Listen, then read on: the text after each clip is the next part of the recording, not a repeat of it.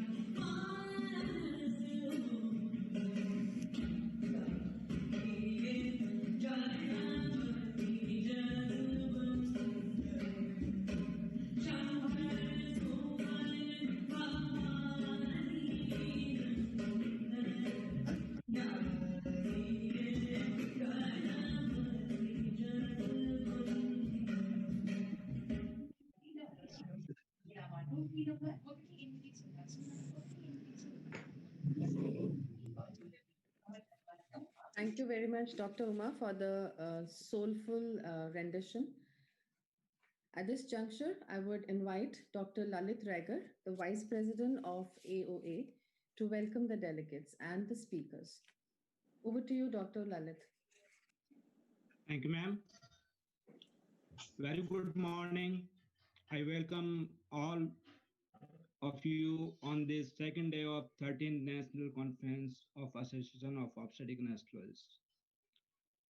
Our AO India academic journey started in 2007 by one-day update organized in Udaipur, and that was attended by 250 delegates all over India. And now on yesterday, it was increased to 2,000 plus on both Omniquaries and Anesthesia TV platform. I must say that in this pandemic era, this conference is provide a virtual international conference platform for obstetric anesthesiologists with august presence of national and international speakers. Hope all participants will enrich with this research view of our speakers and also able to interact with them through today moderator, Dr. Anju Grewal, our AOA treasurer. Namaskar. Over to you, ma'am. Thank you, Dr. Raigar. We have an opening address from our past president AOA and the current chief editor of the Journal of Obstetric Anesthesia and Critical Care that the association runs. May I invite Professor Anjan Trikha to kindly give his opening address. Thank you, Anju. Can you hear me? Can you hear me, please? Yes, sir. Okay, fine. Thank you, Anju. It's been a great experiment, and I must be honest that before we really ventured on to this virtual platform, our annual meeting, we were all very apprehensive. But it has been an excellent show, and we have been able to pull it off as a group. But more importantly, by a couple of young ladies sitting in various parts of India. We've had a seamless program yesterday, and I think we'll have the same thing today also. As it is very normal in conferences, after the first day there is a banquet dinner, and I'm sure people have had good meal at home and they gradually come into the halls. So we see this in our virtual conferences also. Gradually the hall will get filled up, and very soon, within a couple of minutes, we'll have more than a couple of hundred audiences. uh, I must share with you that our journal is doing very well. We have started getting a large many uh, papers to be published. People are recognizing us all over the world. We get papers from all over the world, and I think in the near future, it will be a much more enriching experience trying to get out the journal. I welcome you all, and I give it back to Anju so that we can start on time. And I must appreciate the yesterday's moderators that we finished on time, we started on time, and such kind of timekeeping is never seen in Indian conferences. So this is a kind of a record we have kept. Over to Anju. Thank you so much, sir, for your kind words. And indeed, we will strive our level best to keep on time as well today. Good morning, viewers. For those of you who have joined in, I'm the moderator for all of you today, Dr. Anju Grewal, who is the treasurer of the Association of Obstetric Anesthesiologists India. We just wanted to give you a quick recap of the yesterday's superb, excellent academic lectures. A lot of feedback, which is appreciated, all our speakers and the excellent content. And in context with that, we also getting a lot of requests to, have these talks again for repeated viewing, and because many of them might have missed a few of them.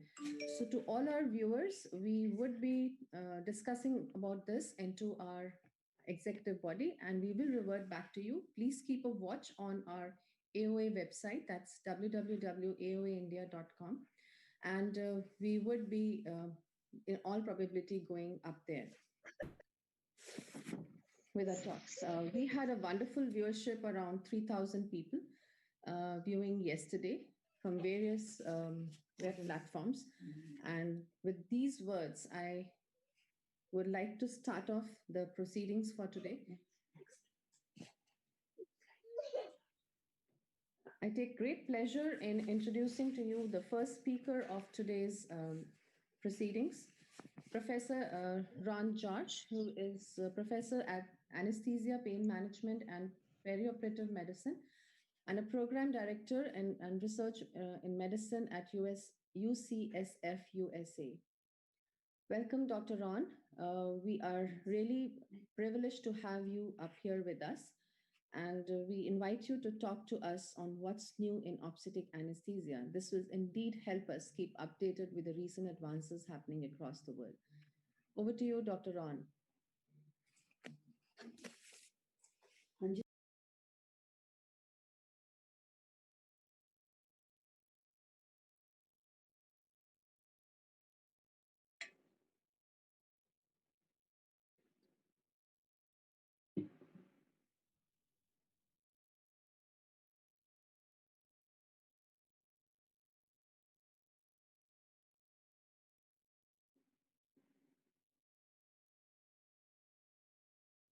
Professor, please unmute your mic. Thank you. So good morning. Thank you all for joining me this morning for a thorough review of the OB anesthesia literature and some of the relevant articles in the past years. Thank you to the AOA India and specifically the organizers of this meeting for such hosting such a wonderful event and making me part of this. So I appreciate that. I have no financial things to disclose. This presentation is a small selection of this year's Ostheimer lecture that I delivered at the SOAP virtual annual meeting. The full lecture and many other great resources can be found on the SOAP website. If you're a member, then the whole video is readily available. The slides are going to follow a very similar format. Each article I mention is going to have a complete reference listed. You can always contact me via Twitter or email, which will be able to communicate and share any of the other vital information that we go through tonight. I'd encourage people to use Twitter and other modes of social media to work with the OB anesthesia community and share your insights. And all of the PDFs, all of the slides will be available free to download on Dropbox if you just scan the QR code, which will pop up a few times this evening, and I'll show it again at the end of the talk. As part of the review lecture, all articles from 2019 in these 70 journals have been reviewed for their impact on the practice of obstetric anesthesia. And I chose just a small snippet of those coming from the Ostheimer lecture to share with you today. My personal practice, I'm a very pragmatic thinker, and I have approached the review themes in this sort of pragmatic manner. We're first going to discuss some core topics relative to maternal health and highlight some of the phenomenal anesthesiologists in our community. We, of course, are going to discuss updates and techniques on the birth unit, include what's happening with new labor analgesia and some new evidence around post-dural puncture headache. We will briefly highlight some of the updates and major sources of morbidity in obstetric anesthesia, and we'll finish with a discussion of obstetric anesthesia for cesarean delivery. So the provision of safe and effective hospital care during labor and delivery is essential to reducing maternal morbidity and mortality, and many childbirth-related deaths are preventable. We need facilities to manage the uncomplicated and unmedicated births, to facilitate the managing of the sickest mothers, and most importantly, the facilities must match the needs of the patient. All facilities, however, need to be able to triage and manage some of the most prevalent dangers to mothers' lives, things like sepsis and venous thromboembolic disease. So this report is the latest annual report of the Confidential Inquiry into Maternal Deaths and Morbidity in the UK and Ireland, which includes data on women who died between 2015 and 2017. There was a statistically non-significant increase in the overall direct and indirect maternal death rates since the last triennium. Now, thrombosis and thromboembolism remain the leading cause of direct maternal death in the UK. Maternal suicide is the second largest cause of direct maternal deaths, which is unchanged from the previous triennium. Anesthesia as a direct cause of maternal death was reduced to 0.04 per 100,000 births, although the reduction was not really statistically significant. And we'll be highlighting many of the works in this area, in these areas that are really affecting the mothers that we care for. In the UK and Ireland, there was almost a 5-fold difference in maternal mortality rates amongst Black women and a twofold difference amongst women with Asian ethnic backgrounds compared to white women. These inequalities were observed in previous reports and continues to emphasize the need for continued focus on actions to address these disparities. And the story of racism and inequities in care, especially for Black women, is a common and unfortunate thread throughout the literature in 2019. Facility factors contribute to 60 to 75% of preventable maternal deaths. There was a significant heterogeneity in outcomes among hospitals providing care for pregnant women, partially due to hospital-level variables. And here we have a number of articles from 2019 that address these facility factors. The American College of Obstetrics and Gynecologists, in their document on the levels of maternal care, lays out a means to ensure that the highest risk patients are delivered at institutions with comprehensive services, including high quality and dedicated obstetric anesthesiologists, as you can see in these 3 descriptions. Now, aligned with that, SOAP proposed a process to designate centers of excellence for obstetric anesthesia to align with the maternal levels of care. It recognizes that institutions that demonstrate excellent in obstetric anesthesia care by meeting criteria covering various domains, including personnel and staffing, equipment, protocols, and policies. The levels of maternal care draws on existing paradigms, but as potentially a utility in clinical obstetrical practice is relatively unknown. Now, Sarah Easter sought to estimate the degree to which women at high risk for developing severe maternal morbidity are delivered at an appropriate level of care.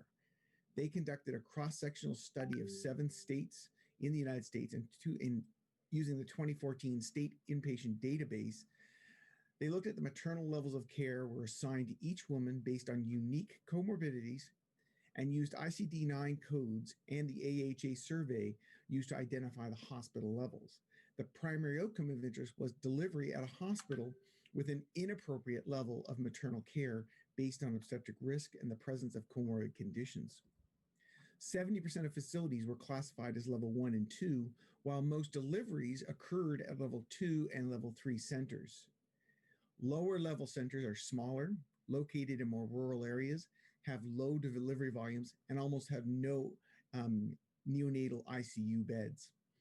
The majority of women had risk factors appropriate for delivery at level 1 hospitals, and relatively few patients warranted delivery at these high intensity level 3 and level 4 centers. However, 2.4% of women overall delivered at hospitals without the appropriate level of maternal health resources.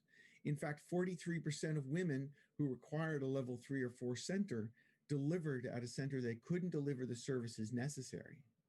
And these data provide reassurance about the potential effect of regionalization while suggesting that the need to promote better triage and risk-appropriate care of the high-risk obstetric patient. Race and ethnicity is not a regional factor, but needs to be integrated into these levels of care decisions. And maternal race is a major risk factor for adverse obstetric outcomes. And a number of previous analyses have showed these disparities in the overall risk for severe morbidity and mortality amongst their mothers. Non-Hispanic Black women were at significantly greater risk to be readmitted postpartum, suffer from maternal morbidity, and a range of life-threatening complications, particularly acute heart failure. And if we pause and recognize that our assumptions in healthcare are not always grounded in evidence that comes from obstetric populations, but more and more we're starting to see better evidence come out of our obstetric populations so that we can apply it directly to the mothers we care for. This is one area, sepsis is one area where this is very true. And it is one of the leading causes of maternal morbidity and mortality. Delays in early recognition and prompt initiation of appropriate management are key contributing factors to maternal sepsis deaths. Kendall conducted a cross-sectional analysis of delivery hospitalizations in the United States amongst women from 2002 to 2015, using data from the largest publicly available database in the US. The presence of sepsis was defined using ICD-9 codes, a definition proposed by Melissa Bauer, an obstetric anesthesiologist here in the US, and required the diagnosis of a disseminating infection / sepsis and acute systems dysfunction. The primary outcome was hospital mortality, defined as death prior to discharge from the hospital where the delivery occurred. From the 55 million deliveries during the study period, there were over 13,000 cases of sepsis, and that is a rate of 2.4 cases per 10,000 deliveries. As displayed, this was a 6.6% annual increase in the number of cases of sepsis. And overall, 1 in 11 women with sepsis at delivery died prior to discharge, compared to 1 death in every 15,000 deliveries without sepsis.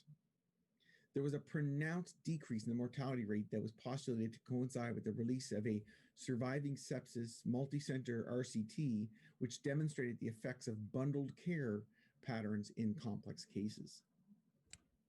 So we appear to be getting better with the use of things like bundled care packages.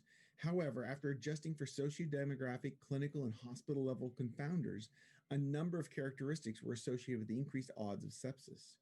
Increase in maternal age was associated with a 3.5 times greater likelihood of sepsis compared with whites. Black and Asian women had increased odds of sepsis. And the odds of sepsis tended to increase with decreasing household income compared with women with private insurance, women with Medicare and Medicaid or public insurance plans experienced an increased odds of sepsis. So how can we further bring this attention to this problem? Well, we need to first understand and recognize these patients when they present at our labor units.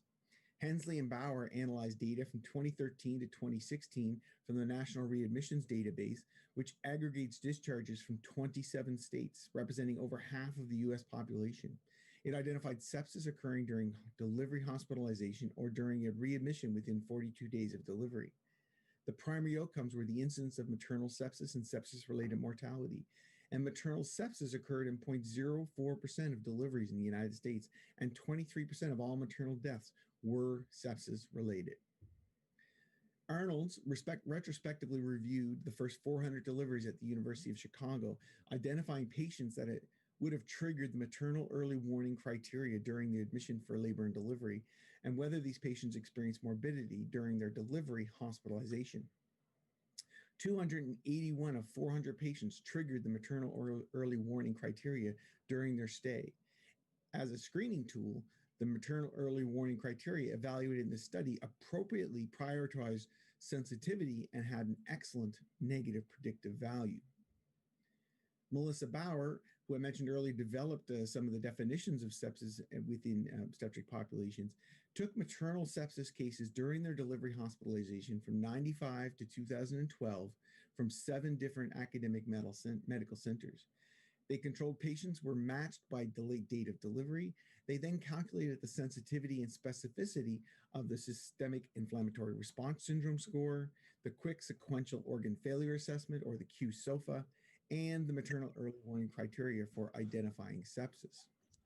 None of these were perfect, but we should all consider how some tool could be used at our center and make it a key component of our division's quality improvement dashboard. Next, we're going to move on to talk about a little bit about labor analgesia. And in the main presentation available to SOAP members on the SOAP website, we broadly discuss more about the induction of labor and how its potential impact on our workload as obstetric anesthesiologists.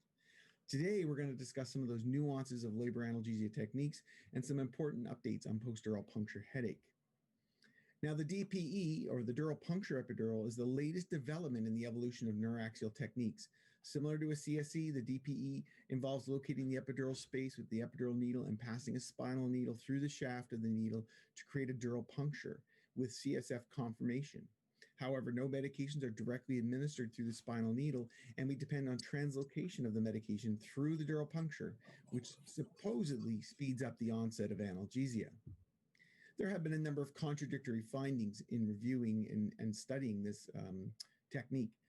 Dr. Heeson conducted a systematic review comparing DPE with standard epidural initiation of analgesia. 5 randomized control trials were included, including 581 patients. One study had a significant amount of heterogeneity and bias that was clearly evident, and it had really affected some of the results, and you have to take it all with a bit of a grain of salt.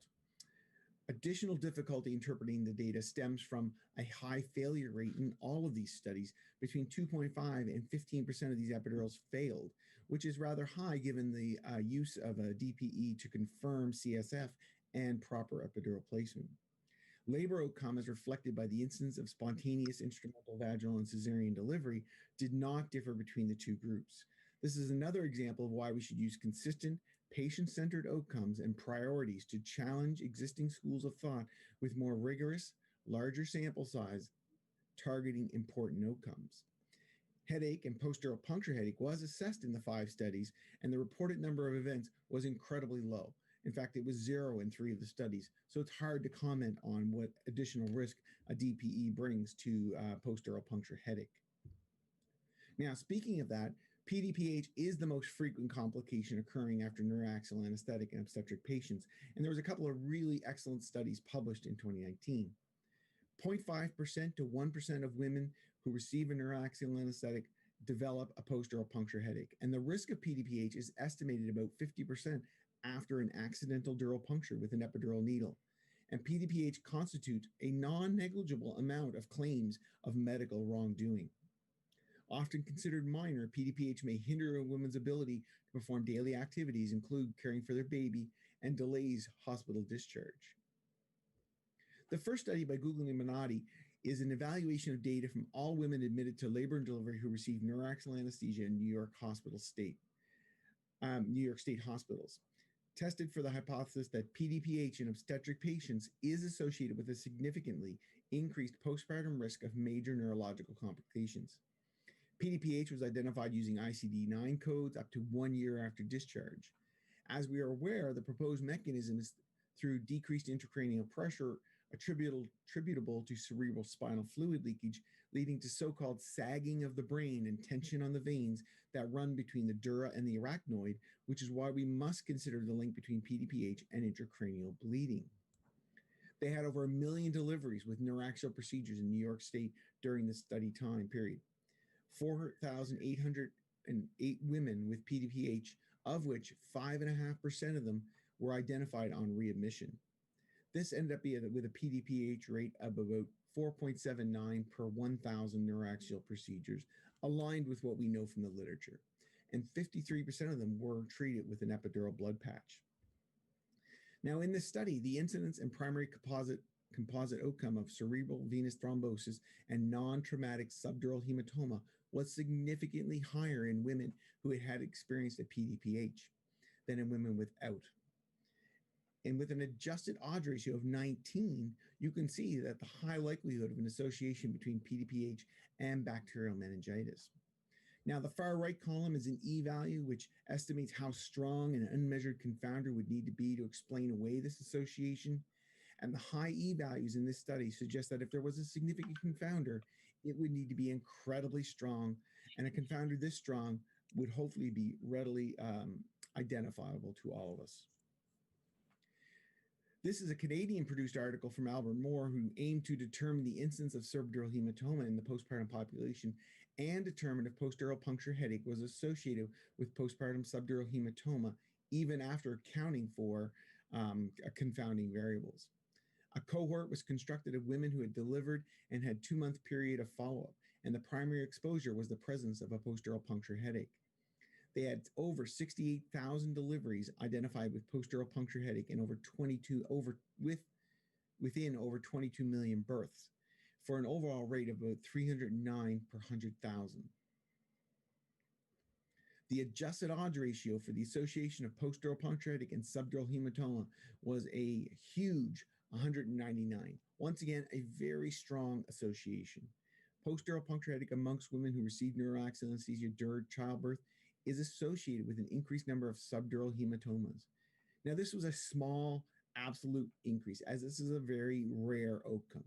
And because of the rarity of this outcome in this population, however, we need to consider that it's not necessarily maybe a risk of an epidural, and more work needs to be done on this. However, this is important, and it is a devastating outcome when it does occur for a very common exposure in young and usually healthy women. So I look forward to more research in this area in coming years.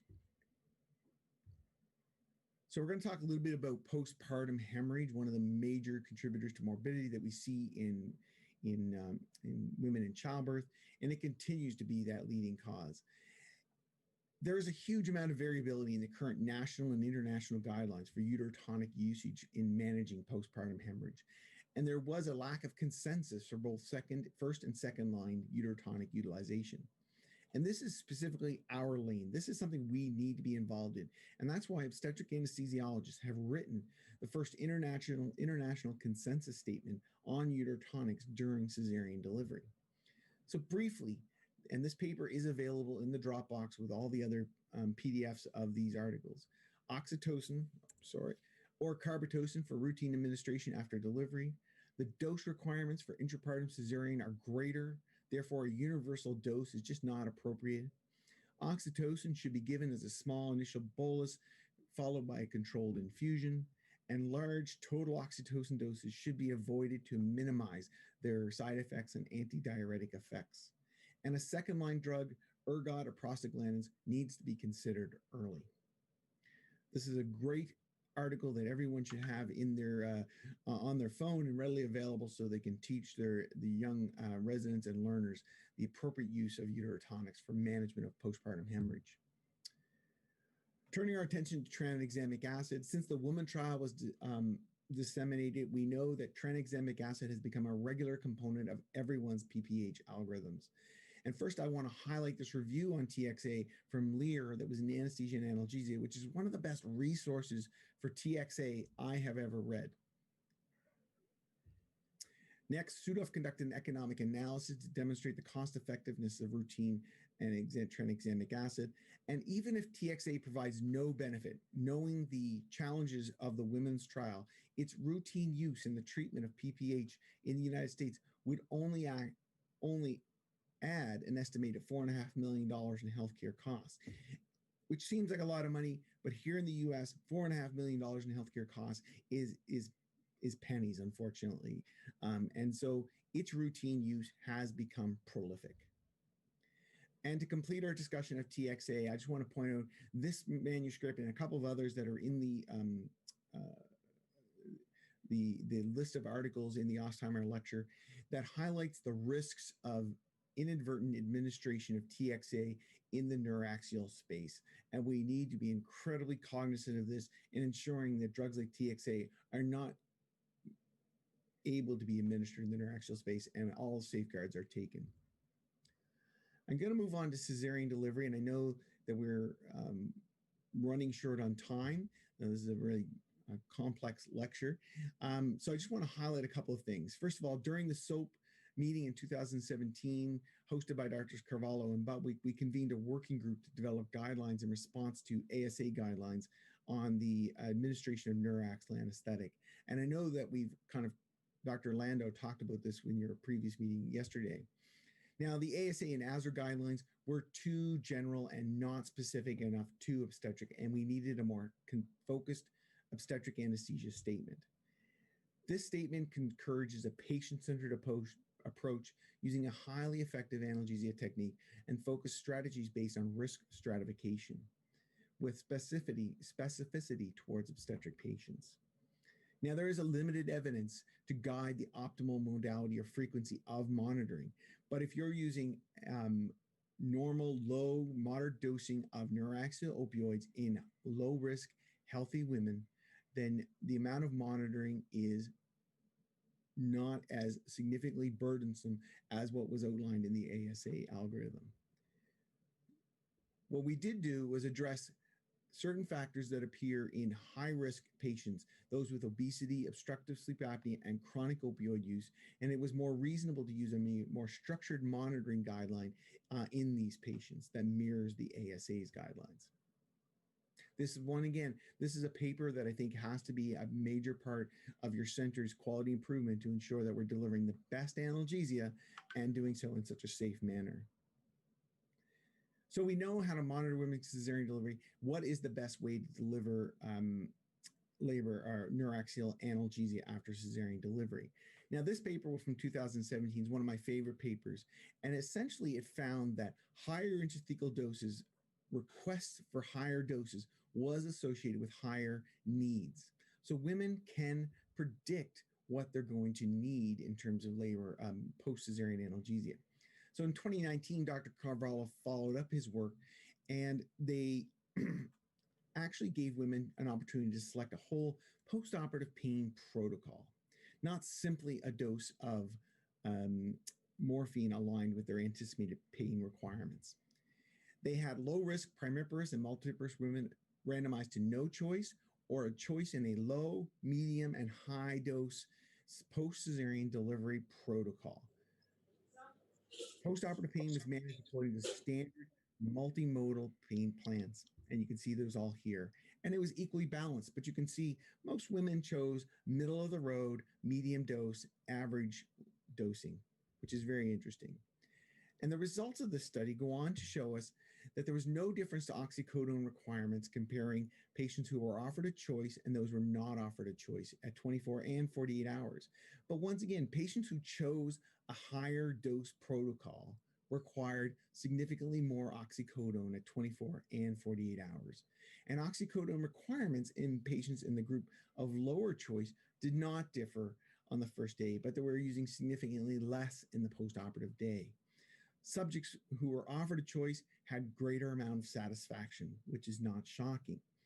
But simply giving a choice to choose which protocol highlights that our patients have significant insight into their analgesic needs, and at least 1/3 of women who wish to play a more active role in what they're getting after their cesarean delivery. And I know we're running near the end of time, so I'm just going to skip to my last slide. as I said, a lot of these slides and all the articles are available on Dropbox, and I'm going to show that link in just a moment. But all these topics that we mentioned about, all the topics that are in the Ostheimer lecture are really important to our labor units, and they need to be done by anesthesiologists, and obstetric anesthesiologists need to be engaged in these topics. I'm just going to. It does take leadership.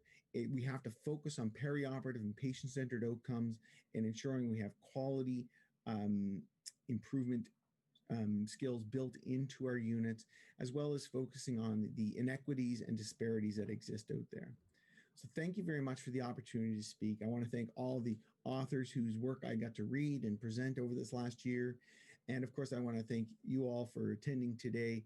And if you do scan this QR code, you'll have access to the syllabus and the slides from the original Ostheimer lecture, as well as all of the articles that are freely to download on Dropbox. So thank you very much.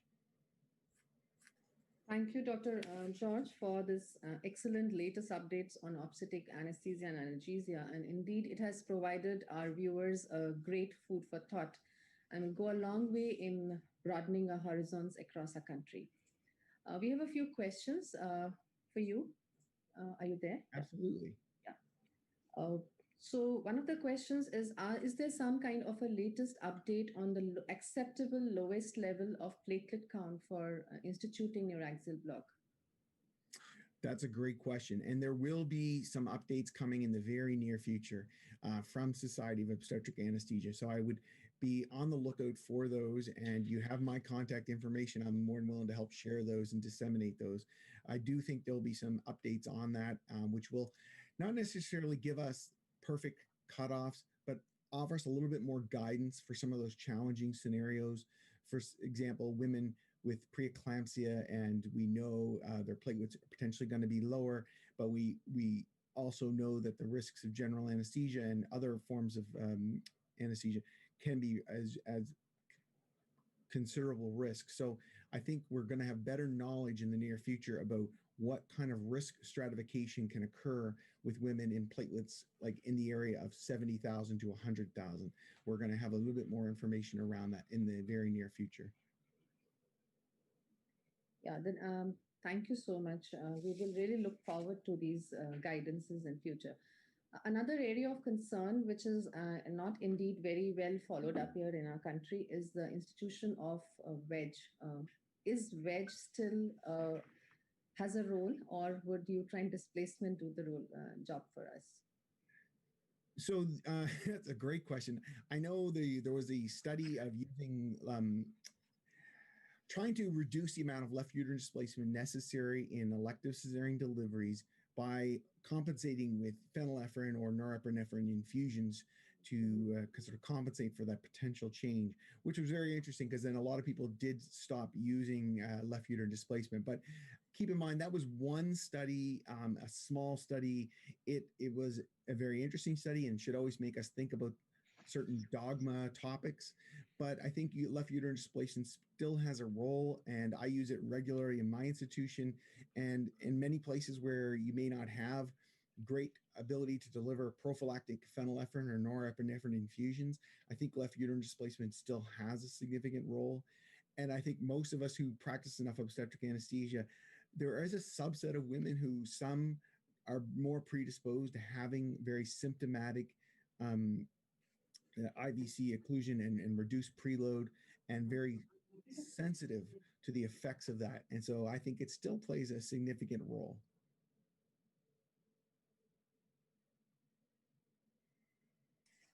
Thank you, Dr. George. A quick question as we are just running out of time. Is there a role of, can we give, and not on a role, but can we give non-steroidal anti-inflammatory drugs for postoperative analgesia in preeclamptics who do have components of AKI, an acute kidney injury? So I think, depending on the degree of acute kidney injury, you need to be cautious, of course, with that. But there actually was a publication just this week from ACOG and within the American Journal of Obstetrics and Gynecology on this specific topic, which I haven't fully been able to go through exactly. But it is something that I would encourage people to pull out. And like I said, if you contact me, I'm happy to share that article that was just published this week, because it does provide a little bit more guidance amongst when it is appropriate to use NSAIDs in the preeclamptic patient. Thank you so much. Another quick question coming from our expert group: a role of tranexamic acid as a routine use for prevention of PPH or maybe during PPH. So in fact, I've got a continuing professional development article coming out in probably next month in the Canadian Journal of Anesthesia, and I'd encourage you all to kind of read that, where I go through all of the evidence. And I do think there is reasonable evidence for the use of tranexamic acid. And now we know that from a cost perspective, it probably is rather using it fairly universally is probably fairly cost effective. But I think there is also some more evidence coming out about potential risk factors in small subsets of women. I think it plays a role in postpartum hemorrhage. I don't necessarily think we have much of a use for it prophylactically yet, but in postpartum hemorrhage, we use it fairly routinely. And I think the evidence currently does support that. Sure. Thank you so much. We just would like to have one more question. This is indeed a very pertinent talk of yours that has incited a lot of food for thoughts for all of our viewers. Some of our viewers would like to know, what is the role of TENS in labor analgesia? Are there any updates on this aspect of pain relief? Once again, I know there's been a couple of publications even this year around the use of TENS. It's not a modality that is commonly used in North America, at least not in the academic hospitals. In some of the birth centers, you'll see more of it. In terms of, does it provide relief to certain subset of patients? Yes, I think there are some women that really get a great advantage from the use of something like TENS, but overall, it is not able to compare with other forms of labor analgesia that we're able to provide. But it has a role, and certain patients will get some benefit from it, and it's safe. So I have no problems in patients using it, and I have some patients who do get a great benefit, especially in the early phases of labor. And if there are any questions, like I said, always never hesitate to contact me on Twitter or drop me an email. I'd love to hear from people from all over the world. Thank you so much, Dr. George. And I think if you would be around for a few time, I know it's going to be late night at your place, but there would be a few questions that we would drop down at the chat box of the Zoom for you to answer. I'll keep my eyes on it. Yeah, thank you so much for this excellent talk, and it's a pleasure having you, and hope to meet you soon again. Yeah. Thank you so much. I certainly hope so. Take care. Thank you.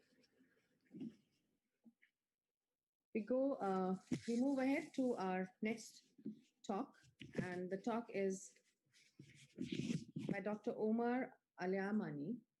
Dr. Omar Aliamani is assistant professor in the Department of Anesthesia at the King Abdul Aziz University, Saudi Arabia. A very keen researcher in obstetric anesthesia. He's done his fellowship in obstetric anesthesia from the University of Maryland, and has teaching interests including anesthesia for bariatric population, regional anesthesia, and interventional pain medicine. Today, he's going to talk to us on cosintropin for the management of PDPH. Over to you, Dr. Omar.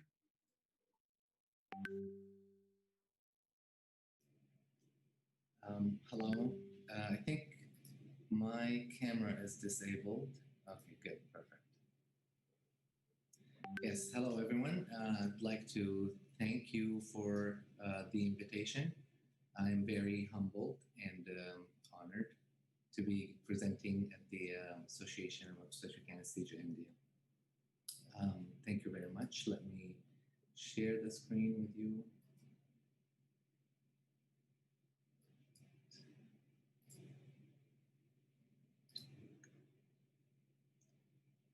Is my screen visible to you? It is. It is visible. Perfect. So cosintropin for the management of PDPH. That's my talk, and a little overview here. I'm going to talk about a little bit about PDPH. Dr. George wonderfully covered PDPH in his great lecture. And management options of PDPH, cosentropin mechanism, history and evidence, the current practice, our study at University of Maryland that is yet to be published, and future research. That's basically the overview. So post-dural puncture headache was first described by Beer in 1899. And like any good doctor, he tried it on himself, or he had his colleague or assistant stick him with a needle, cause a dural puncture, which made him rest in bed for 7 or 9 days. But he got to be the first one to describe PDPH. And the International Headache Society definition of PDPH is severe postural bilateral disabling constrictive occipital or diffuse headache that radiates to the neck and develops within 7 days after dural puncture. And of course, in 66% of the cases, it occurs during the first 48 hours, and in about 90% of the cases, it occurs during the first 3 days.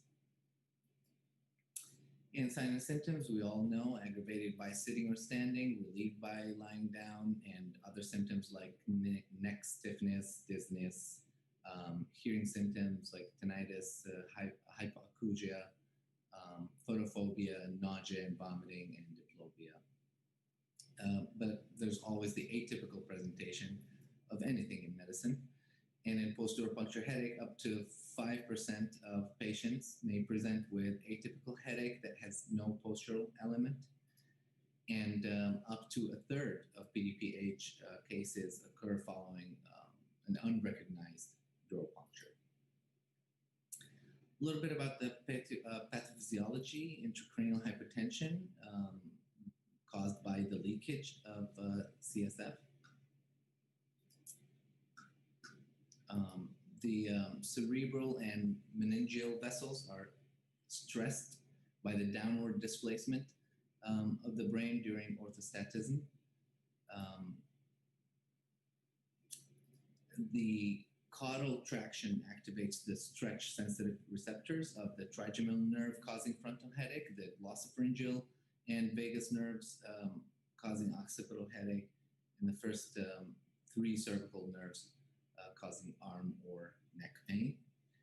Headache may also be related to cerebral vasodilation, which compensates for the decreased CSF volume. And hypotension of the perilymph causes an imbalance between the endolymph and perilymph, causing hearing impairment and tinnitus and vertigo. This is just an illustration of typical findings of brain MRI in intracranial hypotension, things like venous engorgement, prominent intercavernous sinus, enlarged pituitary glands, and so on. The incidence of PDPH mainly depends on the type of needle used during the neuraxial procedure. So diameter, bevel, things like that. For instance, the incidence is reported to be between 0.7% to 4% when 24 gauge to 27 gauge conical needles are used for spinal anesthesia, and between 50% and 85% when large 2E needles are used for epidural analgesia. The incidence of dural puncture itself varies based on many studies between 0.04 to 6%, but many of the recent studies indicated it at about 1%, 1.1%. And of course, postpartum women are more prone to PDPH than the general population. It is very important to think about differential diagnoses for postpartum post-dural puncture headache, since some of those are actually quite dangerous and we need to rule them out. So first, primary headaches, such as migraine or tension headache, are common, and their incidence may increase during pregnancy. Preeclampsia and hypertensive disease of pregnancy can present with headache as well. Vascular causes, both hemorrhagic and ischemic, must be considered and excluded. Meningitis and pneumocephalus, although pneumocephalus is a very quick to happen headache immediately after the procedure. So PDPH in postpartum women limits their activities and increases their hospital stay. It could be disabling to the postpartum woman in taking care of her newborn. And with prolonged bed rest secondary to PDPH, DVT and PE can develop. And rarely PDPH can cause a cerebral hemorrhage or cerebral venous thrombosis. Of the conservative management options, the oldest one is time, of course. So PDPH resolves in 50% of patients in 4 days and 70% in a week. Headache may persist, of course, as we all know.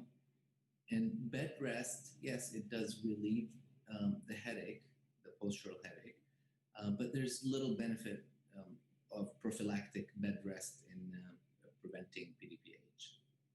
And there's always this risk of thromboembolic complications with prolonged bed rest. How about oral or IV fluids? Well, dehydration can worsen the headache, but overhydration doesn't seem to help.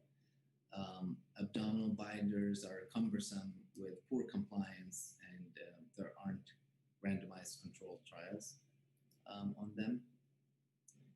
And paracetamol, NSAIDs, often limited efficacy. They do have some efficacy in obstetric PDPH, but they're often limited. Opioids are occasionally used with some benefit as well. Caffeine has limited evidence to support its use.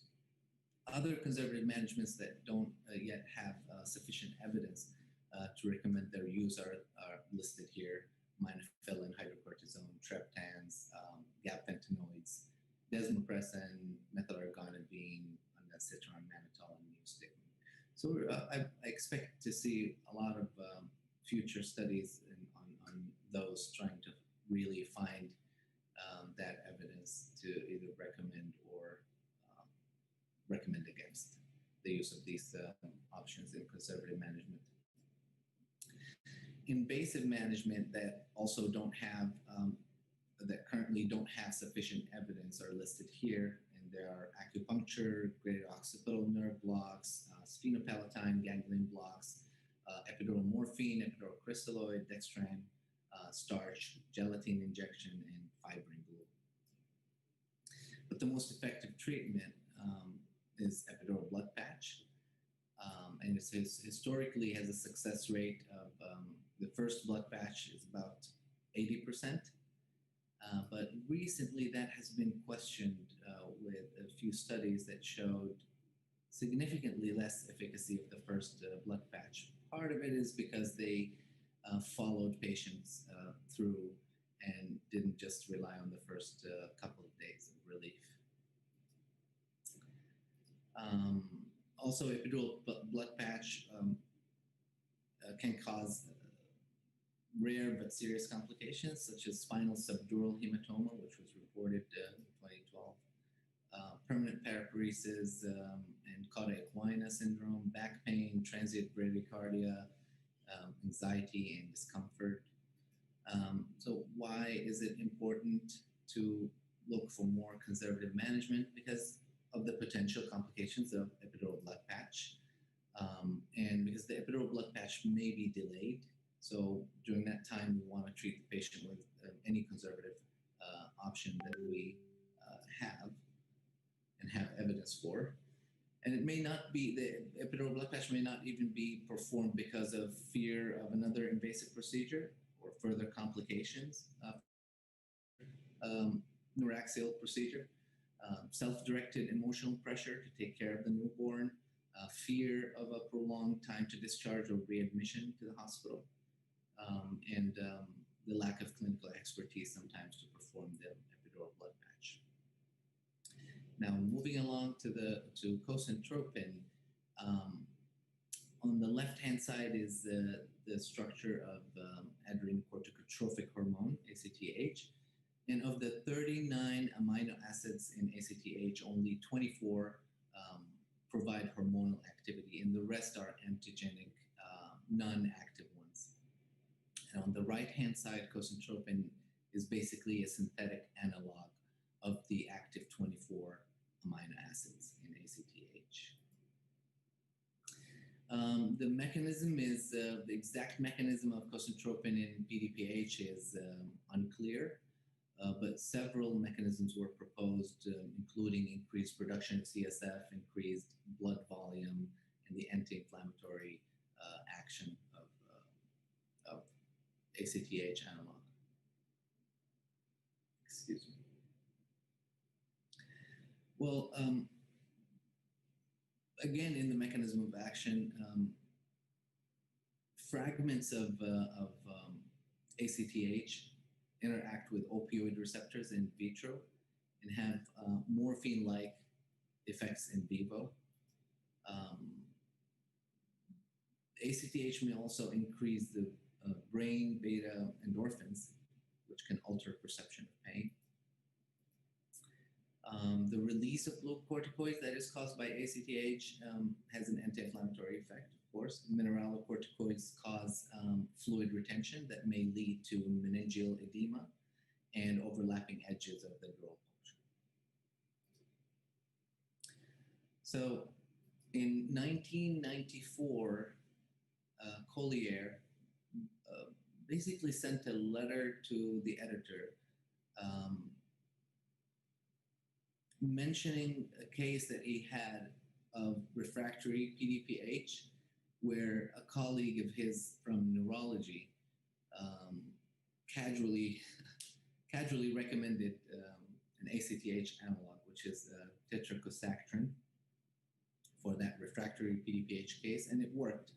So that stimulated Collier to basically send a letter to the editor just mentioning that he had that kind of case. It's not even a case report. And in 2000, IV cosentropin was reported as a successful treatment for refractory PDPH. And a decade later, Hakim reported the first RCT, where he found 50% reduction in PDPH, about 60% reduction in the need for epidural blood patch in 45 patients infused with a prophylactic IV cosentropin after unintentional dural puncture. However, patients who received cosentropin and developed PDPH had a severe or had as severe a PDPH as those in the control group, and the need for epidural blood patch was the same. So following that, many other studies came out. They share one thing in common, which is a small sample size. Different outcomes were measured in some of them. They are listed here on this slide. But in 2013, a Cochrane database review came out showing statistically significant decrease in PDPH by 50%, reduced the need of epidural blood patch by 63%. And cosentropin was put forward as a reasonable choice for conservative treatment of PDPH when epidural blood patch is contraindicated. So for the current practice, many anesthesiologists and OB anesthesiologists are skeptical about cosentropin, and this is very understandable. I remember in Washington, D.C., there were many OB anesthesiologists in a meeting, and one of them asked who is using or who would use cosentropin for PDPH, and I'm pretty sure less than 50% of OB anesthesiologists in that room raised their hands in agreement. And as I said, this is understandable because the evidence has small study samples because of the rarity of the event. They had some differences in outcomes, and cosyntropin is not without complications and contraindications. There's also the unknown effect on breastfeeding, and to my knowledge, that effect on breastfeeding hasn't been studied yet. But some of the contraindications of cosyntropin are things like Cushing's syndrome, acute psychosis, hypersensitivity to the medication, peptic ulcer disease, congestive heart failure, congenital adrenal hyperplasia. And you can imagine that you wouldn't be giving this drug to a diabetic or preeclamptic patient. So in our study at University of Maryland that we presented as a poster presentation at the SOAP 2019 in Phoenix, Arizona,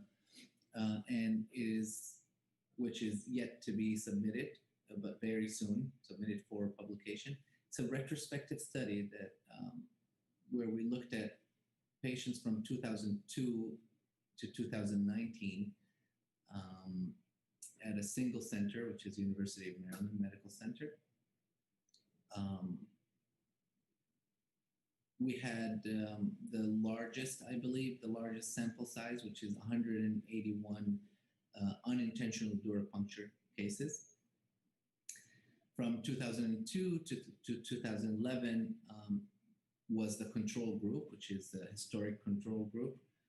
No cosyntropin was used then, but from 2011 to 2019 is when they started to use cosyntropin regularly for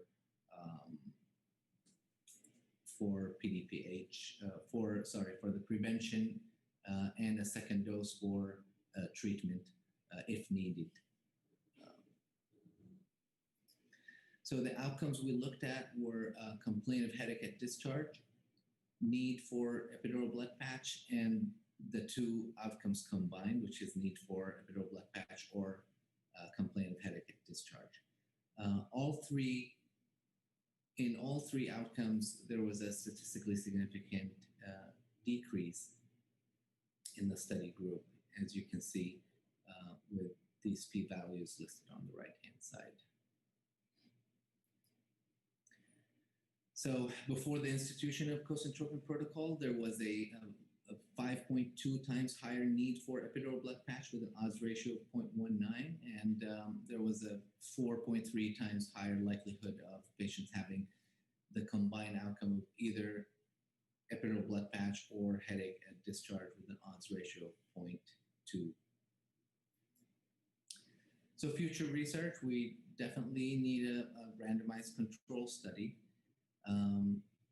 that has at least 116 patients to adequately power a prospective study. And because it's a rare occurrence, a single institution would probably need to run a prospective study for many years. Therefore, a multi-center study would most probably be required to power a study adequately. And of course, we'd like it to be double-blinded as well. This concludes my presentation. To the left-hand side are pictures of my hometown, Medina. This is the second Holy Mosque, and it's the city of the Prophet. And to the right-hand side is Jeddah in Saudi Arabia, which is where I live now and where King Abdulaziz University is. Thank you very much, and time for questions. Thank you, Guru. Thank you, Dr. Omar, for the excellent talk on PDPH. We have a few questions, and not few, I would say a lot of questions lined up for you. So may I go on now? Yeah.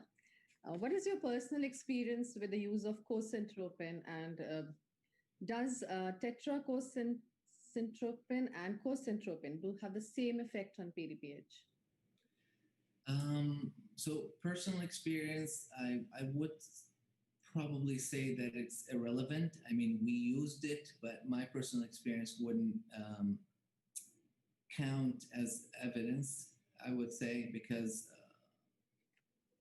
I would need to see a lot of cases to say what my personal take on cosyntropin is. But tetracycline and costotropin, I think they're just, it's an older medication and a newer medication. Both are ACTH analog. I am not quite sure there is a difference between the two, but I don't know. So we actually follow the new kid on the block, isn't it? Yeah. Yeah. Another question is, what is the dose of caffeine recommended for PDPH? So, as I said, the evidence is not sufficient to support caffeine, but we still use it as in a safe way. So we say probably take 2 cups of coffee a day. But if you are going to give caffeine, I believe there is a limit as to how much you can give and whether the mother is breastfeeding or not. I came across that dose, but I don't remember the exact number. Okay. Mm-hmm. So having a gamut of, options to treat PDPH, one of the questions is, do you have in your experience the best option for treating PDPH? Quite a nagging problem for all of us. I wouldn't say there is one best option, not even epidural blood patches. We initially thought of the first epidural blood patch having success rate of 80%, but that has been truly questioned, the success rate of epidural blood patch.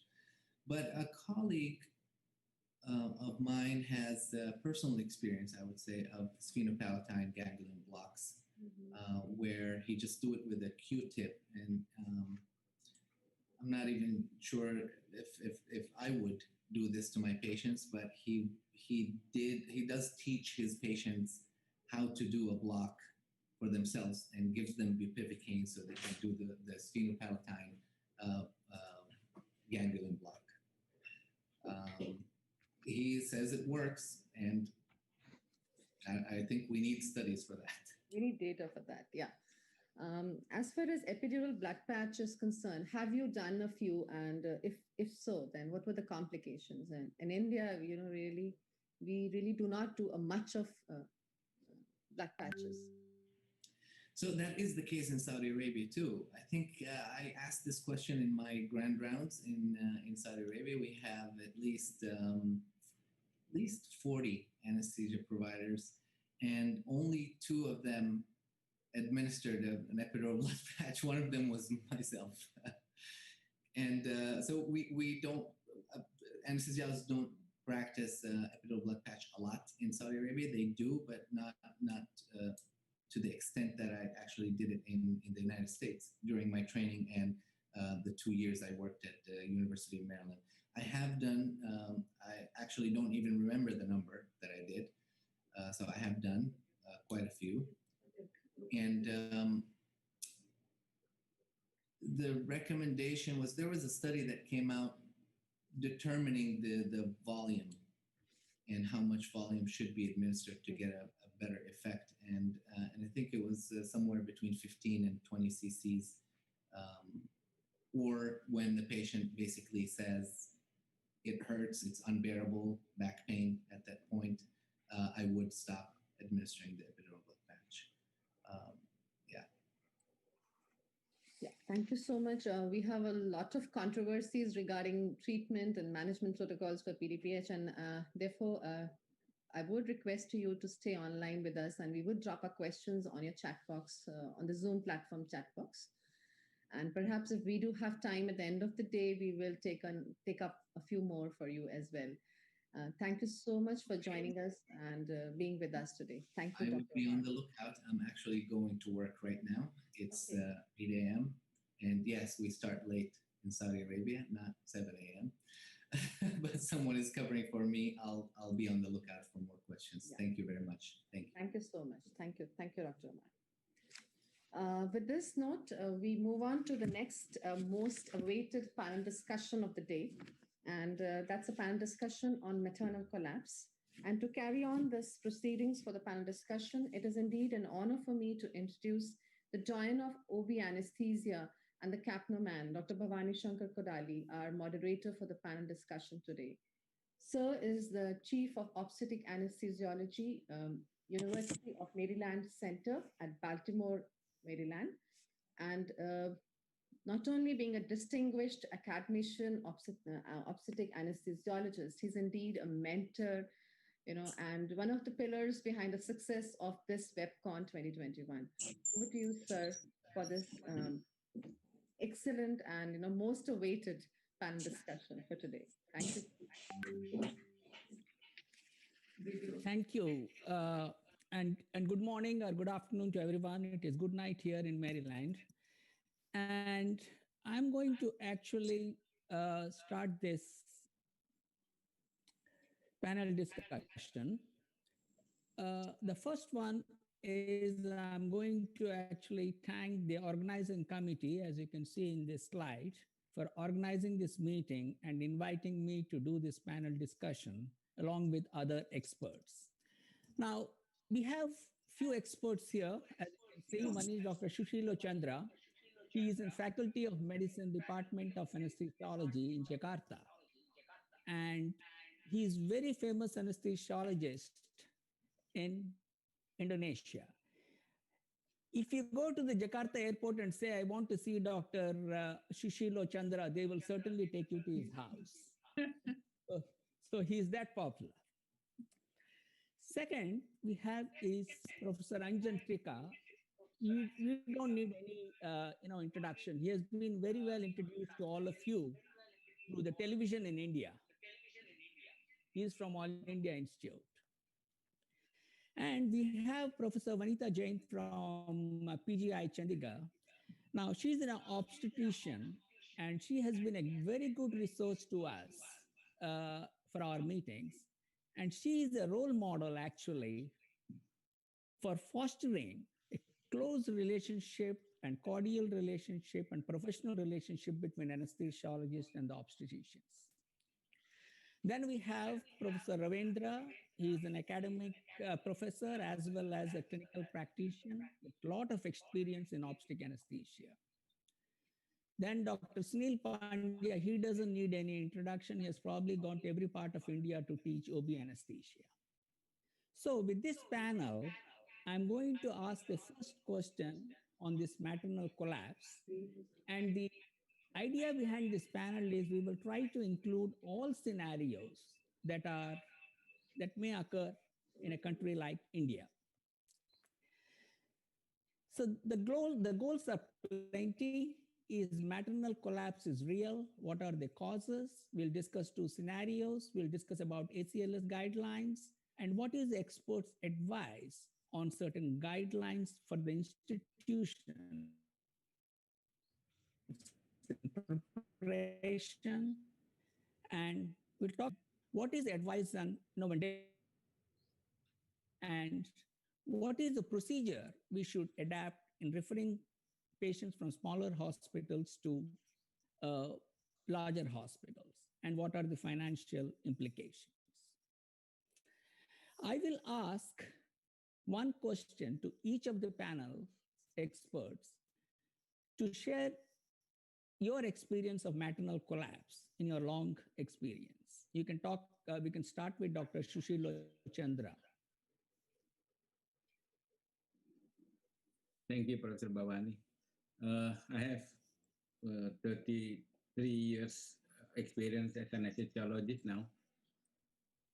In my mind, I remember that I have two severe cases, all both caused by amniotic fluid embolism. The first case is a young lady, 22 years old, but this is the second cesarean section. The first is okay, but the second, they have a uterus problem. So when they pull out the baby, then suddenly patient become blue. And here we start all of the things. Patient 17 days in intensive care. It's very nightmare for me because at that time I just maybe 2 years, I just graduate from as an anesthesiologist. So bad experience, but the patient is alive. She said that she is now a new person. She have that bad experience. And the second, maybe 3 or 4 years after that, also the same case, amniotic fluid embolism. Also same, but not that long because the patient in ICU only a week. Uh, woke up in a very good condition. Only two, Thank but you. Dr. Vanita Jain. Yes, go ahead, sir. no. Yes. Yeah, Dr. Vanita Jain, can you, what about your experience? Thank you, Dr. Bhavani. We've been discussing many causes of maternal collapse since yesterday, and I would just like to share a patient who had an unusual cause. I was called to the delivery room by the resident that the patient had an apparently uneventful delivery, and a few minutes after the delivery, the patient was found to be collapsed and in shock. So as soon as I entered the delivery room, obviously the first question was, how much is the blood loss? Is there a PPH? And the resident said, no, ma'am, there is not much bleeding. And as a reflex, I put my hand on the abdomen to check if the uterus was well retracted or not. But I could not feel the uterus very clearly. I checked that the patient had been catheterized, the bladder was not full. So obviously a full bladder was not the cause of inability to palpate the uterus. I again looked for it. The uterus was not clearly palpable. So if the uterus is not here, where is it?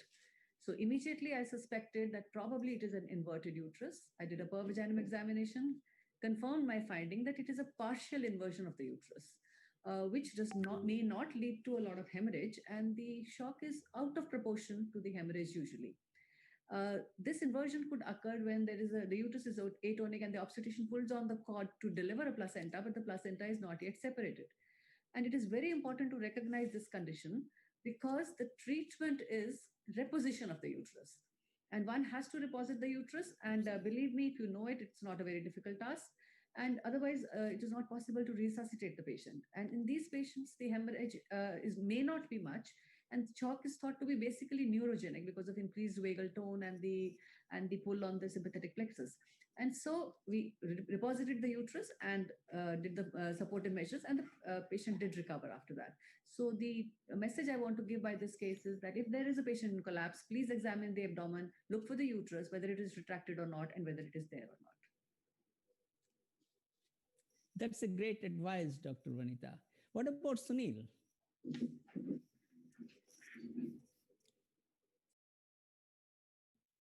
Sunil, can you unmute your mic, please? Yeah. Am I audible now? Yes. Yeah, I have got several cases, but the case which I remember in the recent past was a case Doctor, sorry to interrupt. There is echo from your side. without severe features. Patient came with around 10 p.m. in the night with preterm labor, and it was a presumed fatal compromise on CTG, and they decided to do a cesarean section. It was a category 2 cesarean section done under spinal. Platelet counts around 72,000, otherwise unremarkable. As a routine, in the next day morning, she was made to walk as a part of IRAS protocol, and she just fall flat on the floor, unresponsive. A brief CPR, we could revive her, and a bedside ultrasound E-fast was done, and we realized that she was having a huge subcapsular hematoma in the liver with almost fractured right lobe from the left of the liver. So it was basically a HELP-induced subcapsular hematoma, preeclampsia without severe features. Platelet, of course, were 72,000. So basically, the point which I want to emphasize is any collapse, you need to follow algorithm, and bedside ultrasound or a focus is a bone or to zoom on specific diagnosis, linking the diagnosis.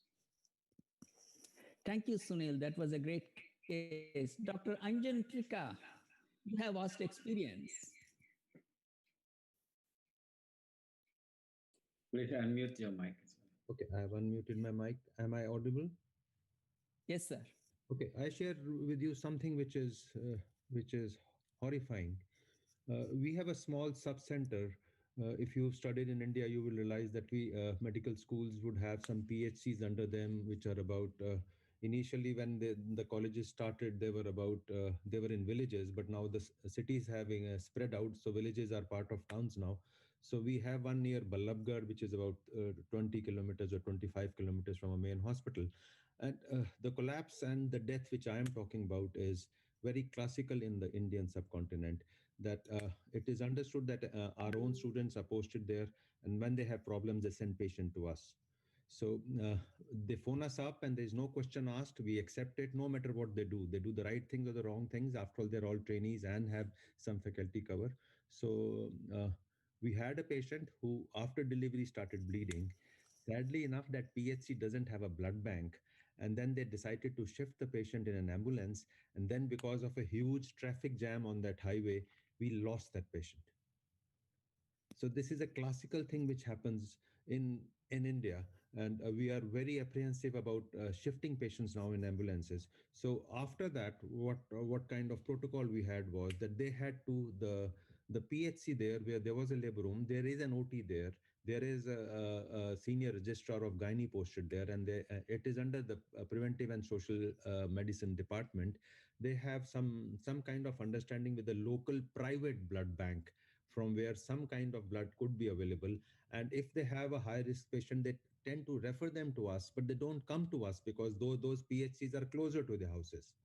So we have made a kind of a screening thing and started telling them, do you start refusing that, we will not accept them, because we've had such a problem during transport. That's what I want to share. Thank you, Dr. Trika. Is Dr. Ravindra here? Yes, I'm there, but my video is muted. Okay, sir. Okay, they will unmute Somewhere. you, but can you speak out, sir, in the meantime?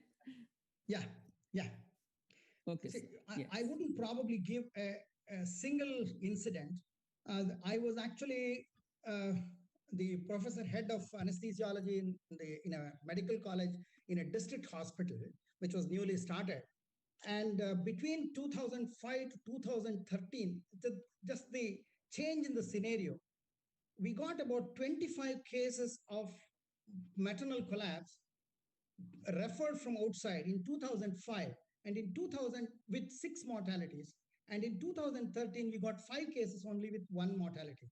And the main reason was because of the Janani Suraksha Yojana by the central government, which improved the institutional deliveries, and that reduced the maternal mortality to a very great extent. Hemorrhage as the cause reduced to a very great extent. And the second thing, as Dr. Anjan rightly pointed, the availability of blood and blood banks.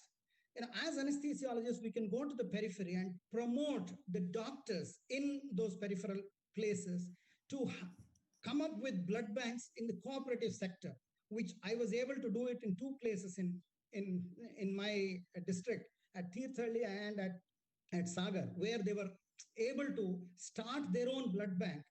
And if now it is available in 7 places, where if not the complete full-fledged blood bank, blood storage units are available, and that has reduced the mortality due to hemorrhage to a very great extent. Prevention, I feel, is more important. And treatment of maternal collapse, we all know, it's a little tough in our setup. Yes, no, but I think so. Asking these questions to all of you, actually, you have covered substantially, the goals of this our discussion. Can I have my slides back, please? Let me see.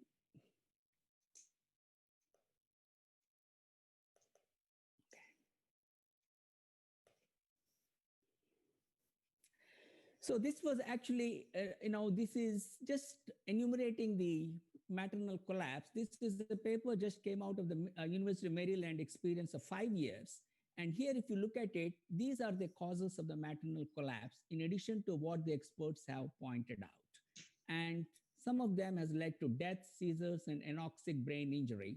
But in this, hemorrhagic shock and amniotic fluid embolism, they stand out. And this is a paper that is just coming out once again from the University of Maryland. This is a 21 ECMO cases consecutively over a 10-year period. And if you look at it, in addition to hemorrhage and shock, it is cardiomyopathy, pneumonia, sepsis, and aspiration also contributed to the maternal collapse. Now, there was a very interesting, editorial by Sunanda Gupta, and in this, what she said, but the major concern in a pregnant patient is there are two lives. And I will actually add one more. Suppose you have a pregnant patient with a triplets, you're actually got 270 years of life in your hand, and you have to take care of those patients. Now, Sunil Pandya has actually summarized, the critical care in obstetrics in Indian Journal of Anesthesia, and he has brought out that the incidence of ICU admissions is higher in India compared to the other developed countries, and majority of them are unanticipated. And you must have heard from the experts that maternal collapse is always unexpected many times. And in his paper, these were the highlights of the causes of maternal collapse. Now, this picture actually helps you understand how a maternal collapse occurs in our practice.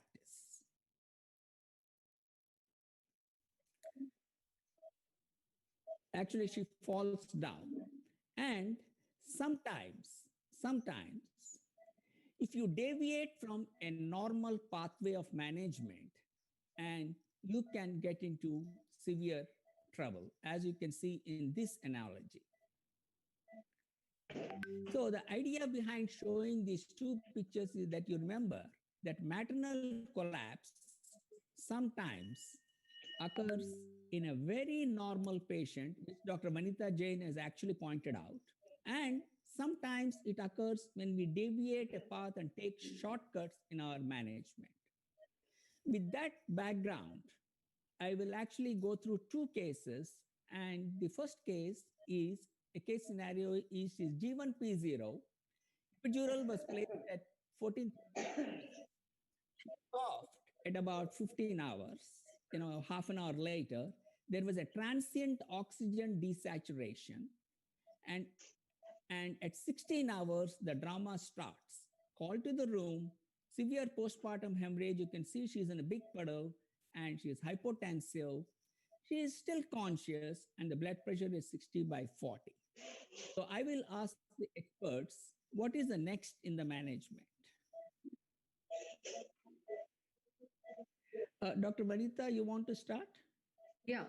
The patient, as you said, she's in a pool of blood and she's hypotensive. So obviously she's had a postpartum hemorrhage. And the first thing, since 70% of the time it is due to atonicity, the first reflex action of obstetrician is to try to get back the tone of the uterus. We start doing all the measures, that is uterine massage, and immediately administer oxytocin, one after the other, in form of oxytocin. If the patient is not hypertensive, we would add methyl ergometrin, keep on continuing a bimanual uterine massage to get the tone of the uterus back. And if not, that does not work, we go on to prostaglandin F2 alpha or prostaglandin E1 analog, any of them. And meanwhile, we keep checking whether the uterus is retracted or not. If it is not retracted, these measures have to continue. If it is retracted, it means that it is a traumatic PPH. So then we need to, while doing all this, we need to shift the patient to the operating room so that we can do more definitive examination, find out if there is any tear, and do a definitive management for that. Meanwhile, of course, if she's in a pool of blood, the first thing is call for help and call the anesthetist immediately and our support team and inform the blood bank that we may require blood components. Okay, so this patient actually continued to bleed and the patient was intubated by the anesthesiologist and a laparotomy was done, to figure out, what was happening. And are there any interventions as an obstetrician you do, particularly when there is bleeding from the atonic uterus scenario? Yes, if the laparotomy has been done, it means that there is a atonicity which is not responding to the measures that we have taken, or there is a tear or a uterine rupture which is in the abdomen.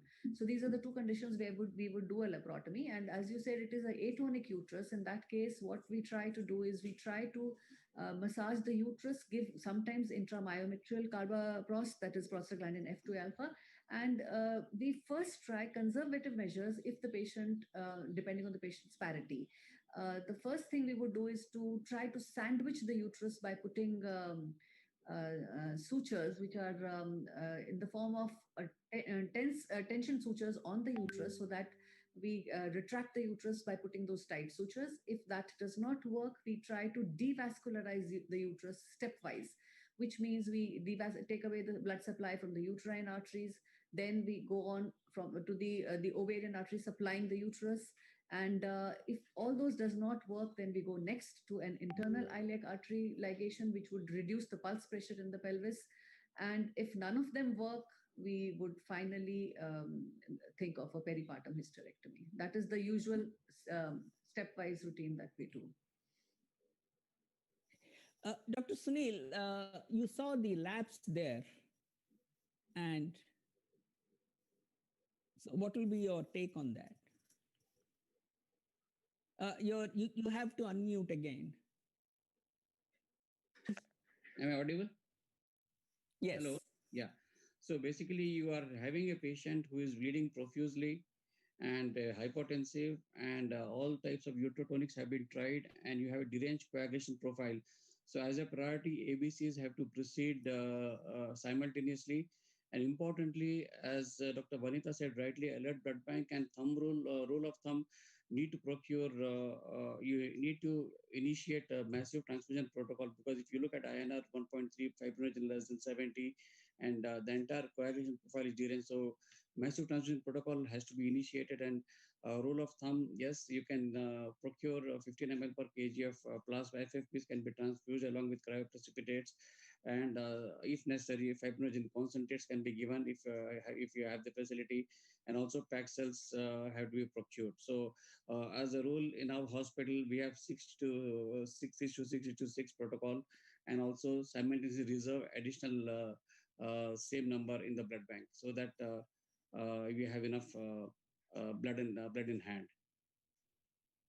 So one question comes is, what if blood group is not available? Yeah, see, the thing is, O negative is always kept in reserve in most of the blood banks, O negative blood. So you can start off with O negative blood if you don't have a specific patient type and blood availability is not there, but you can go with O negative blood, yes. Now, one of the questions we know as we practice obstetric anesthesia, and in a case scenario like this, when we don't have the labs, there is always a question. The obstetricians always say it is coagulopathy, and you think it is most likely a surgical bleeding. So how are we going to address this? Although, you have sent the coagulations to the lab and the results are not ready. So the conventional way of that we have been taught during, when I was doing a post-graduation at Osmania Medical College, we used to draw a family of blood in a glass syringe and keep it aside while we are doing all the resuscitation methods. And after about 10 minutes or 15 minutes, we can just tilt the syringe and see whether there is any clotting or not. Suppose if the blood is still in the liquid state after 15 minutes, you can say that, yes, there is a clotting failure, and you can go. It's a crude method, but still, if you don't have point of care or you don't have a decent blood bank, then this can be a decent way to say it's a clotting failure versus surgical bleed. I think I completely concur with that. Although, at our center, we have ROTAM, we have TEG, we have, all facilities, but everything takes 45 minutes to 1 hour to get the labs. And what you said, I always do it. And that gives me the first clue that we are in big trouble, or we are still, it is coagulating well, and therefore the obstetricians can actually look for more of a surgical cause. That's why I did ask Manita at the time, what are the interventions an obstetrician can do, and which she has very well explained. Now, when there is a hypotension, how often, as experts, you advise a compression of the aorta until you catch up with the blood loss? Anyone can answer.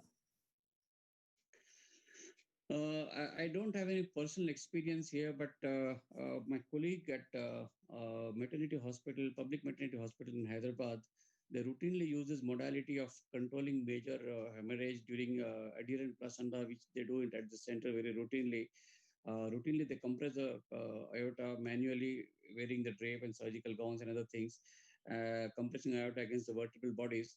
And they have observed that it significantly reduces the bleed from the pelvic sides and helps in temporarily achieving hemostasis and allows the surgeon to complete the surgery. So it does help, especially in a low resource setting when you don't have vascular clamps or when you don't have those endovascular catheters that can work with the aorta and inflate it to minimize bleeding. This can be a simple strategy to minimize blood loss from the bleeders which are there in the Yeah, I think, yes. yeah. Yes, yes, that's a great point. Actually, I think this is something that can be done to catch up with the blood loss. Now, is there a role of ECMO, or actually, this case was amniotic fluid, and is there a role of any ECMO or intralipid in amniotic fluid embolism? Can I take it? Yes, please. Okay. Well, the first is that ECMO, there have been reports of ECMO being useful or a bypass being useful in amniotic fluid embolism, but ECMO is the buzzword ever since March or April last because of COVID. What I want to put across is the role is there, but it has been now proved beyond doubt that ECMO works well, which is a high output center, and this is what I want to put across. That if ECMO has to be used, it is on your mind, then you should be shifting a patient to a place who are used to using ECMO for various reasons. And outcomes are surely better when an ECMO is attached to a patient slightly earlier on when there is a collapse in because of amniotic fluid embolism. And the other part about intralipid is, well, there are reports, there are so many things which have been used for amniotic fluid embolism. Intralipid has also been used. It decreases the pulmonary artery hypertension, which invariably occurs and takes care of the right ventricle failure. It surely has a role. One should try it, but ECMO is meant for an expert group. Thank you, sir. So this was amniotic fluid embolism. So, and yeah. Now this is the next case of another example of maternal collapse. Healthy female, full-term, uneventful epidural, negative aspiration from the epidural catheter. Full dose was given, of course, gradually, and infusion was begun, which is bupivacaine 0.065% with fentanyl 2 mics. And about 15 minutes later, she becomes unconscious and hypoxic. What next? Ravindra or anyone, or Dr. Sushilo? Yeah. Yeah. What I will do is I just check it is still in epidural space or is already migrate to subarachnoid space. Firstly, then yeah, usually we do simultaneously to give ABC of our resuscitation. And then, yeah, we find out that if it is intrathecally, then yeah, we have to wait until the medicine is already wear off. Then we can start maybe a new epidural or continue with that DPE. I think that's my idea. Okay. So would you take to the patient to the operating room or to the labor and delivery when you manage these patients? I think if it is happen, it's better that if we are doing in an OT to make sure that everything is already prepared. One. Okay, sir.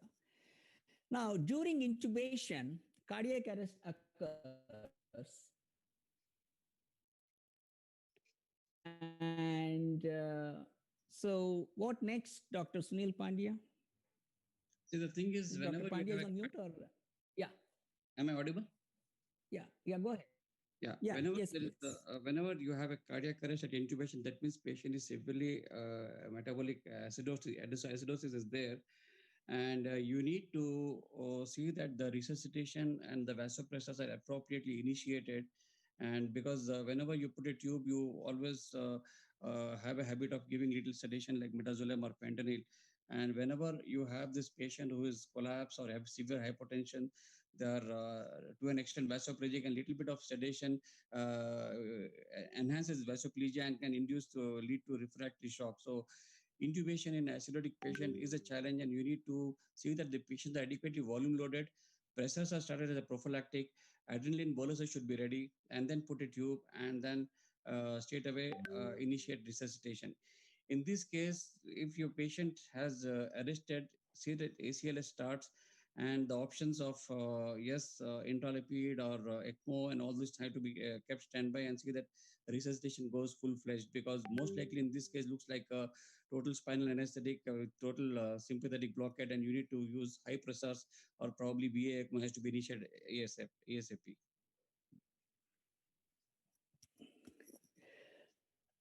What will be the role of obstetricians when there is a cardiac arrest? Dr. Vanita, would you please explain this to the audience? When there is a cardiac arrest, the cardiopulmonary resuscitation is started.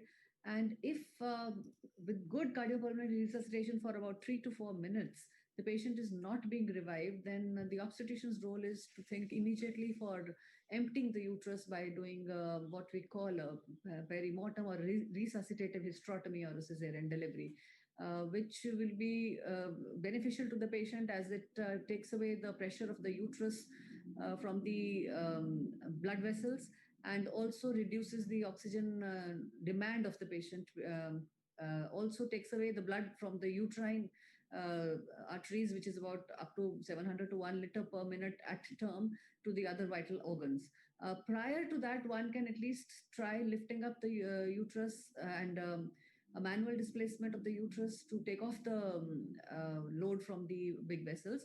But once that doesn't work, then one will have to empty the uterus, go ahead and decide to do a hysterotomy or a cesarean, especially if the uterus is above the level. Thank you, Dr. Umbilicus. Thank you. Now, actually, this was the case, as I said, was an aspiration was positive for CSF. It was a unintentional intrathecal catheter that was not recognized. Now, based on what we have learned from the experts and so far in the discussion, what would be your advice to the departments? Like there are a lot of national guidelines, there are guidelines in the journals, but what would be the advice you give it to all the, practicing clinicians about preparation to tackle a maternal collapse? Can I? Maybe. Yes, sir. Dr. Chandra. Thank you. Yeah, in my hospital, we do it every 6 months. Is fire drill of a maternal collapse for all the new residents and also the consultants. So it makes us get used to prepare everything, the drugs, the equipment, the standards operating. Then we do it every 6 months to make sure that we are ready if the case is happened. Okay. Yes, Dr. Ranjan? Yeah, I think please. Dr. Chandra has said what is important. I would just like to add that we need to have these kind of drills for everybody of every age. And what we have realized in our simulation system, that maybe I wouldn't want to be part of a rehearsal or a practice along with a junior resident of mine or a PG, because I feel he may be doing the right thing and I may be doing the wrong thing. So and I don't want it to be discussed in the hostel rooms or over food that well, a professor couldn't do this and he couldn't do that. What I tend to do is what we have decided, and we do that way, is that if we have these programs, then people of the same age group are put together, right? And we assure them that if we have somebody who's 50 years old from Safdarjung Hospital, which is across my road, any of the postgraduates from their hospital or my hospital will not be part of that simulation or a team program. And then it works, because initially people were apprehensive, but now they are more than happy because they know that there'll be only people above the age of 55. this is an important thing, and I think this should be universal. I don't know, it happens in India. No, actually, you made a very good point. It is a universal thing, and also it is true for even a private practice settings. There are private, clinicians who are in the nursing homes practicing for a long time. They may get offended when to do these things with juniors. But you're absolutely right. But the point I would also stress is every hospital, how small it is, must have some sort of an emergency kit ready, and everyone in that clinic, in the nursing home, wherever the deliveries are occurring, must be familiar of the location and what it contains. And this is something which I just wanted to, emphasize. Now, many institutions have simulations, particularly the academic centers, as you pointed out. But what would be your advice about simulations on a smaller hospitals or a smaller nursing homes, irrespective of the size? Okay, what I would like to put across is two things. One is that a smaller hospital or a smaller institution or a smaller private hospital will not want to invest money in these kind of simulations. That is one thing. If it includes gadgetry, they are more than happy to send their people to go and be part of a team. What we have advised the government, and I have put it across to the right people at the right places, that instead of 2 hours of academic hours or conference hours or CME hours, which have to be put across to the government, and even our conference here, we have a rule here that you have to be logged in for so many hours, and only then Kajal and Anju will give CME hours to you. What is important is that people who are not into teaching hospitals, instead of CME hours, they should be attending simulation programs, which should be equivalent to CME hours. So it should be essential that anybody who is into a smaller setup, or maybe he's practicing alone in a grade C city. ABC is not as per the system; it's just the number of people there. So he has to go to a simulation system, and that is equivalent to a CMERs, which is essential, and not a conference. So this is important. Yes, actually, you have very well said. Dr. Vanita Jain, what do you do normally when you advise your colleagues who are practicing in a smaller hospitals? We have regular drills for them on important causes of maternal collapse. We had one for hypertension, one for hemorrhage, one for sepsis, and these are done at regular intervals. Apart from that, we tell them the measures they can take at the peripheral level and how to transport the patient to our center. For these, we are having regular meetings because we've had patients we have received in a state where we could not revive them because they were not transported in the right manner. So, for example, I'll just give you one example. Hemorrhage is one of the most important causes, and atonicity is the most common one. We have our peripheral systems they have been advised and they have been shown how to use a tamponade of the uterus by a balloon catheter, or there are catheters available, and if nothing is available, a red rubber catheter with a condom can be used as a uterine tamponade, and this is a very good time buying measure to stop the bleeding, and the patient can be then transferred to a higher center for a more definitive treatment. So these kind of things which are can be done at peripheral level, even with providers with less training, are being taught to the peripheral centers so that the patient can be referred in a much better state to the higher centers. Absolutely. So there are certain things which can be done even at a smaller centers, and before even transfer, that can actually improve the outcome of these patients. Very good. Now, recently there is something called the COVID cardiomyopathy, and where in the athletes they have found out that patients have myocarditis after COVID, and therefore it could also happen in pregnancy too. And we were actually and we had a case where the patient had a spinal and collapsed and went into severe pulmonary edema, and she had actually history of COVID, and when they did the echo later, they found that the ejection fraction was 20%. And since then, we have been a little watchful about myocarditis in pregnant patients. Is there something which you are observing or you're planning or you're thinking about it? Yes, I think I had a I had a COVID center since March, and among all the most commonly done surgeries in my center, which is a dedicated COVID center at the present time, would be cesareans. And we've had distinctly one patient, and I remember it, 30-year-old uh, came with COVID positive, had some breathlessness, and then she had all the features of heart failure. BNP was very high, CPKMB was high, troponin was high, and we labeled it as a normal viral myocarditis, low ejection fraction. Unluckily, we lost her. Uh, uh, uh, but we realized that there is cardiomyopathy in all COVID patients. We also know, and I don't know, I was listening to Arvind yesterday. We in India have a different experience. We our patients who come to us who are pregnant, who are COVID positive, normally do reasonably well, right? And once they are with us, they are doing well unless they have some pre-existing morbidities, like mitral stenosis is still common, and co- uh, cardiomyopathy, COVID, and parsurance is now an entity. It can be confused with Takatosobo cardiomyopathy, which is seen in these patients. The symptoms are same, but then we have to have a high index of suspicion, and then to start treating them aggressively, involve a cardiologist. And mind you, when we talk about COVID, at least in my country, there is some compromise of medical care and nursing care. It is still there, and I'm not ashamed to say it.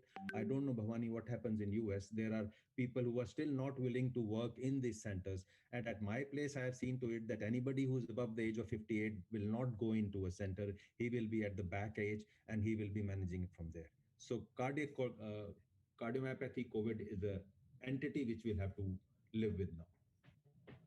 Absolutely, sir. And that is, I think you made it very clear. The reason why I wanted to bring is all the clinicians have to be a little alert in particularly managing these pregnant patients who have history of COVID during their pregnancy. Now, deliveries do occur in the smaller hospitals, and you have already given certain advice, from the experts to them, that what they should be doing before transfer and what they should be actually looking in a case and transfer the patients earlier to a bigger centers. But actually, I want to raise this point. When the referrals are done from a smaller hospitals to an institutions, should the smaller hospitals discuss and earmark a bigger hospital for referrals when they get into a problem? How does this, what kind of system you think you advise? Actually, I think Ravindra can add to it, but what is happening in north of India is that every smaller center, and mind you, Bhavani, they are all private centers, maybe a husband and wife managing them. A husband is a Yes. surgeon and a wife is a gynecologist, or a wife is a gynecologist and a husband is an anesthesiologist. What happens at time zero is that if the anesthesiologist part of the team will call a friend of his at all hours to help him out. But what they have also done is they have already spoken to or have some kind of MOU with a slightly bigger hospital, which may be 5 kilometers away and 10 kilometers away, where they shift patient. I don't know, maybe Ravindra can add to this. What do you do at your place? Yes, Hello. Dr. Yeah. Ravindra? See, most of the smaller hospitals do have a small kind of an understanding with the larger hospitals. And the biggest problem is that unlike in the West, like in Bhavani's setup, we don't have a regular, definite referring center. So we have a center wherein a better work is being done. We do shift them to such places. We do help them out when it comes from a smaller hospital to our hospital. We do help them out. But before that, I feel I would like to give one advice to most of these smaller places. See, more than treating a maternal collapse, as an anesthesiologist, you try and prevent them. Even today, I am seeing the maximum number of maternal collapse is occurring amongst the anesthetic complications. Of course, hemorrhage, sepsis, preeclampsia, all those things do occur. Even in normal pregnancies, the most commonest cause I am still seeing are the unidentified high or total spinal going on to arrest, and they recognize after the patient has arrested. The minimum mandatory monitoring standards are still not being used in most setups. So I still advise, I definitely beg to those anesthesiologists to strictly follow the minimum mandatory monitoring protocols and recognize such evidence, such problems early on, and institute left uterine displacement meticulously whenever there is a hypotension, any kind of early detection of these problems. So prevention probably should be the goal. And institution to institution referral, of course, it is happening. It takes time. We need to make it a little more, formal. Now, I've just posed the next question, and see, that is the reason why I brought up that question, because you have really emphasized that this is what all our practitioners should, enforce in the prevention and then referrals early than late. But now there is a problem here. There's a financial implications to the patient. Suppose the patient is in a private nursing home and then goes to a corporate hospital, about the cost, and how does it work out to our practitioners? I know it is very tough. I have seen a very new experiment being done, and I think it works. There is an NGO. NGO stands for a non-government organization in India who collect funds. They are willing to help patients who are shifted like this, especially they call it jacha bacha, a parturent and a kid. And other than that, there is a local gurudwara. I hope it's a Sikh temple where they have decided to foot the bills of parturents who are shifted from nursing homes. Maybe that nursing home was run by a Sardarji, so he's roped in here the local gurdwara who are willing to foot the bill of such a patient who shifted to a slightly higher center where the cost is much more. The cost is surely an issue. In addition, what we do is when we feel that the patient is really salvageable, especially I work in a private hospital, a corporate hospital, we go all out in salvaging the mother, because we always have a backup of CM relief fund. We can always encourage the attendant to catch hold of a local MLA, and then they can apply for the CM relief fund. So to an extent, yes, we do try our means to save the mother who is going to survive. In Indonesia, we have more problem than the colleague from India, because our country is with 13,000 more islands. So the problem is more difficult. The 13,000 island all are inheritance, all are have a pregnant woman. So our government try to do what they like, say that like we do it in our hospital. They do a year in a rural area to make sure that all the health personnel can understand if the things happen, what should they do, what do they should prepare to refer the patient to the better hospital. So yeah, we are still struggling for that because we have too much islands in Indonesia. No, the reason why I brought up these points is I want every clinician to think about these things in their practice beforehand, rather than trying to think when a problem really occurs and they have to face it. Now, actually, I wanted to ask this question: is every death in India and Indonesia is investigated by the state government or federal government?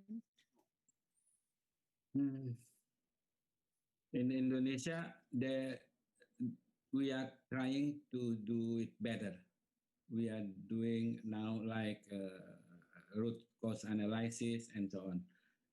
But yeah, we are still starting. our government try to do it better, but yeah, still difficult to do it because yeah, like I said before, we have 13,000 island that yeah, it's difficult to manage all. Maybe in a big city, yes. Yeah, in India, every death is reported, and the death review is done at the state level for each maternal death. It has to be reported and reviewed. That's good. So I think with this, I just want to, this is just an outline of how to manage when there is a maternal collapse. And I'm not going to go into details of this, but it is something which you should be able to develop. And lastly, I just wanted to emphasize that you have to use capnography during CPR. This is the only method of actually finding out that the endotracheal tube is in situ and the resuscitation is effective. And these are the three iconic things which I wanted to show about the grim. Taj Mahal is an iconic symbol of postpartum hemorrhage for an obstetric anesthesiologist.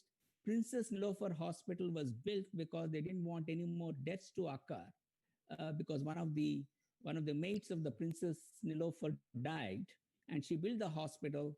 And you all know about Smita Patil, but even today, we are still battling after 200 years or 300 years, we're still battling to decrease maternal mortality. So in conclusion, the resuscitation cannot be done effectively if no thought was given before. The process should be delineated at your work, because the resources are different in every place. Use your resources of other departments in your institution, hospital, or nursing home, and train the participants, test the process, and do not find a reason why you cannot test a process before a collapse occurs. And I'm not sure whether we have time for questions now, but if the organizers allow, we can have it. Otherwise, we can have it at the end.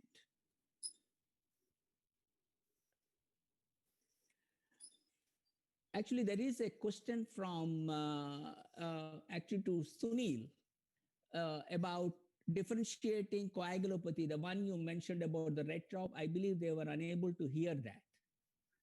Yeah. Am I audible?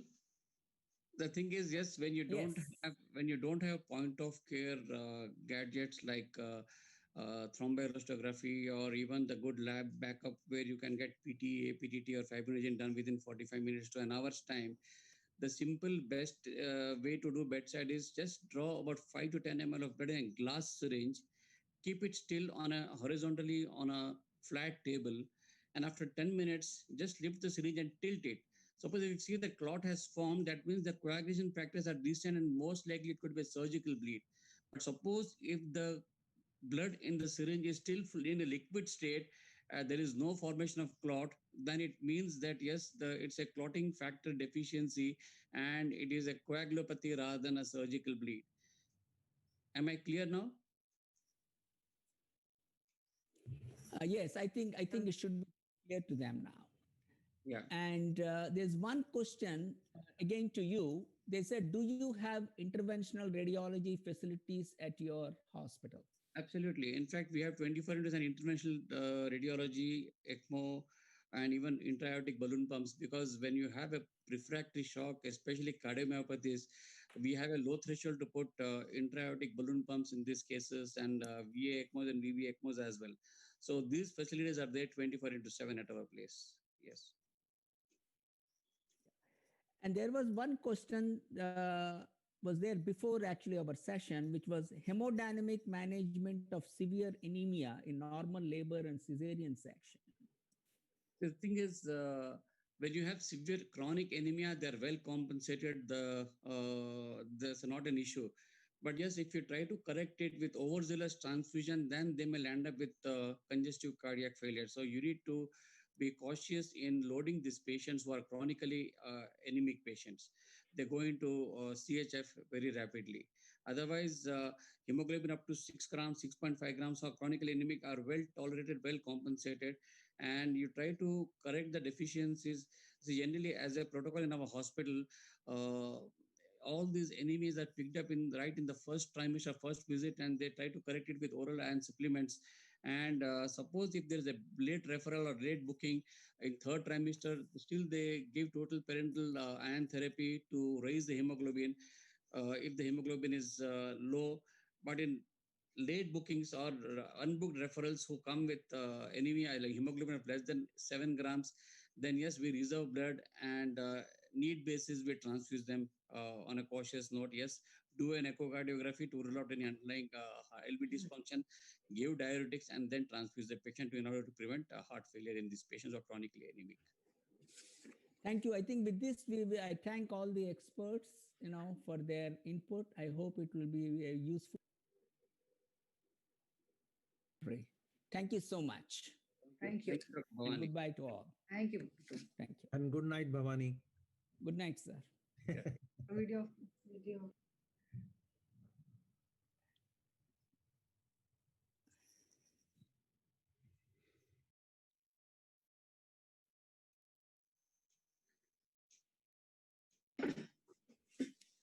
Thank you to all the panelists and especially to you, Dr. Bhavani, for moderating it. And we wish you a very good night and a lot of thanks and gratitude from the entire AOA to all of you and to you, sir, in this session.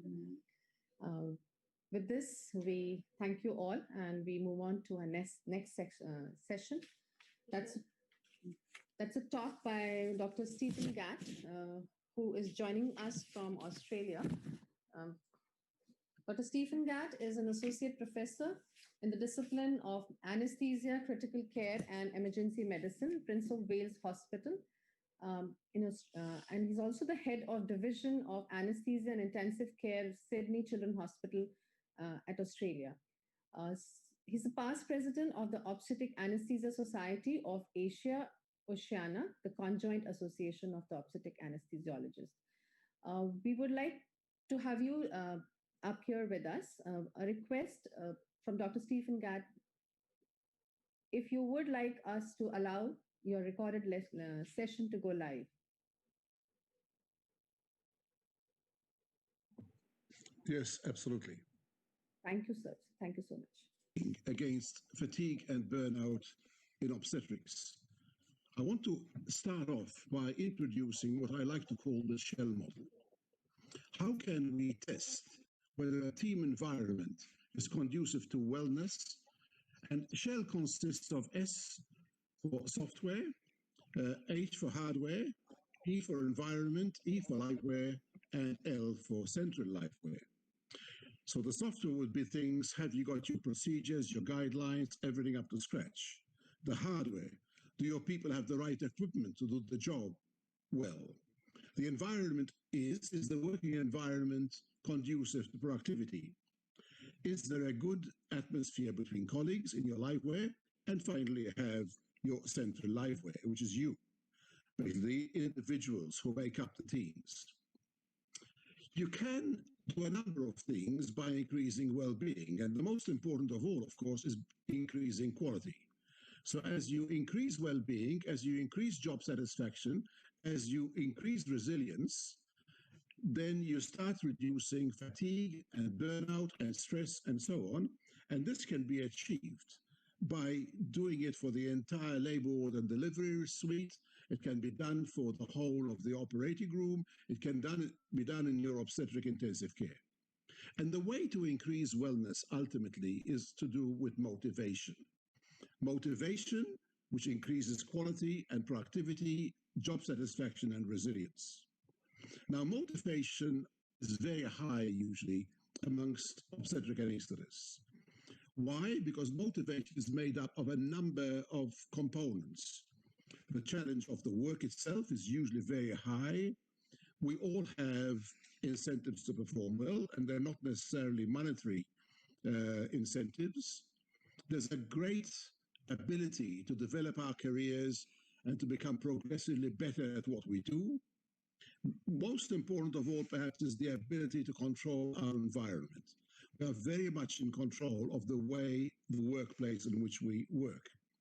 There's an opportunity for advancement, and there's also a determination by most anesthetists to produce absolutely the best that we can have. Also, the goals and objectives of our work are usually of high value, and the ability for our departments, our peers, our junior staff, and our senior staff to support each other is also very high. So in general, anesthetists do exceedingly well when it comes to support.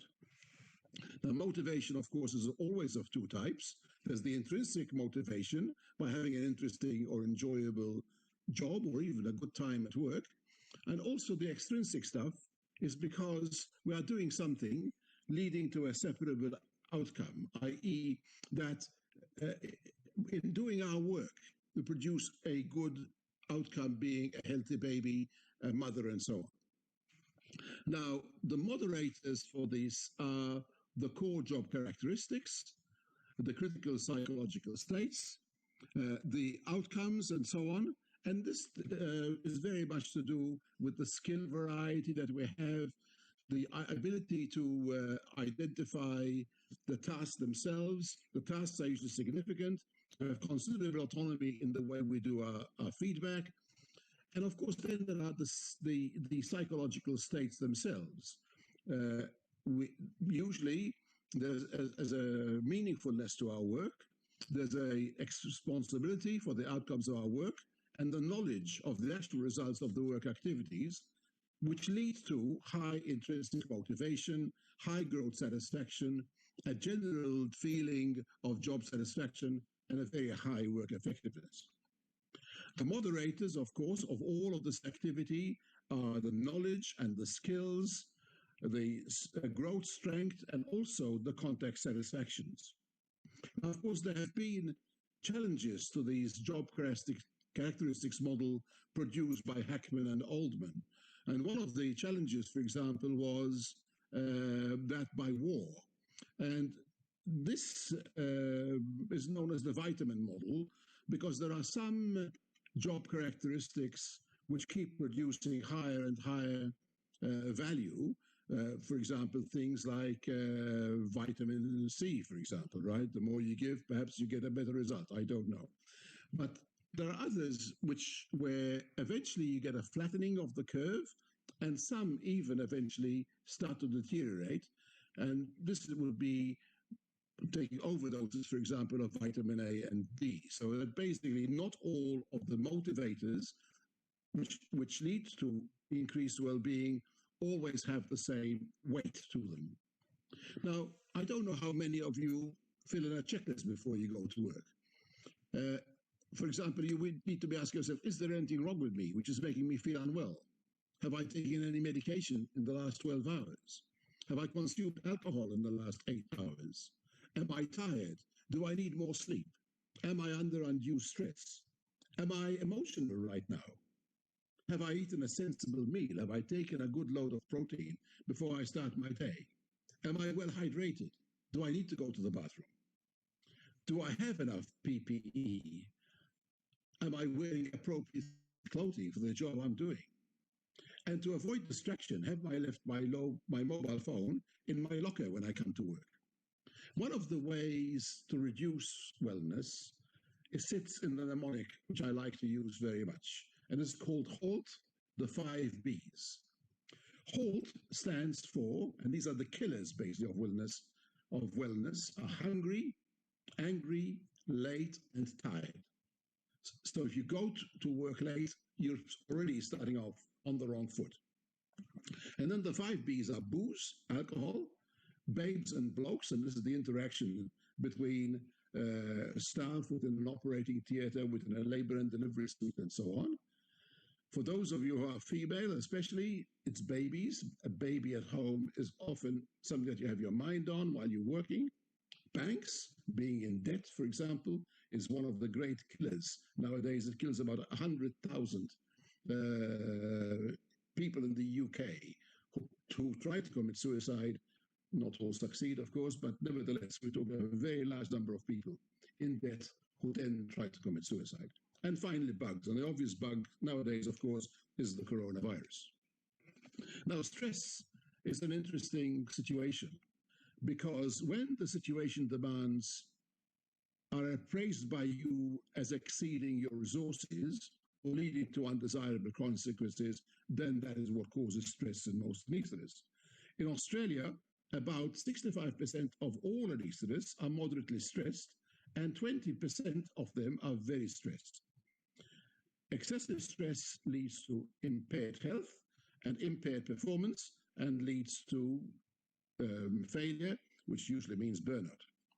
Now, what causes this stress is a number of things: high demands, a very negative load, a very short recovery period, the additional effort which is required to cope with these high demands, and then, of course, prolonged fatigue and emotional exhaustion. What is the coping mechanism? The best one is recovery time. Everybody encounters high demands. Everybody encounters negative loads. Everybody has situations where you'd have to apply additional effort to cope with the demands. But if you have inadequate recovery time, then you get into stress, into strife. Now, in the Karasek model of impact of job demands on stress levels, on the one hand, you have the demands. And these can be physical, psychological, social, organizational, and also the levels of the demands imposed by the additional skills and the additional physical or psychological effort it requires. However, on the other side, we have the buffers. The buffers which impact on the job demand's ability to produce increased stress levels. The control factors are very good for anesthetists. They're very good for obstetric anesthetists. Why? Because usually we have a very wide latitude of decision making, and we have the freedom mostly to decide how to organize and perform the tasks required of us. So obstetric anesthetists, while they have very high, very strong job demands, also have usually a very high level of control measures. Now, if you look at this in one sense, take the low demand, high control situation, right? Then you have very low strain. If, on the other hand, you have high demand and low controls, then you have high strain. However, most anesthetists live here, where the high demands are there, but also the high control, the high buffers are there. So in a way, we do very well in obstetric anesthesia, mostly in spite of the incredibly high, sometimes, job demands. When it comes to satisfaction and dissatisfaction with your job and its relationship to your performance, we tend to use the Herzberg two-factors theory, where you have a group of things which we like to call hygiene factors. These are things like how much salary do you receive for the work that you do. Not very important often to obstetric anesthetists, funnily enough. And also then you have the motivators, very important for. So in general, we tend to be living up here somewhere where we have increased performance and high satisfaction levels in most of our activities. And this, of course, is why I guess we have made such large steps forwards in obstetric anesthesia in managing things. Stress for anesthetists are usually mostly to do with lack of control. They are to do with time management. You know, you've got to do an epidural, and there's 3 more epidurals ready to do, and you've got to go into the cesarean section in the meantime. Sometimes it's to do with work planning. I'm unable to plan the work because there's more work coming in all the time. And then, of course, there's the issue of risk management. Which patient should I leave currently to go to somewhere else? And this is where, of course, the departments come into operation. And then there's all the situational ones.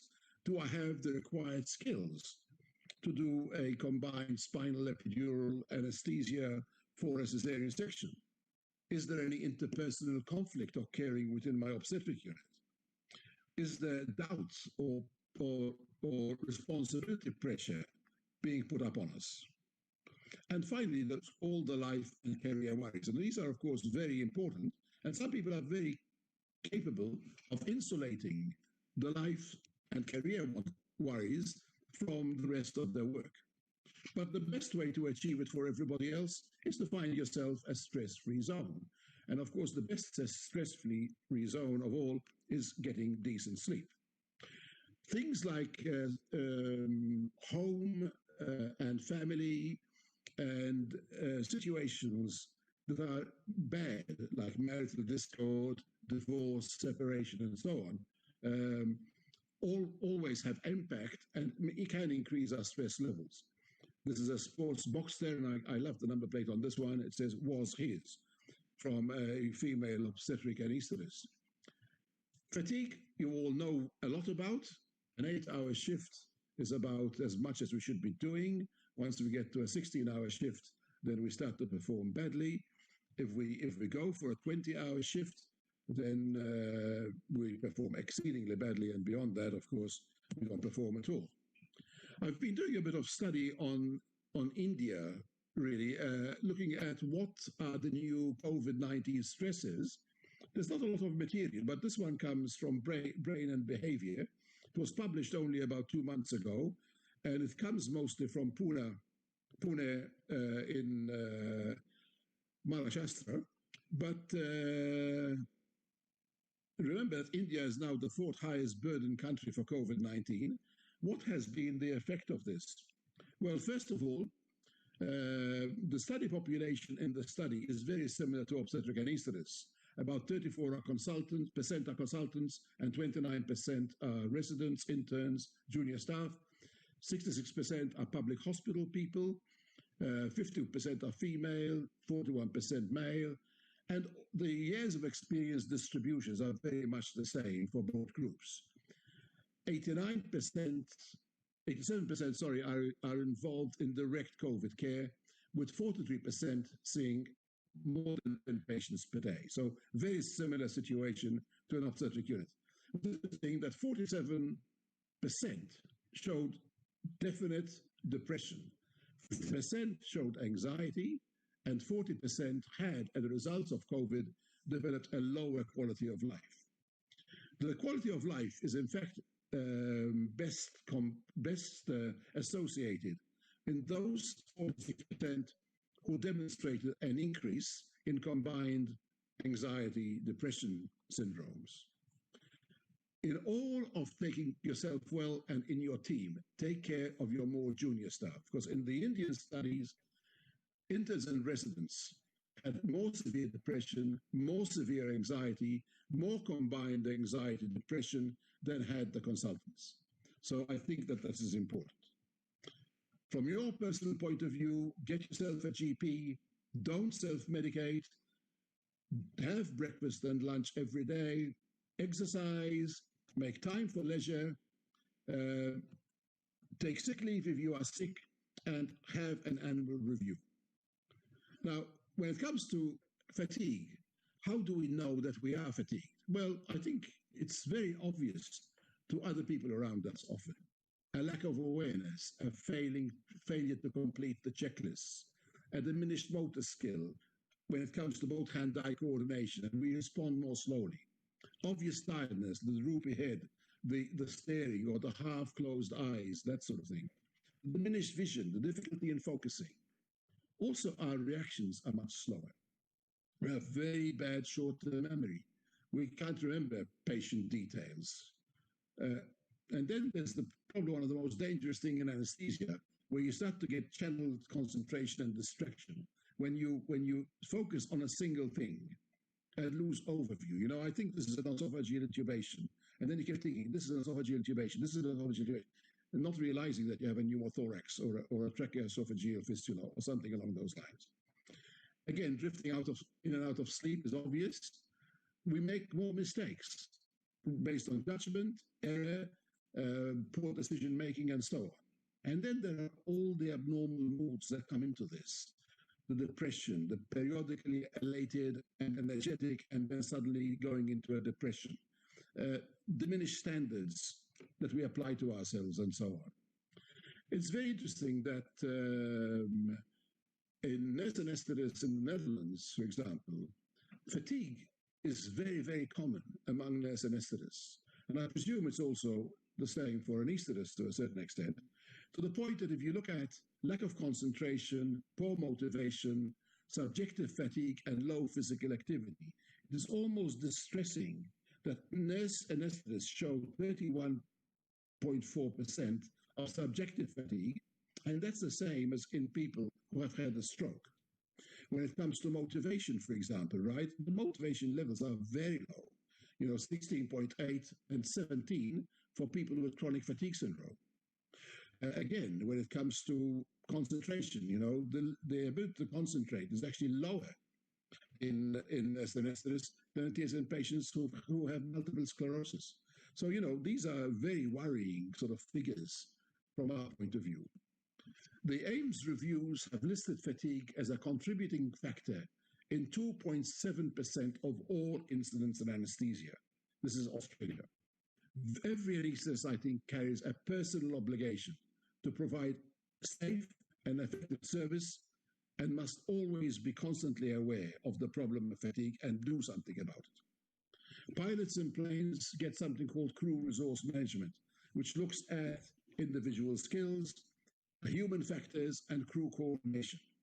Right? And it's very interesting that even as early as the late 80s and early 90s, pilots before training recognized that in 40% of situations, right, when they were asked, will you be fatigued, will you perform effectively if there's a critical incident, an engine goes down, a fire on the plane, and so on. And it's interesting that 40% of pilots said, if I'm fatigued, well, yeah, I think I'll be all right. But when they received critical incident training, you can see that by 1989, it had gone down to 30, and then it went down to 25. And after a further session in 1994, only 40% or less felt that that if they were fatigued, that they would perform effectively in critical periods. Doctors tend to be much more blasé about these things, and anesthetists especially so, and they think that even if they're not taught what the risks are, they felt that 60% of them felt that, look, even if I'm fatigued, when it comes to the crunch and there's a critical period, I will be all right. A very dangerous situation to be in. Luckily, most of the colleges are recognizing this. This is the bulletin from September of 2020, and you can see that anesthesia training is now being included in non-technical skills about human factors. And this is training which will improve performance in professions. So I presume in India, you have similar programs that look not only at teaching technical skills, but also non-technical skills like human factors.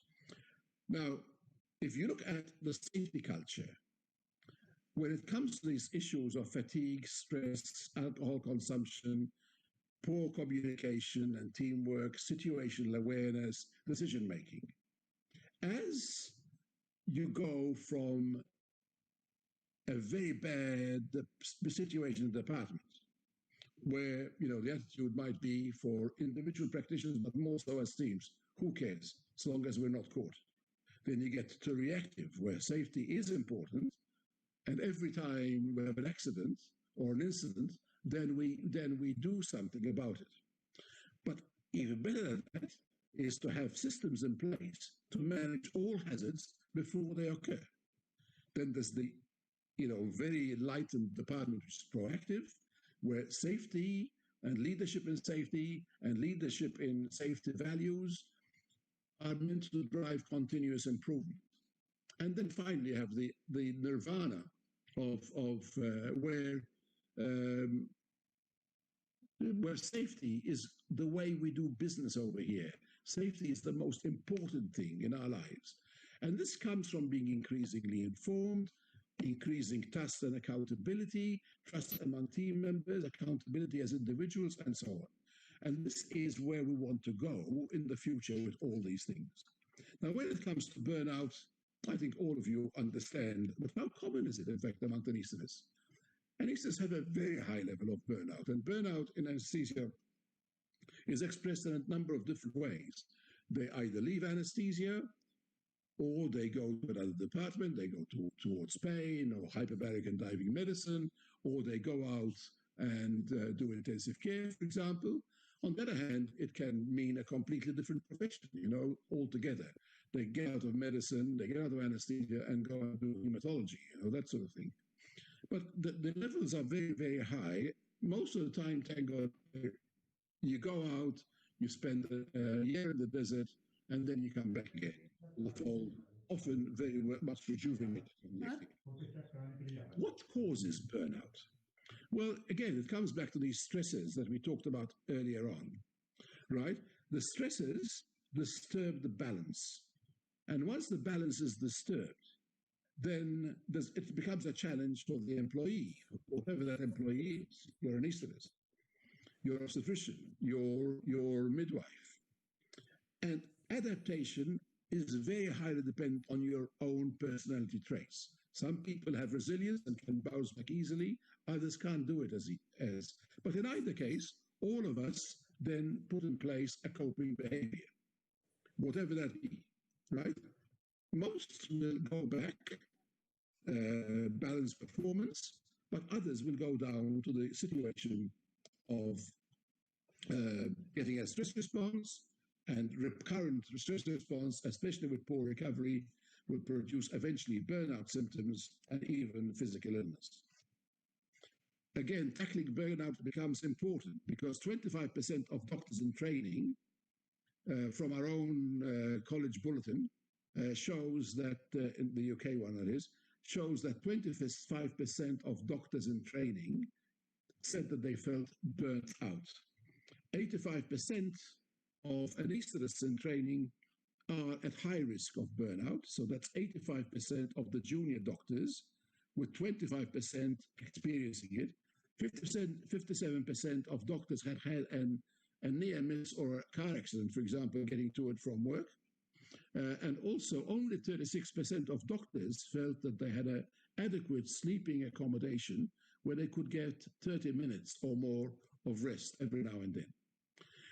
With the studies in 2017 I mentioned earlier on, mostly done in Scotland, one of the great things for departments when morale is low is doctors supporting each other. So basically keep your departments tight when it comes to supporting each other, because it goes a very long way to help reduce burnout and to increase team resilience. In short, and I'm coming towards the end of my talk, take control, get organized, share responsibility, keep up to date, schedule breaks, keep healthy at all times, have sex.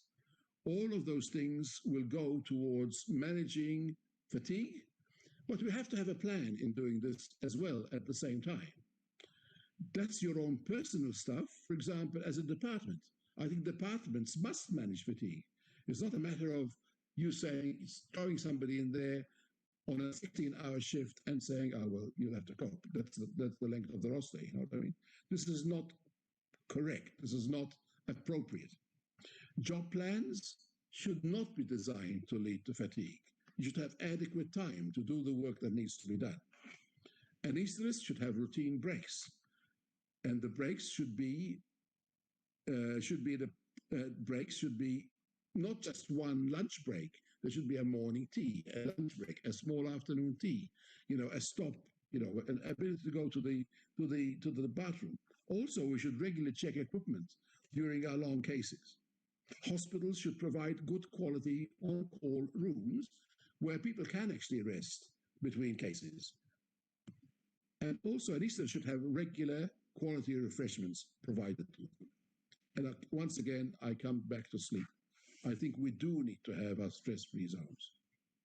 The world nowadays is all about plague and pestilence and bad news and wars and so on. And in the world of anesthesia, it's to do with stress, fatigue, burnout, and nowadays superimposed on that is the coronavirus, and in Australia, bushfires and recession, and the global financial crisis and terrorist attacks and so on.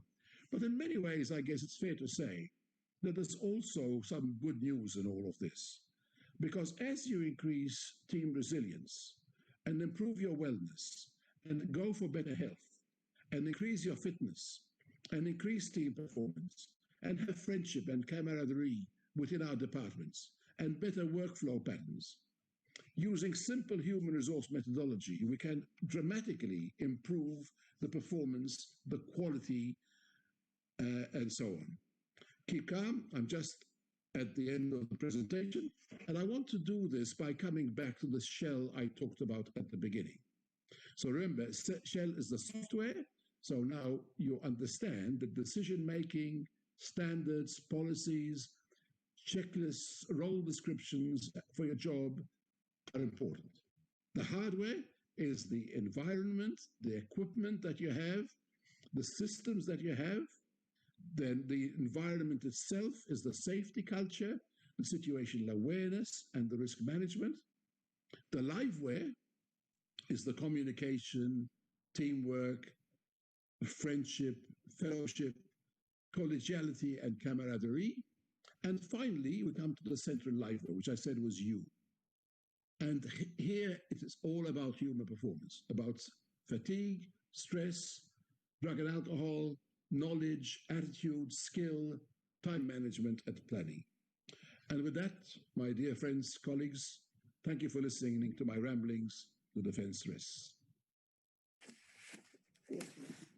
Thank you, Dr. Stephen Gatt, for a very pertinent talk on our well-being and our wellness, considering the times that we are living in. And as you very rightly said, with COVID around the corner, stress has really built up for most of us. With this, if you do permit to us, we'll come back to you at the end of the session with a host of questions that are lined up for you. We are currently shutting ahead of time. So with your permission, we'd like to go on to the next talk of the day. Absolutely, that's fine. You will note that I didn't, at the beginning of this talk, do the preliminaries, and thanking you all for having me over there. I'm very much in love with India. This would have been about the 5th or 6th visit to you at AOA. But thank you all once again. I'm always astounded with the hospitality of India. And I'm sure that there's one advantage in all of this going to air like this, in that we are now covering an enormous number of people. I gather that you have already more than 2,200 participants at this conference. So perhaps the penetration in the future might well be that we'll have a formal AOA meeting, and also at the same time have a formal place where I can actually come back to India. The only bad thing about India is always getting a visa to get into the country. It usually takes me about 3 months to get it. But anyway, that's all right. But thank you. Yes, I'll take the question. I'll take the questions at the end. Thank you very much. Thank you so much, Dr. Stephen. With this, we move to the next session. I have a privilege to introduce to you the Doyen of Obstetric Airway Management, Dr. Mary Mushambi. She's the lead DAS professor, and we're all aware of the obstetric difficult airway guidelines that have come from her as the lead of the team that has delivered such wonderful structured guidelines to us. She believes that the future of anesthesia and airway management lies in aiming to reduce the morbidity and mortality from failure to oxygenate and failed intubation. Wonderful lines. With this, I invite you, ma'am, Dr. Mary Mushambi, to talk on obstetric airway management, past, present, and future. Over to you, ma'am.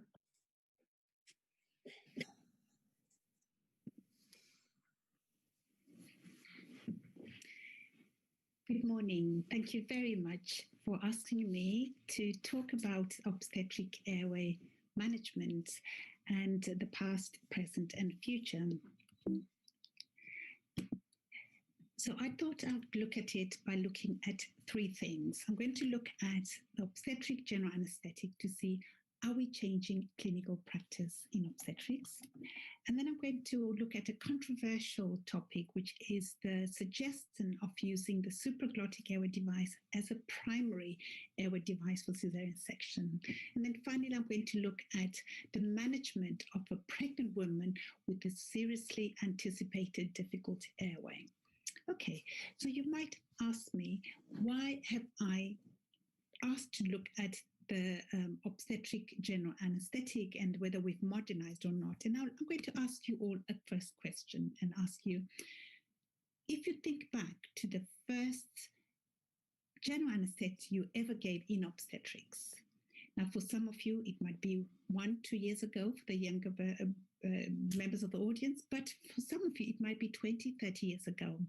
And this is what my first anesthetic looked like in obstetrics. And my question to you is, how different is this to many of the obstetric general anesthetic that are being given by the majority of people worldwide? And I bet you a lot of it hasn't changed. Now, why do we need to change? Is there reasons behind it? And the reason is that when we look at morbidity and mortality statistics for the obstetric patient, we are not doing very well. As an example, the incidence of hypoxia during rapid sequence induction in an emergency cesarean section is nearly 10% to less than 90%. And to less than 95%, 20%. And compare that with the non-pregnant patients. We're not doing very well. Similarly, if we look at other statistics, we know that the incidence of failed intubation is more frequent in the obstetric patients. The incidence of requiring the front of neck is much higher. And if you fail to intubate a patient, pregnant woman, the chances of needing a front of neck is 1 in 60. Mortality figures are also higher, and if you fail to intubate, the chances of that happening, of the patient dying, is 1%. So we need to do something, and we need to change. So what can we do? Well, in 2015, we published the obstetric difficult airway guidelines. And one of the algorithms in that was this safe obstetric general anesthetic algorithm. And the reasoning behind this was to standardize obstetric airway and modernize it, and also to use this as a teaching tool to train our junior doctors, junior anesthetic doctors, how to give a safe obstetric anesthetic. So let's look at a little bit of this in more detail. So if we look at the top there, which is looking at the pre-theater planning and preparation. I don't have time to look at everything, but I'm going to touch on some of the salient points. For example, intrauterine fetal resuscitation. Very simple to do. Switch the sphincter, give oxygen, change positioning, and relax that uterus. And it improves the placental perfusion. And if it does that, the baby improves, and it can buy us time. It reduces panic and may even prevent giving the need for a general anesthetic. And if we move on to a different thing, we have the checklist, of which the general anesthetic, we know that the WHO safety checklist makes an impact on patient safety. And in obstetrics, we've moved even a step further and introduced the obstetric-specific general anesthetic checklist, of which this is an example which we use in our hospital. And what happens is that you ask your assistant, be it an ODP, to read these questions to you while you're pre-oxygenating the patient, and that saves time. And in that time, you're basically doing the last-minute checks to make sure, is your patient well prepared? Is your cannula working? Have you remembered to give the antacid? What about equipment? Have you checked your equipment? Is it all ready? And the drugs that you're going to be giving, are they appropriate for that patient's weight as well? And have you prepared for difficulty? What is your plan B? What's your plan D?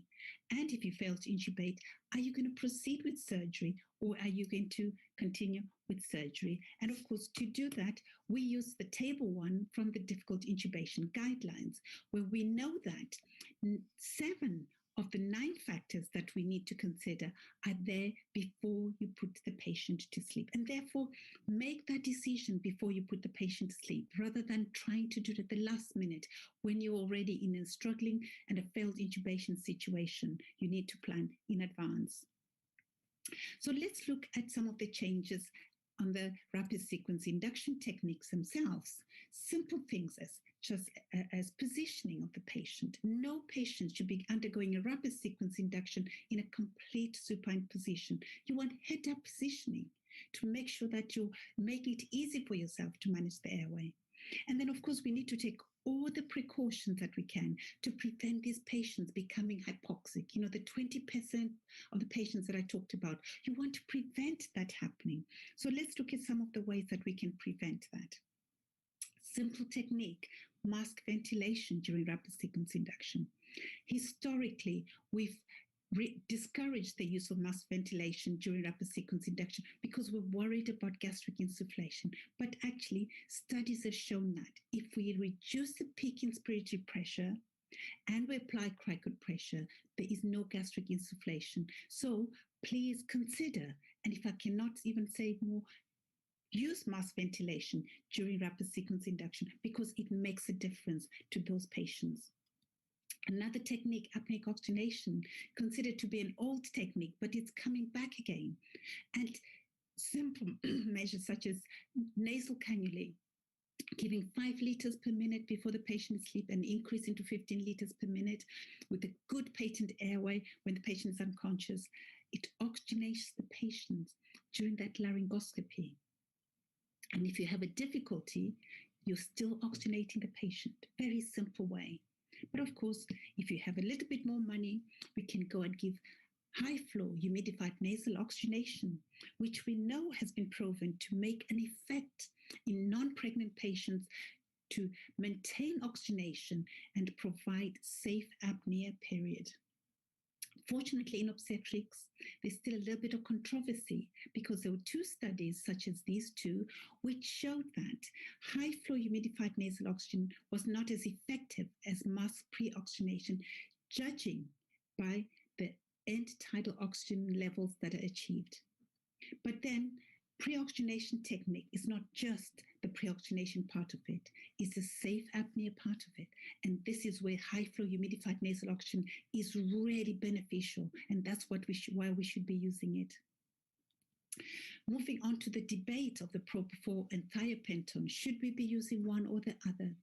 As far as I'm concerned, if we look at all these positive things, which are the positive effects of using propofol, there's no doubt about it that propofol is the better drug, and we should be using it for rapid sequence induction in obstetrics.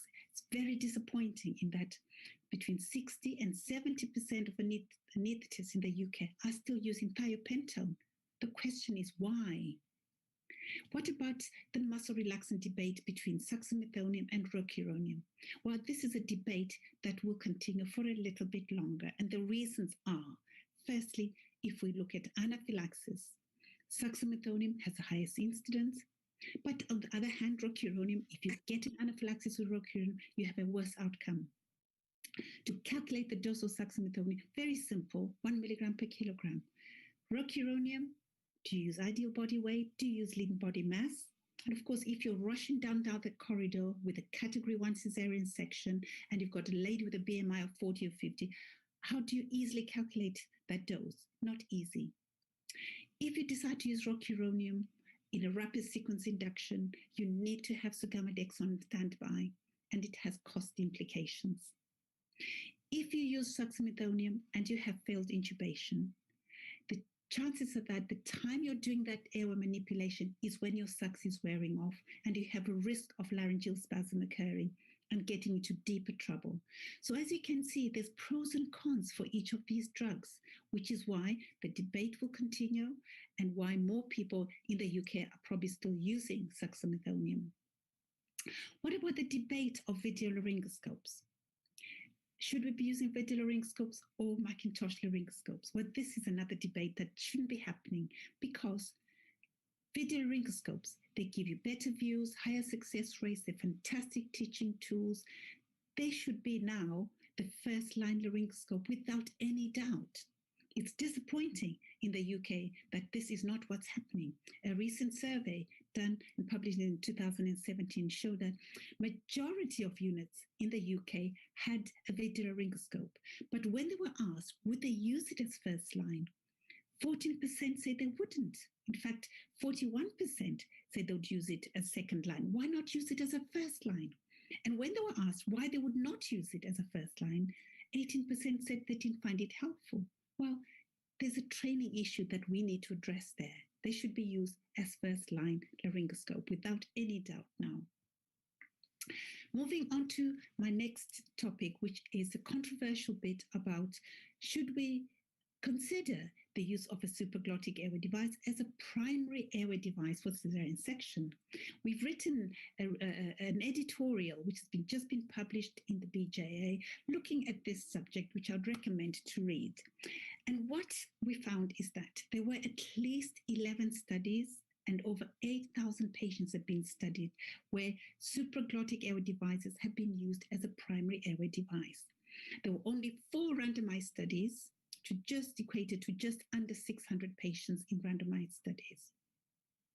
And what's really worrying is that in some hospitals, this is becoming routine practice. You wouldn't believe it. This is one of the papers that was published where they say that the majority of the cesarean deliveries, the hospitals, they were using the Supreme LMA, and quite often it was a patient preferences. And they'd already been doing this as routine practice for nearly 5 years or more. And this paper that they published, it was in category 2 and 3 patients who hadn't been fasted for the usual 6 hours. So it's already routine practice. We need to be aware of this. Because is there a role in using gastric ultrasound to assess the gastric content and then make a decision on which airway technique to use? Questions are up there. We need more studies. We're not quite ready to move to using the supraglottic airway device as our primary airway device. Now let's move on to how to manage the pregnant woman with an anticipated difficult airway. Now, why again am I bringing this up? Well, we just published this paper looking at the narrative literature review, looking at all the cases of pregnant women with an anticipated difficult airway. And what we found was that when you look at the technical skills required to manage a difficult airway, the pregnant patient and the non-pregnant patient, there were no differences. But what was different was the decision-making process. The decision of when you have this patient, woman, with an anticipated difficult airway, do you allow her to go into labor spontaneously, which means you have to deal with a difficult airway perhaps in the middle of the night? Or do you bail out and go for an elective cesarean section? If you decide to go for an elective cesarean section, do you go for a regional anesthetic, knowing that you may at some point need to give a general anesthetic? Or do you bail out and go for a general anesthetic? If you go for a general anesthetic, do you do an asleep airway or an awake airway? And of course, with the obstetric patient, there's the unpredictability of this woman presenting to the labor ward at any gestation and at any time of day and night. And then, of course, you have obstetric physiological and pathophysiological changes which can impact on the airway itself.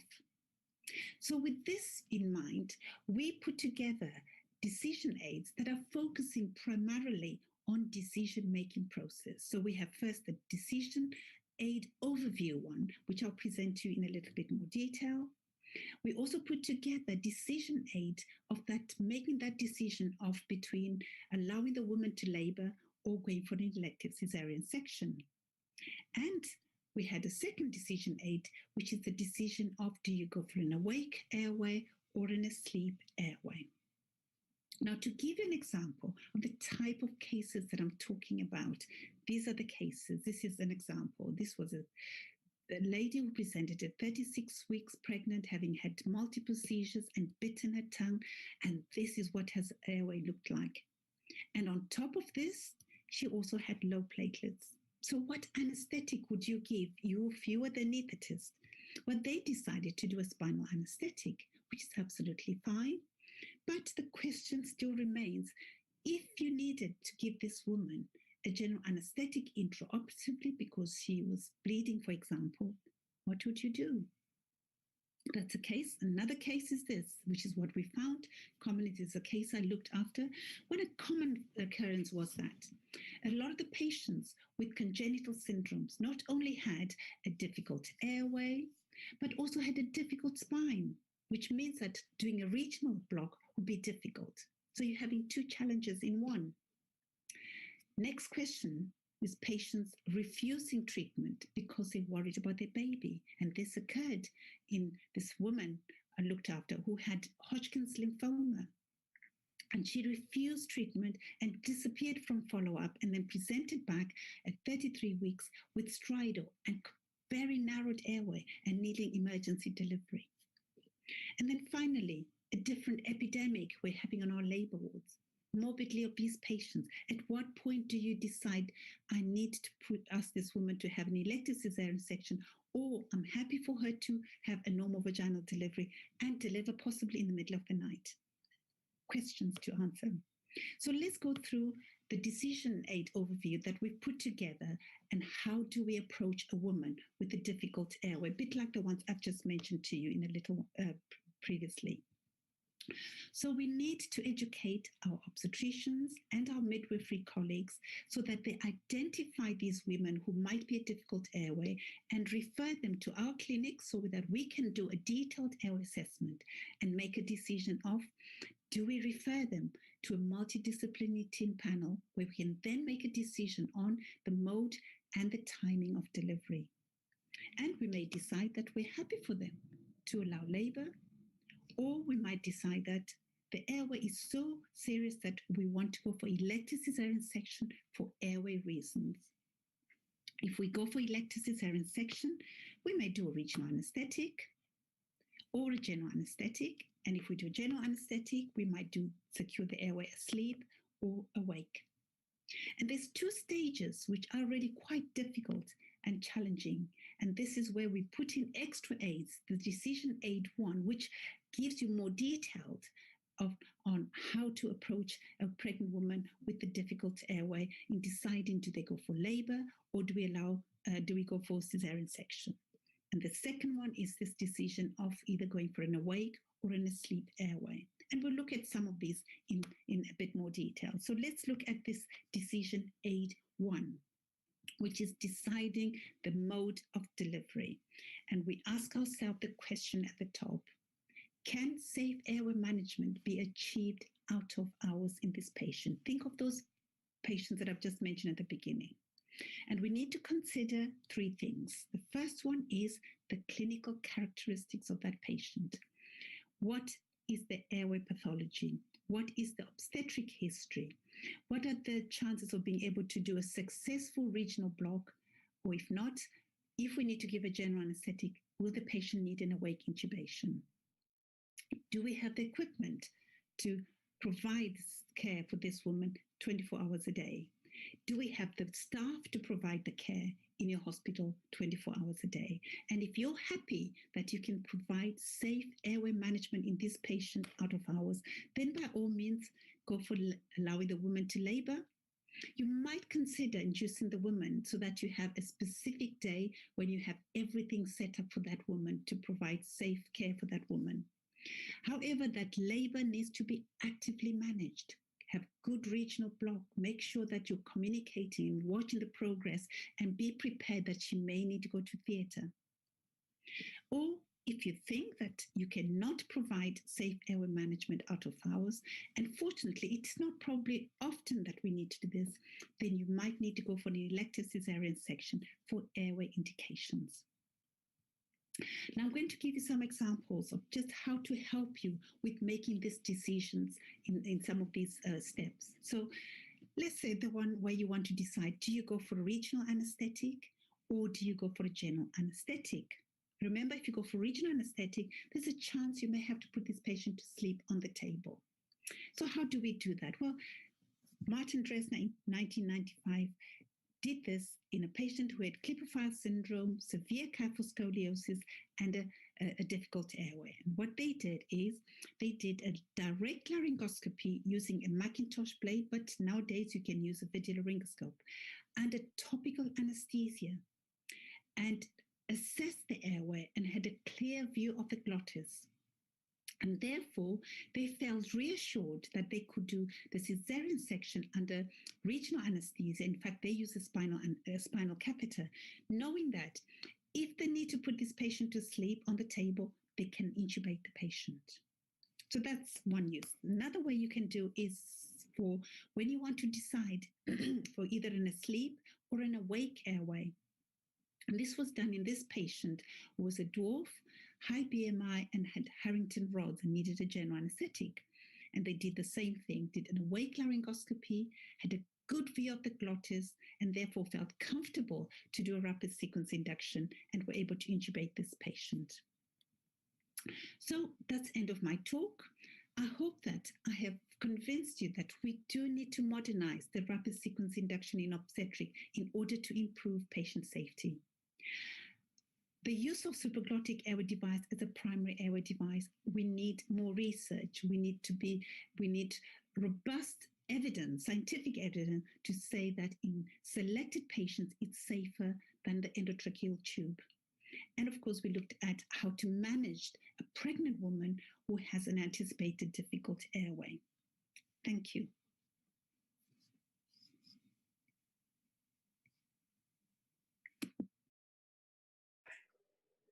Thank you, Dr. Mary, for an excellent talk, and indeed one of the most debated and most wanted topics where we are actually faced with a lot of dilemma during clinical practice. We have a few queries, if you could like to take them now, or if you are comfortable taking them later on. I'm quite happy to take them now if you like. Thank you. Thank you.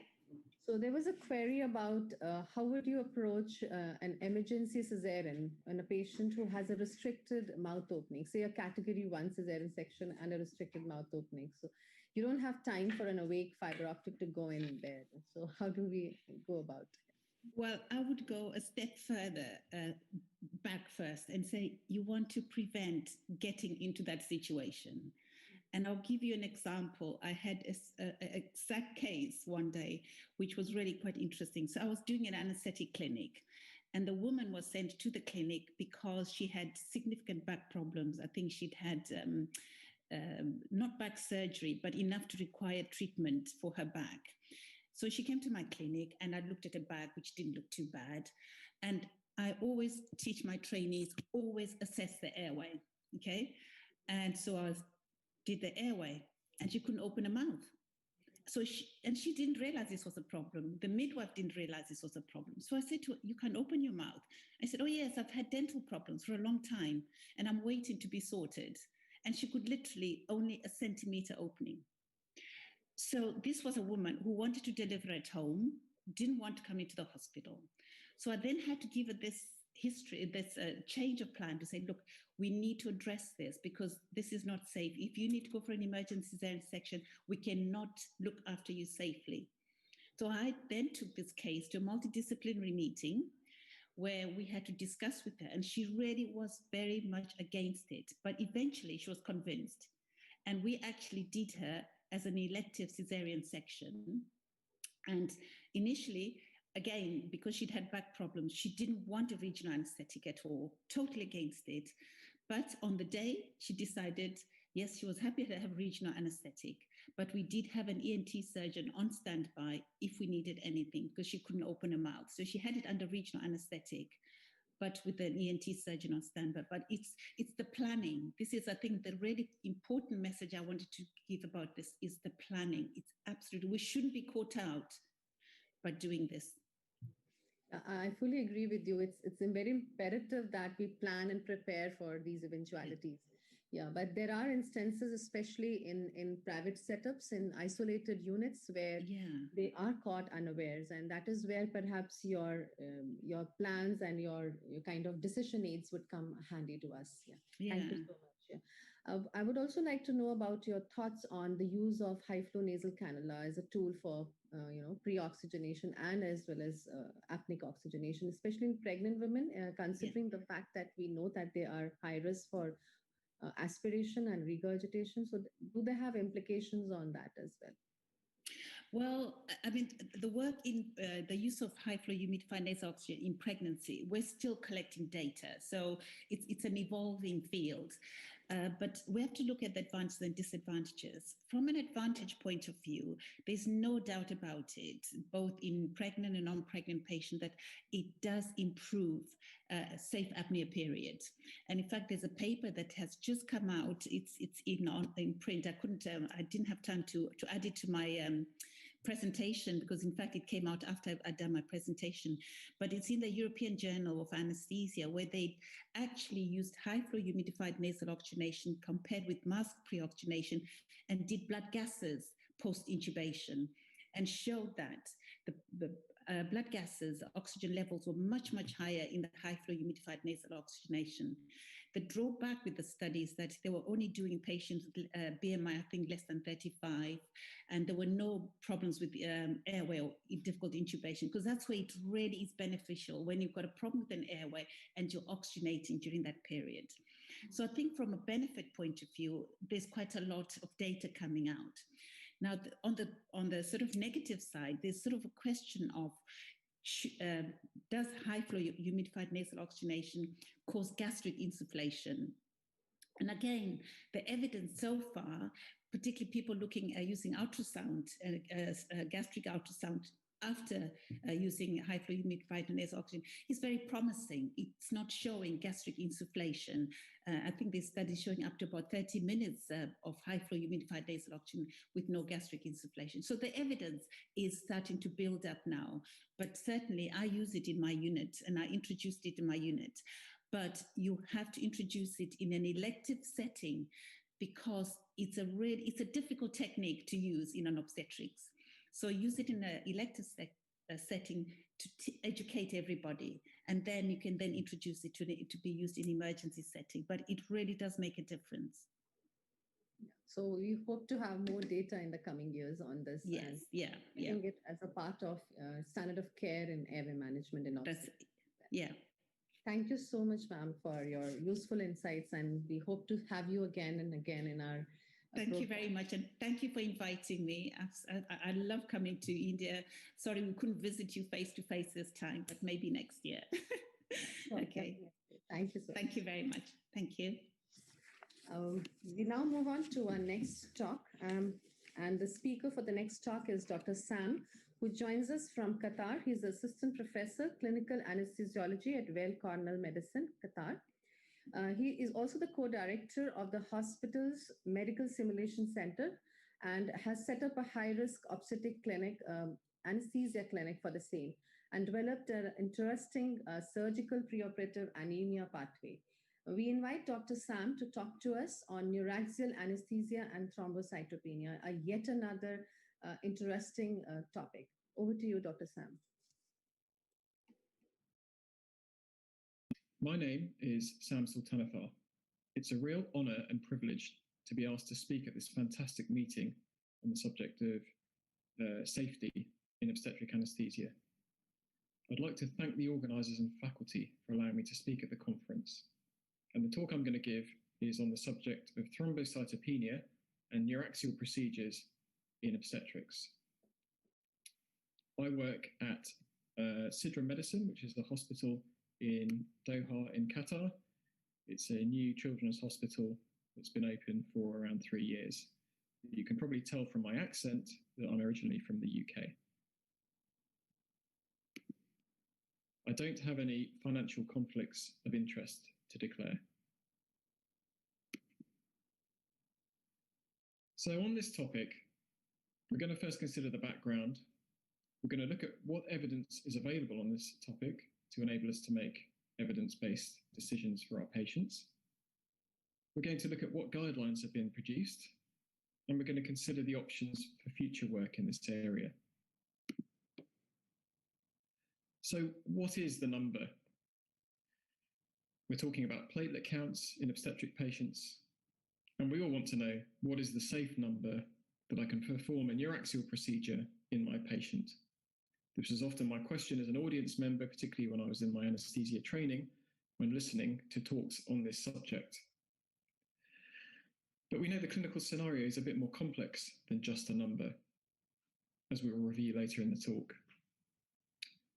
But let's just revise the importance of platelets.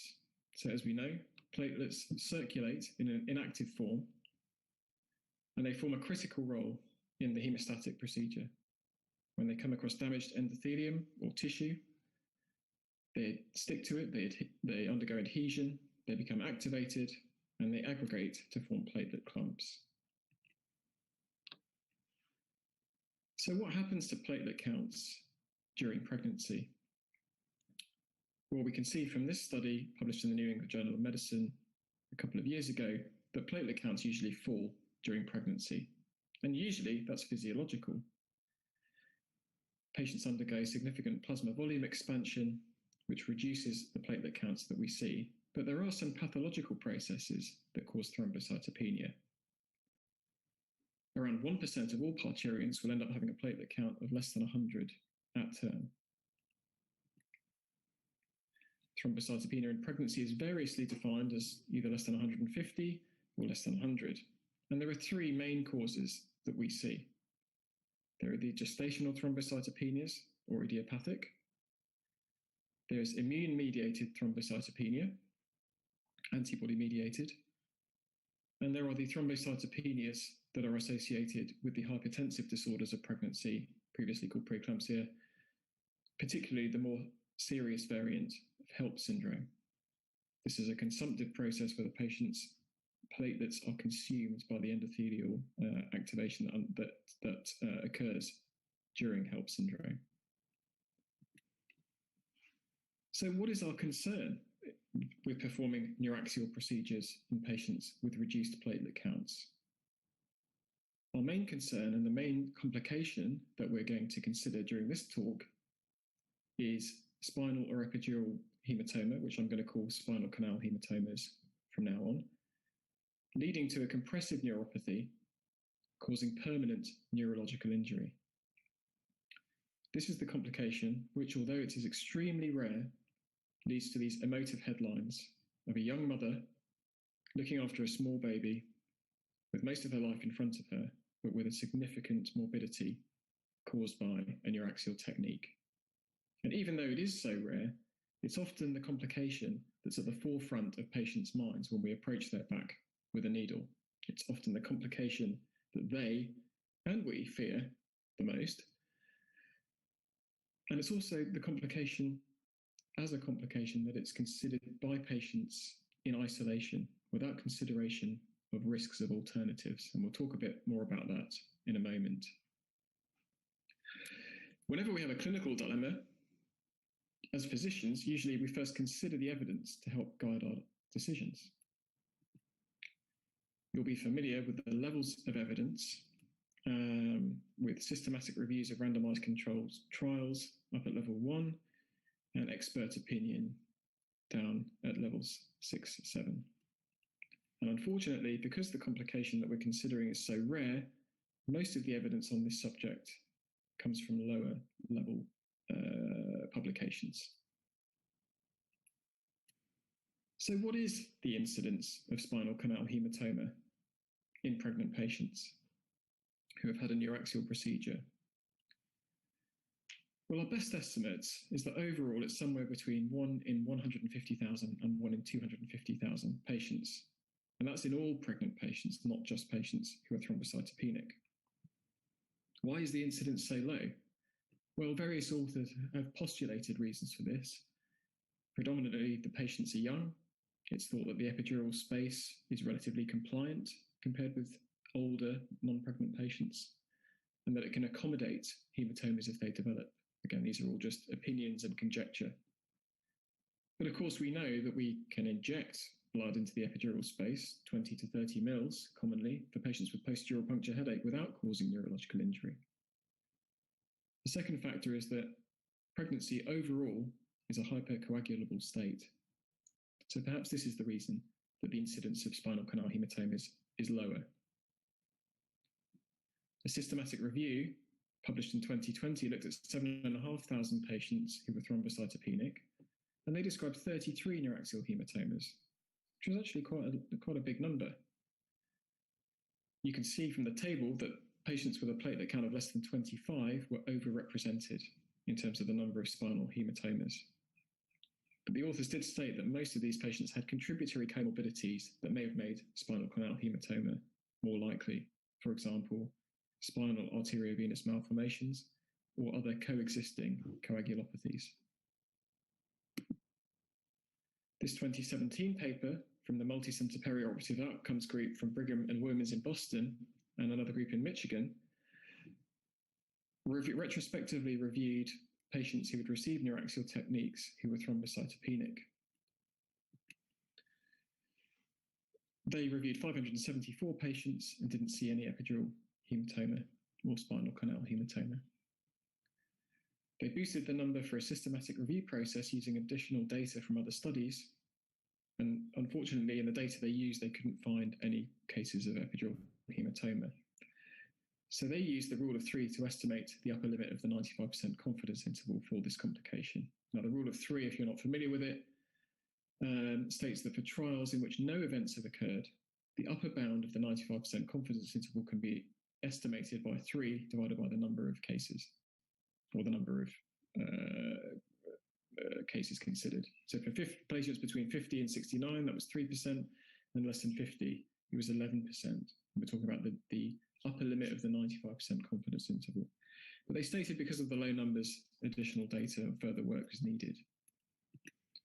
Again, also published in 2017 is some Canadian data looking specifically at patients with immune thrombocytopenia.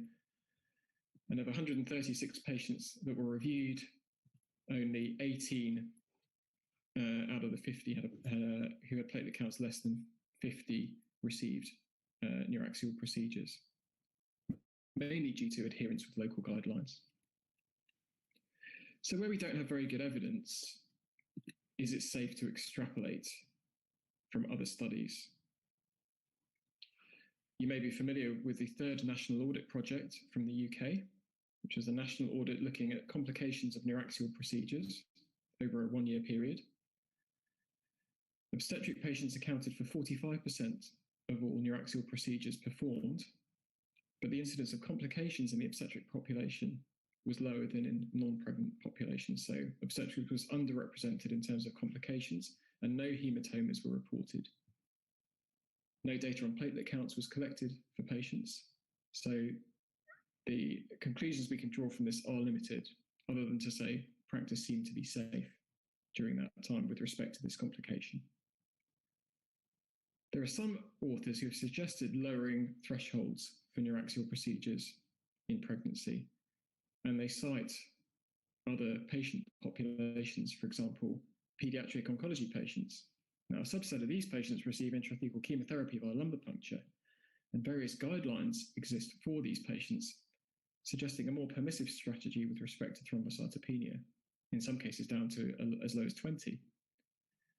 But history tells us that we should be very cautious with extrapolations from other patient groups and other disease processes and other indications for lumbar puncture. Can we do something to make neuraxial procedures safer in thrombocytopenic patients? Well, again, this is not evidence-based, but it's intuitive that if you have a patient with a very low platelet count, it makes sense not to allow somebody to have their first or second attempt who's very junior. Again, it's an intuitive statement to say that spinal procedures are probably safer than epidural procedures due to the reduced caliber of the needle. How about TEG and ROTEM? Dynamic point of care tests that evaluate the viscoelastic properties of blood clots in whole blood. Now, while there have been studies of TEG using TEG or ROTEM with normal parameters in neuraxial procedures in thrombocytopenic obstetric patients without spinal or epidural hematoma formation, other studies in thrombocytopenic patients have reported no correlation between TEG and ROTEM parameters and clinical bleeding, except at very low platelet counts, for example, less than 20. In addition, the Women's Health Subcommittee of the International Society for Thrombosis and Hemostasis released a report in 2019, and they stated that larger studies regarding the utility of TEG and ROTEM, platelet function assays, and or safe platelet count cutoffs are needed before specific recommendations can be issued. Again, how about giving platelets? So the patient has a low platelet count, why don't we just give them platelets? Well, this particular question was a subject of a Cochrane review in 2018. Unfortunately, they found no evidence from randomized controlled trials or from non-randomized studies on which to base an assessment of the correct platelet transfusion threshold prior to the insertion of a lumbar puncture needle or an epidural catheter. They recognized that the feared complication is extremely rare, and they stated that for these rare complications, as an example, to detect a doubling in the number of participants with major bleeding from 0.1% to 0.2% would require a study with more than 47,000 participants, which so far hasn't happened. And of course, we know that giving a platelet transfusion is not a risk-neutral intervention. 34% of all adverse incidents reported to the serious hazards of transfusion process in the UK in 2019 were related to platelet transfusions, even though platelet transfusions accounted for a much smaller percentage of the total number of blood products given in the UK in that year. Again, we have the difficulty with assessing the threshold, and some of the disease processes may cast doubt as to whether or not giving platelets is effective. For example, in the hypertensive disorders of pregnancy and HELP syndrome, platelets are being consumed. So we are then left with questions as to whether or not our platelet transfusion will be consumed, the timing of a platelet transfusion, what is the optimal time? So more questions are raised. For immune thrombocytopenia, we may need additional measures such as steroids or intravenous immunoglobulin. So definitely something that could be considered, usually in conjunction with our hematologist colleagues. But here's one idea to think about. So as anybody who's ever cut themselves shaving after taking an aspirin will know that the bleeding time is affected by taking aspirin. Lots of pregnant women take aspirin, and lots of national and international guidelines permit neuraxial procedures on thrombocytopenic patients who are taking low-dose aspirin. And we haven't seen a signal in the literature of increased incidence of spinal canal hematomas in patients who are taking aspirin who are pregnant. If we look at the evidence, there was a study called the CLASP study, the Collaborative Low-Dose Aspirin Study in Pregnancy, where nearly 1,500 patients had epidural procedures while taking low-dose aspirin, and they didn't describe any spinal canal hematomas. So we can see that the evidence is actually pretty limited. So where we don't have evidence, usually as physicians, we look to guidelines from national or international bodies or societies. And prior to, I would say, a year or 2 years ago, most of these societies and bodies commonly used a limit of around 80. Up until very recently, as we'll see in a moment, there was very limited guidance from North America, from ASA or SOAP. You can see on the right-hand side of the screen, in their practice guidelines, they stated that a specific platelet count predictive of neuraxial complications had not been determined. If we look at another country, for example, in Scandinavia, their Society of Anesthesiology recommended lower thresholds of platelet counts for neuraxial procedures that specifically are thought to decrease morbidity and mortality, and they differentiated between spinal and epidural procedures. In the last decade, we've had some guidance from the Association of Anaesthetists, and this was the first real guidance that attempted to address obstetric patients specifically and different patient populations within obstetrics or different disease processes. And it was somewhat reminiscent of the consideration that had happened a few years prior, for example, of decision to delivery times, where the risk was demonstrated not to be binary, low risk or high risk, but there was a continuum of risk. And actually, this publication from the Association of Anaesthetists in the UK split patients into normal risk, increased risk, high risk, and very high risk. So this was a great step forward, issuing advice and guidance. And although it helps us to identify and speak about risk, it didn't really give us fixed numbers or estimations of risk on which to hang our hats. Because anytime we speak about risk, we're not really speaking about one risk on its own. You know, our obstetric patients, they're on a one-way road to delivering the baby. So if we rule out neuraxial techniques in these patients, we're not comparing them to the risk of a neuraxial or a spinal canal hematoma to zero risk. We're exposing the patient to other risks. For example, if the patient's having an operative delivery, we're exposing them to the risk of general anesthesia. And we know that the risk of a failed tracheal intubation in the pregnant patient is increased compared to non-pregnant patients. And all of these, some of them will result in mortality.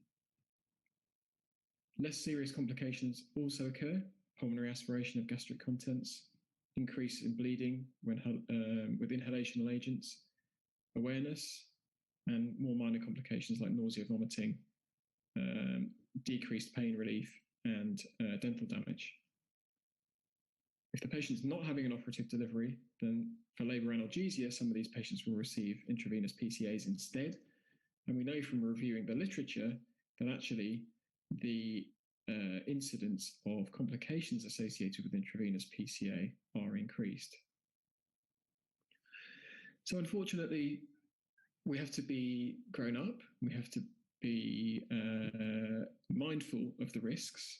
And unfortunately, what we don't have is a specific risk of spinal canal hematoma for a specific platelet count or band of platelet counts, because that would be allow us to come to a more informed decision-making process with our patients. This you may recognize as a table from the Difficult Airway Society guidelines on how to manage a failed tracheal intubation, specifically on the question of whether to wake the patient up or proceed. Now, the details of this are not particularly relevant to this talk, but this is a fantastic example of how a guideline was produced that encouraged us to consider lots of different factors before coming to a decision about how to manage a patient. And this had appeared out of a real vacuum in terms of advice or guidance about how to proceed in this particular situation. And until last year, we didn't really have anything similar to address the question of thrombocytopenic obstetric patients. But towards the end of last year, SOAP from the USA produced a thrombocytopenia consensus statement, which is exactly what this subject needed. And I can really commend this article to every delegate at the conference whoever has the potential to deal with a thrombocytopenic obstetric patient to download and to review this article, because it is absolutely fantastic. It summarizes the evidence and then collates the evidence into evidence-based guidelines. And one of the algorithms appears on this slide. The consensus statement makes a number of other recommendations, which include promoting interdisciplinary knowledge of the causes of thrombocytopenia in pregnancy, and also promoting the knowledge of protocols related to neuraxial procedures, specifically this algorithm. It recommends early consultation by our obstetric colleagues with anesthesiology and hematology experts in pregnancy, and it recommends coordinating treatment plans and addressing patient expectations.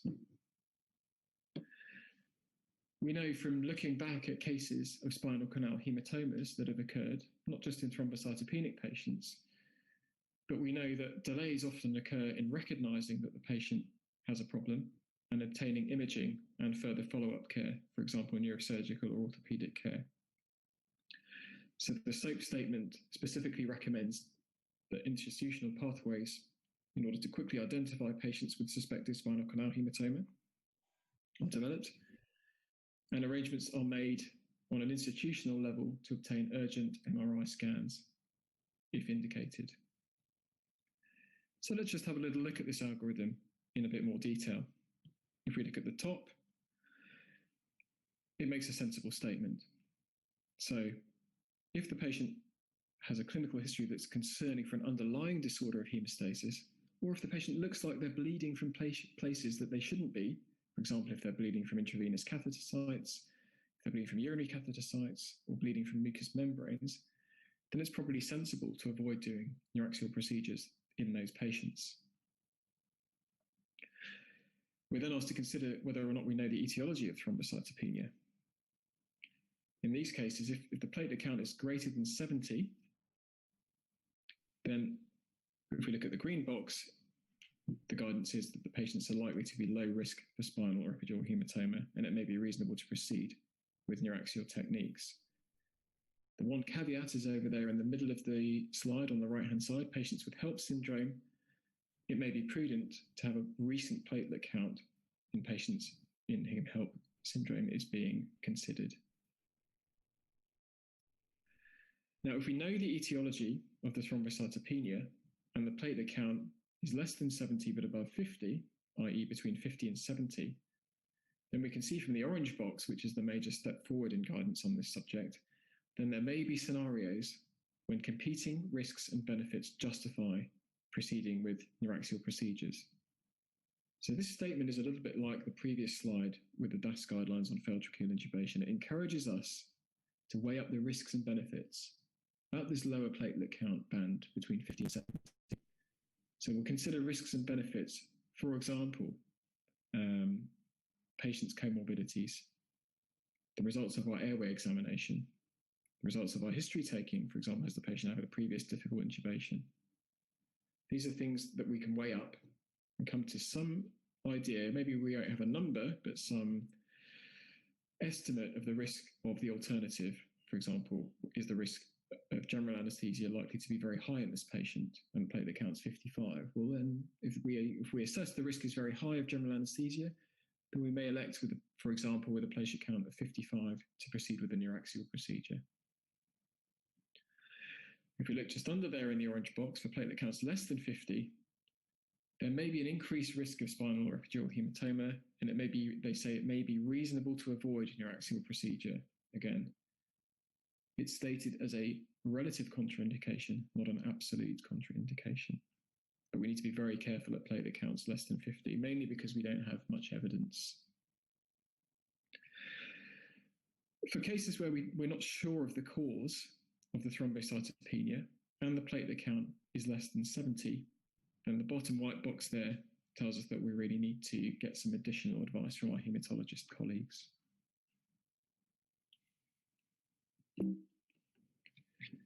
So where is the future of work in this area? Well, as I said earlier, if you want the most up-to-date guidance, please have a look at that SOAP consensus statement. It is absolutely a fantastic piece of work, and the authors are to be congratulated on that piece of work. But if we look to how we can accurately risk evaluate patients based on specific platelet counts or on smaller bands of platelet counts, for example, in 10-unit bands, then what we really need is population-level data on complications of neuraxial anesthesia in thrombocytopenic patients. By population-level data, I mean national or international registries to catalogue neuraxial procedures in these patients and the occurrence of spinal canal hematomas. Thank you very much for listening. I'm happy to take any questions on this subject. Thank you, Dr. Sam, for an excellent talk. It was indeed a superb presentation of all the guidelines together. We have a few questions for you. Do we have you online? Yeah. Could you unmute yourself? My Hello. question is, hi. Thank you so much for an excellent talk. There's a question, what is the threshold for platelet count in your institute at which you allow your trainees to perform spinals or epidurals? Well, our institution currently doesn't have trainees, but we had prior to the SOAP consensus statement, which was only relatively recently released, we had adopted the guidance from the Association of Anaesthetists that was published in 2013. So we do make an effort to try and risk stratify our patients. Usually if the platelet count is above 70, then we will proceed in the same lines as suggested in the only previous guideline. We are looking to update our guidelines in light of the new evidence that was presented and the suggestions and algorithms that were presented in the SOAP guideline. But it can be difficult. This is a topic that I guess all of us are faced with in obstetric anaesthesia. The patients do come along relatively frequently, and it does present us with a clinical dilemma, and particularly when you're working in an area where some of the patients' health literacy is poor. You know, they're only really familiar with the complications that I showed at the beginning. So the headline complications of nerve damage, of paralysis, And things like failed intubation, they just don't make the headlines. The patients aren't really aware of those problems. They just think general anaesthesia is simple and it's safe and it doesn't have any complications, whereas it's our duty to try and help the patients through that decision-making process as best as possible. And part of it comes down to communication of risk. I know there's been lots and lots of evidence and suggestions and talks at meetings about how we communicate risk to patients, especially when risks are very, very rare. What type of language do we use? What do we use what do we do when there's a language barrier, for example? That presents a whole additional set of challenges when we're trying to come to this shared decision making with patients. Thank you so much. As we are running a little late on our schedule, would you mind staying back and we'll put the questions in the chat box for you? Sure, that's great. I just wanted to thank all the organisers again for giving me the opportunity to speak at this fantastic meeting. I really enjoyed it. Thank you so much. And it was indeed a pleasure having you amongst us. Thank you so much. Thank you. Thank you. We move on to the next speaker. It's a huge pleasure I introduce to you Dr. Nuala Lucas, who is the consultant anesthesiologist at the Northwick Park Hospital, Harrow, UK. She has served as an honorary secretary at the OAA and is currently the chair of the Education Subcommittee, a senior editor at the International Journal of Obstetric Anesthesia, and also a co-lead for the anesthetic aspect of Embrace UK. I invite Dr. Nuala Lucas to talk to us on a very pertinent topic, PDPH, a headache for an anesthesiologist. And let me tell you, ma'am, before you start, that we already have a lineup of queries for you, and we hope that your talk will address all of them. Over to you, ma'am.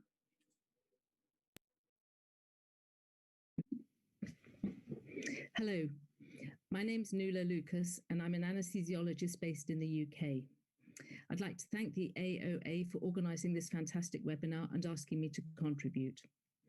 My remit today is to talk to you about post-dural puncture headache, which, as we all know, is a headache for anesthesiologists too. So when we're considering the problem of post-dural puncture headache, I think there's various factors we need to consider.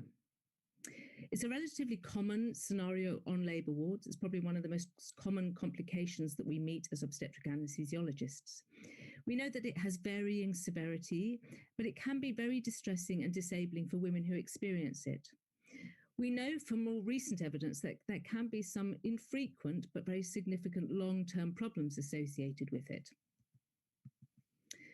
This is a very nice analysis from the US. It's a retrospective cohort study of more than 1 million women who received neuroaxial anesthesia for childbirth in New York hospitals between January 2005 and September 2014. And what this group did was to compare outcomes in women who had women who did not develop post-dural puncture headache. The primary outcome was a composite of cerebral venous thrombosis and subdural hematoma, and secondary outcomes included bacterial meningitis and headache. So if you look at the primary and secondary outcomes between the two groups, women who experienced PDPH and women who did not, you can see that there was a significant difference in the primary and secondary outcomes. So women who developed PDPH were more likely to develop cerebral venous thrombosis, subdural hematoma, bacterial meningitis, and chronic headache. And if you look at the adjusted odds ratio, this is even more alarming. You can see this risk factors for developing these is very significantly increased. So although these serious problems are much less frequent than simple headache, it means that we can't just consider post-dural puncture headache as a benign problem. Now, to try and describe the problem of post-dural puncture headache, I want you to consider a very common scenario on the labour ward. A young woman who, after an uneventful pregnancy, goes into spontaneous labour at term. She requests an epidural when her cervix is 4 centimetres dilated. Unfortunately, the epidural was difficult, and despite efforts to position the patient carefully, at the third attempt, a dural puncture was sustained. The anesthesiologist moved the patient to the sitting position and was successful at resiting the epidural at the first attempt in this position. However, on the first day after delivery, the woman complains of a headache. So the questions I'd like to try and answer over the next few minutes are, should the anesthesiologist have put a spinal catheter in when the dural was punctured? I'd like to be sure that we're diagnosing PDPH. Is this headache that the woman's developed, is it really a PDPH? What pharmacological treatments can we offer her? What is the role of epidural blood patch? And are there any new treatments on the horizon? We all like to practice in a very evidence-based way, but there are some problems with the evidence base for the management of post-dural puncture headache. Many of the studies are small. Many mix up obstetric and non-obstetric patients. Many of the studies conflate prophylaxis strategies with treatment strategies. We know that it's very difficult to undertake randomization and blinding with post-dural puncture headache, and so difficult to develop control groups. And often studies have very varying outcomes or define the outcomes in very differing ways. So the evidence base is not as strong as I think we would all like. So first of all, let's consider the definition of post-dural puncture headache. The International Headache Society has defined PDPH as a headache occurring within 5 days of a lumbar puncture caused by CSF leak through the dural puncture. It is usually accompanied by neck stiffness and/or subjective hearing symptoms. It remits spontaneously within 2 weeks or after sealing of the leak with autologous epidural lumbar patch. Now, there are two elements of this definition that I would take some issue with. Firstly, it doesn't mention a postural element of post-dural puncture headache. And certainly in my personal experience, the postural element has been an important factor in diagnosing PDPH. But I've also met several women who've chosen not to have epidural blood patch and whose headaches continued for more than 2 weeks. So I think this is a useful definition, but I don't think it's an absolutely definitive description of the problem of post-dural puncture headache. So what are the clinical features of PDPH? Well, 2/3 of headaches usually start within 48 hours of the dural puncture. Rarely they can start from 5 to 14 days after the dural puncture. It usually has a fronto-occipital location and can be associated with neck stiffness, photophobia, nausea, and tinnitus. And classically, we would describe it as a postural headache. This means that when the patient is lying down, the headache gets better, but when the patient sits or stands up, the headache gets worse. Now, the first question I'd like to put to you is, do you think that post-dural puncture headache always has a postural component as a diagnostic feature? As I've said, I think it's an important diagnostic feature, but do you think it always needs to be present to make a diagnosis of PDPH? Well, to try and answer this question, I picked up this study that was published in AOA in 2014. A large series of obstetric patients, a much smaller number developed post-dural puncture headache. But what this group found was that in 6% of cases, the headache was atypical in that it didn't have a postural component. Almost 95% there was a postural component. Predictors of atypical non-postural headache included women who had a past history of migraine, women where the epidural insertion had been more cephalad, and where there was aspiration of CSF via the catheter. So my first take-home message is that in a small proportion of cases, around about 5%, post-dural puncture headache may not necessarily be postural. The majority are postural, but not always. What about associated clinical features? And I picked this up, a publication from AOA in 2017. It's a nice description of something I think we consider infrequently, the association of cranial nerve palsies with post-dural puncture headache. The most common cranial nerves that can be affected when there's a PDPH are abducens and facial nerve. The abducens nerve, the 6th cranial nerve, has a tortuous intracranial pathway, and so it's most vulnerable to CSF changes. In this literature review, they found that in 27 cases, the post-dural puncture headache preceded the development of the cranial nerve palsy. And in 17 cases, epidural blood patch was administered to specifically treat the cranial nerve palsy. And there were some cranial nerves, the olfactory, oculomotor, glossopharyngeal, accessory, and hypoglossal, that were never found to be affected in association with PDPH. I think it's important that whatever situation you're in, you have a comprehensive differential diagnosis for postpartum headache. After dural puncture, PDPH is likely to be the cause, but it is not always the cause. And this is a nice description of the various causes published in AOA in 2010. Now, the next question I want to put to you is, do you think that the anesthesiologist, when they sustained a dural puncture, do you think they should have passed the epidural catheter into the intrathecal space and managed that woman's labor analgesia with an intrathecal, a spinal catheter, rather than an epidural catheter? Now, why would you want to do this? Well, some people suggest that it's a way to try and reduce the incidence of PDPH after a dural puncture. If you pass the spinal catheter and use it for analgesia during a woman's labor, when you take it out, there's a fibrous reaction that's promoted, and this can reduce the size of the hole in the dura, reduce the CSF leak, and reduce the chances of developing a PDPH. Now, what evidence do we have to support this assertion? Well, this question has been subject to 3 systematic reviews or meta-analyses over the last 10 years. And the 2 most recent reviews have suggested that it is a practice that is associated with some benefit. If you do decide to do this, you are reducing the risk of PDPH after dural puncture. But before you go away and undertake this practice as a routine strategy, I want you to consider one other element. Are intrathecal catheters safe on your labour ward? Is there a possibility that in trying to manage an intrathecal catheter, someone, be it a midwife, an obstetric nurse, or an anaesthesiologist, could forget that the catheter is an intrathecal one and give an epidural dose of local anaesthetic and opioid, and then cause an inadvertently high block, which we know can be associated with cardiorespiratory arrest? So this is the CAP study, Cardiac Arrest in Pregnancy study, which is a prospective evaluation of cardiac arrest in pregnancy in the UK. Now, what this group found was that the number 1 cause of cardiac arrest in pregnancy were anaesthetic causes. So that is local anaesthetic toxicity or high spinal blocks. I would emphasize that all of the women who suffered a cardiac arrest associated with an anaesthetic cause were successfully resuscitated. But I think it's really important that we consider whether it is a safe strategy or not in your own individual unit to use an intrathecal catheter. So in my unit, I discourage the use of intrathecal catheters. We are a very busy unit. There's often staffing issues, and I am not always 100% certain that it would be possible to always remember that an intrathecal catheter is in fact an epidural catheter.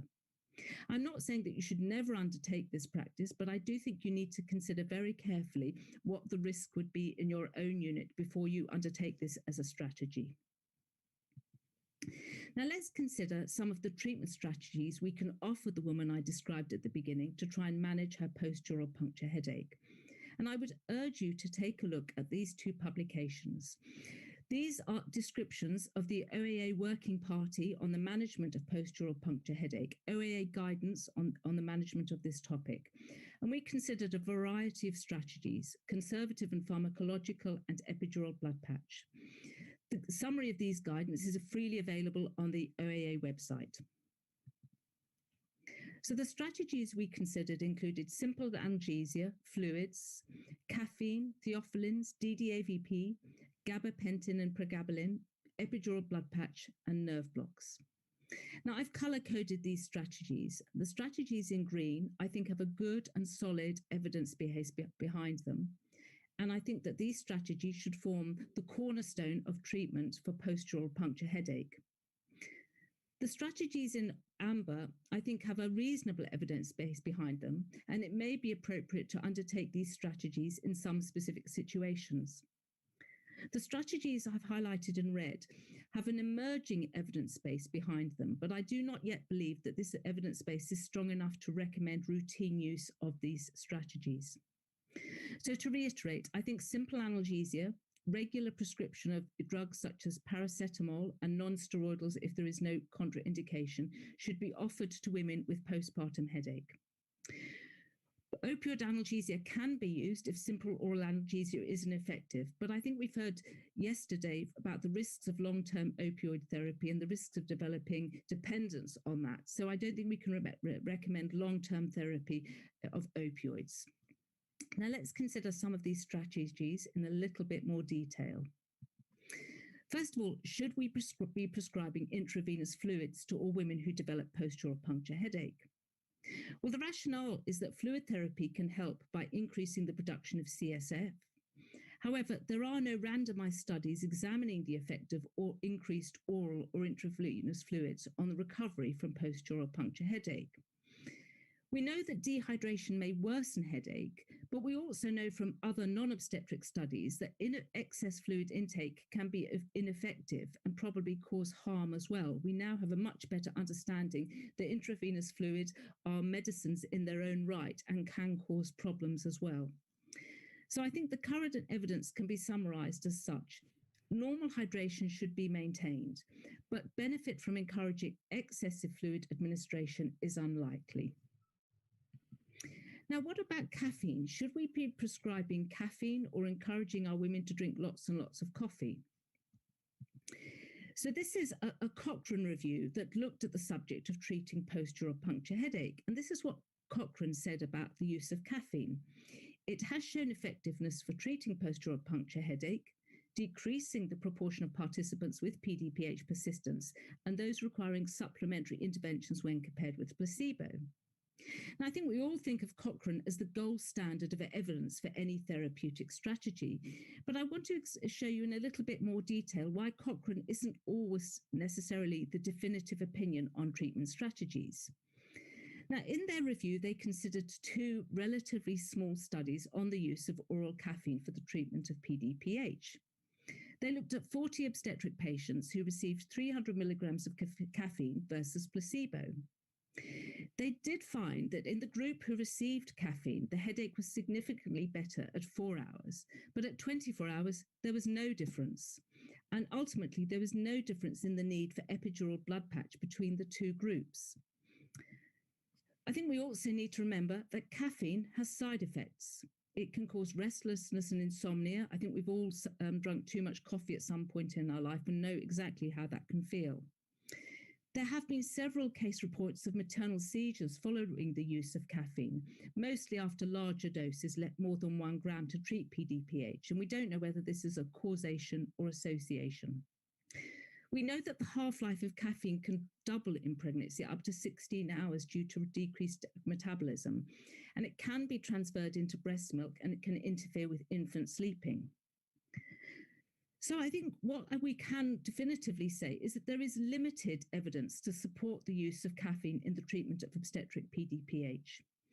If you do want to use caffeine as part of the management of obstetric post-dural puncture headache, treatment should not exceed 24 hours.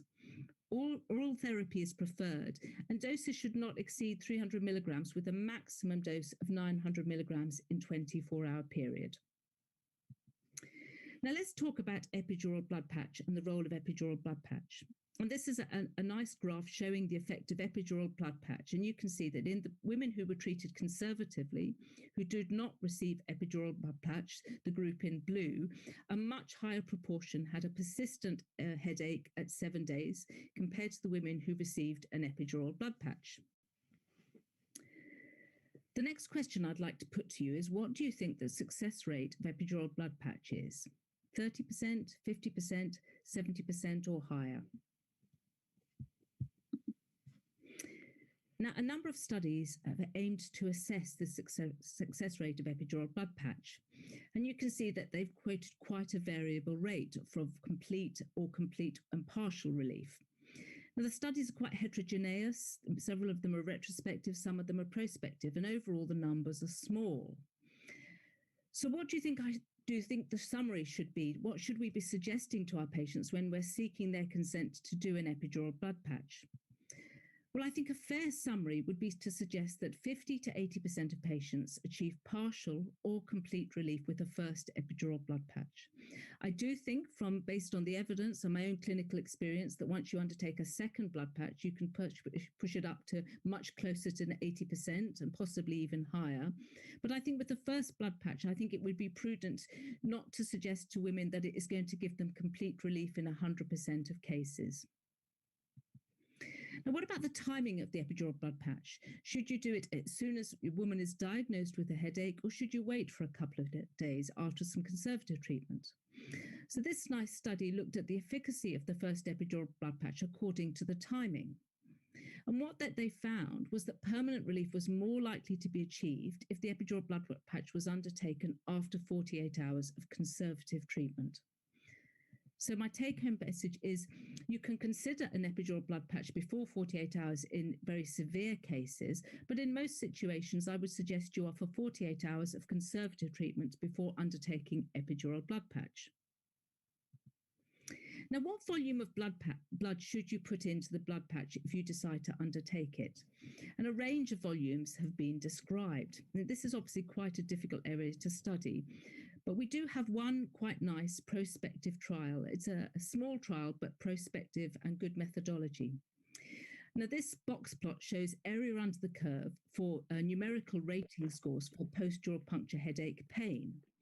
And you can see that there were reduced pain scores in the women who received 20 and 30 mils of blood into the epidural blood patch compared to 15 mils. There was very little difference between 20 to 30 mils.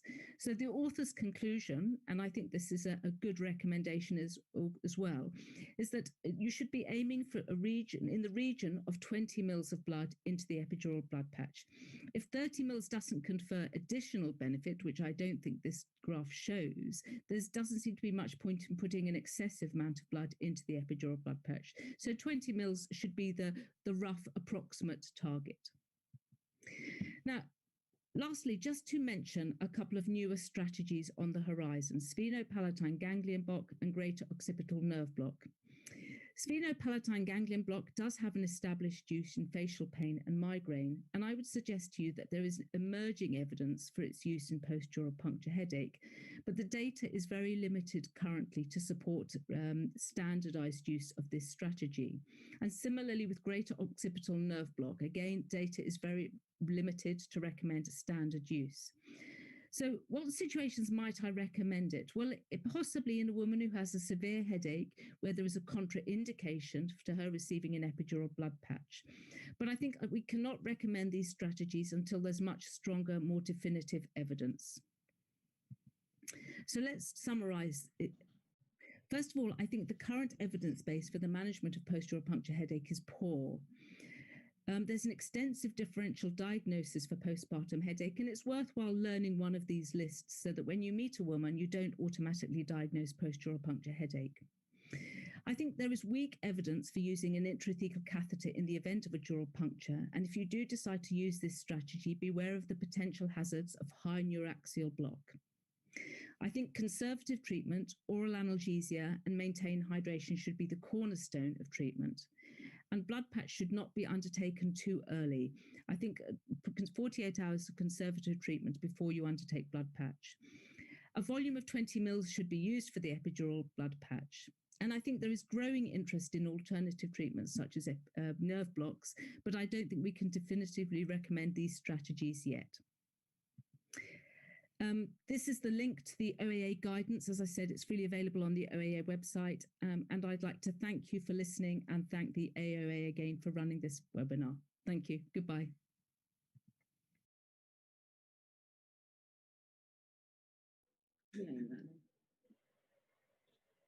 Thank you, Dr. Nuala, for the excellent talk that you gave. Will perhaps lessen many of our headaches with PDPH. We have a few queries lined up if you were to take the queries right now. Sure, absolutely. I'm here, yes. Yeah. How easy is it to convince patients and above all relatives for an extradural blood patch? We don't do that often in our country. So perhaps that's the why this anxiety is there in our providers.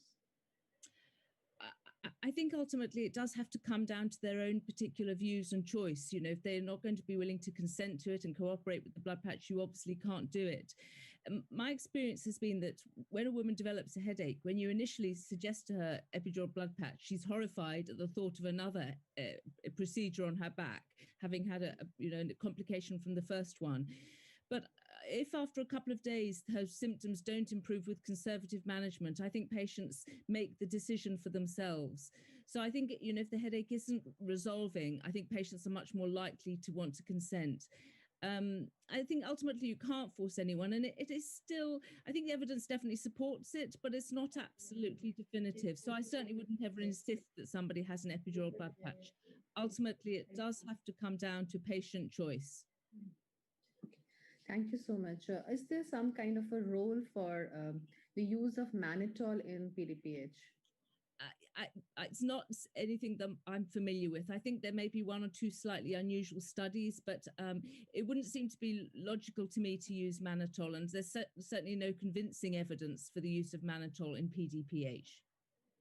And there was a talk on cosyntropin. So do you have some experience in the use of cosyntropin in PDPH management? Yes, I did. Unfortunately, I didn't hear the talk.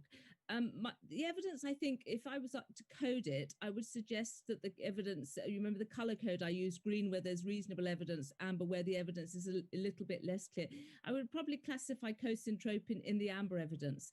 I think if you're not achieving relief with agents such as paracetamol and non-steroidals, and the headache is persisting and the patient is unkeen on an epidural blood patch, then I would escalate to use agents such as cosyntropin and caffeine, that sort of situation. But I wouldn't use it as my first line management. Thank you so much. I fully agree with you. There's another question from one of our viewers. Any patient factors which predict who are more prone for PDPH following spinal anesthesia? Yeah, that's a very good question. There is a lot of debate about whether obese patients are less vulnerable to post-dural puncture headache if they do have an inadvertent dural puncture or after a spinal anesthetic. And I would suggest that studies are conflicting, with some studies saying they're less vulnerable, other studies saying that no, there's no difference between them and the normal population. In terms of overall risk factors, I think patients where epidural analgesia is more difficult, if multiple attempts. I also think that occasionally slim patients can be more at risk of a headache after a spinal anesthetic. And I think the reason that occurs is because what happens is that the introducer needle, which has a cutting tip, often inadvertently nicks the dura when before the anaesthetist performs the spinal with the actual spinal needle. And recently I had to perform a blood patch on a patient in my own unit.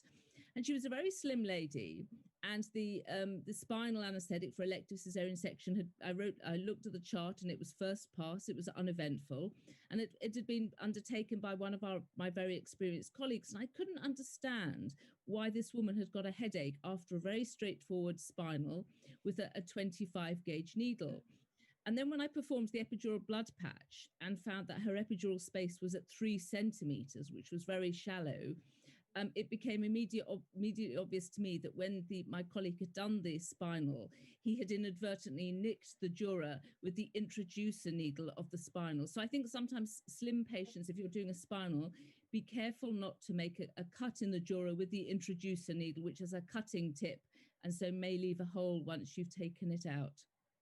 Absolutely true. Yeah, that's a very pertinent point, because there are areas in our country where we do get a lot of slimmer patients, and yeah, I'm sure this could be a very big cause for that. Yeah, thank you so much for such an interactive and lovely session that we had with you today, and we look forward to meeting you soon in near future. Thank you. I send my very best wishes and stay well to all my friends and colleagues in India. Look after yourselves. Thank you so much, and same to you as well. Look after yourself. Yeah, thank you. Bye-bye. With this, we come to one of the most awaited talks of the afternoon, I would say now. They are moving towards afternoon in India. And for that, we have Dr. Roshan Fernando, who's a senior consultant obstetric anesthetist at Hamad Women Hospital, Doha, Qatar.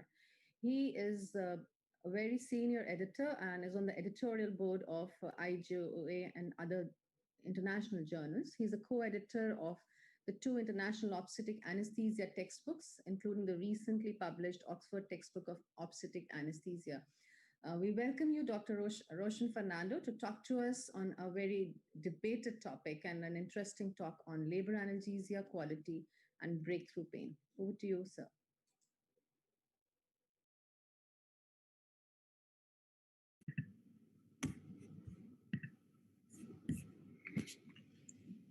Good afternoon, ladies and gentlemen.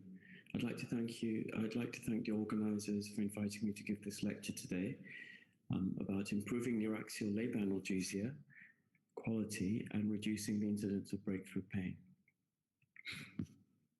These are my disclosures. I have in the past received honoraria from Smiths Medical. I have participated in research studies sponsored by Smiths Medical, and in the past I've been on various advisory groups for the same company. I've recently been involved in publishing 2 obstetric anesthesia textbooks, and some of the content of this lecture will be taken from both these books in various formats. As some of you will know, I left the UK from Teaching Hospital, University Hospital in London in 2017 to work in Qatar in the Middle East in the Women's Hospital. It was quite a bit of a culture shock because I went from a hospital delivering 6,800, almost 7,000 deliveries to Qatar, which delivers 20,000 plus deliveries. And these deliveries come from a variety of areas, not just a labour ward, but from multiple inpatient wards. And also we have a specialised women's emergency department. This gives you a snapshot of some of the audits we did several years ago on labour ward activity. And the workload has increased since then. On the whole, every month we do about 500 epidurals for labour analgesia. Of these, all of them will have a PCEA, a patient-controlled epidural analgesic technique. And in our hospital, we run a background infusion as well as on top of the boluses, and we use dilute local anesthetic solution. So this is a fairly standard technique, and that most modern units around the world use. In terms of cesarean deliveries, of course, a lot of patients who have epidurals for labor analgesia go on to have a cesarean section, emergency cesarean section. We have approximately 500 cesareans a month in our hospital, and our section rate is about 40%. Qatar has a small population of local Qataris, very much like other countries in the Middle East. It's made up of many nationalities who are expatriates. In our hospital, most of the women delivering there are not from Qatar, but from Egypt, the Philippines, India, Pakistan, and many other countries. And you see this in the pie chart. If you were asked to initiate labor analgesia on the labor ward as an obstetric anaesthetist, you're on duty there, for example, on the delivery suite, you will be doing an epidural. Most of the time, you'll be thinking about what technique you're going to use, what drugs that you're going to use, and finally, how you're going to deliver these drugs. The techniques at our disposal are listed here. A CSC, a combined spinal epidural, something which I practice a fair amount. A standard epidural, which is really the bread and butter of obstetric anesthesiology analgesia practice. A continuous spinal anesthetic is rarely used in my experience for standard labor analgesia. And something you'll have heard Professor Lawrence Sen speak about yesterday, the DPE, the dural puncture epidural. These are all the techniques we can use. On the whole, in a modern labor ward, the obstetric anesthesiologist will be using 2 techniques, mainly an epidural and occasionally a CSC, a combined spinal epidural. The CSC, most of you will know because of the spinal component, it provides rapid analgesia, very good for advanced late labor, and occasionally when your epidural fails, you can use the CSC to provide rapid analgesia, and these are recognized indications for use of CSC. But on the whole, most of us will be using the standard epidural technique.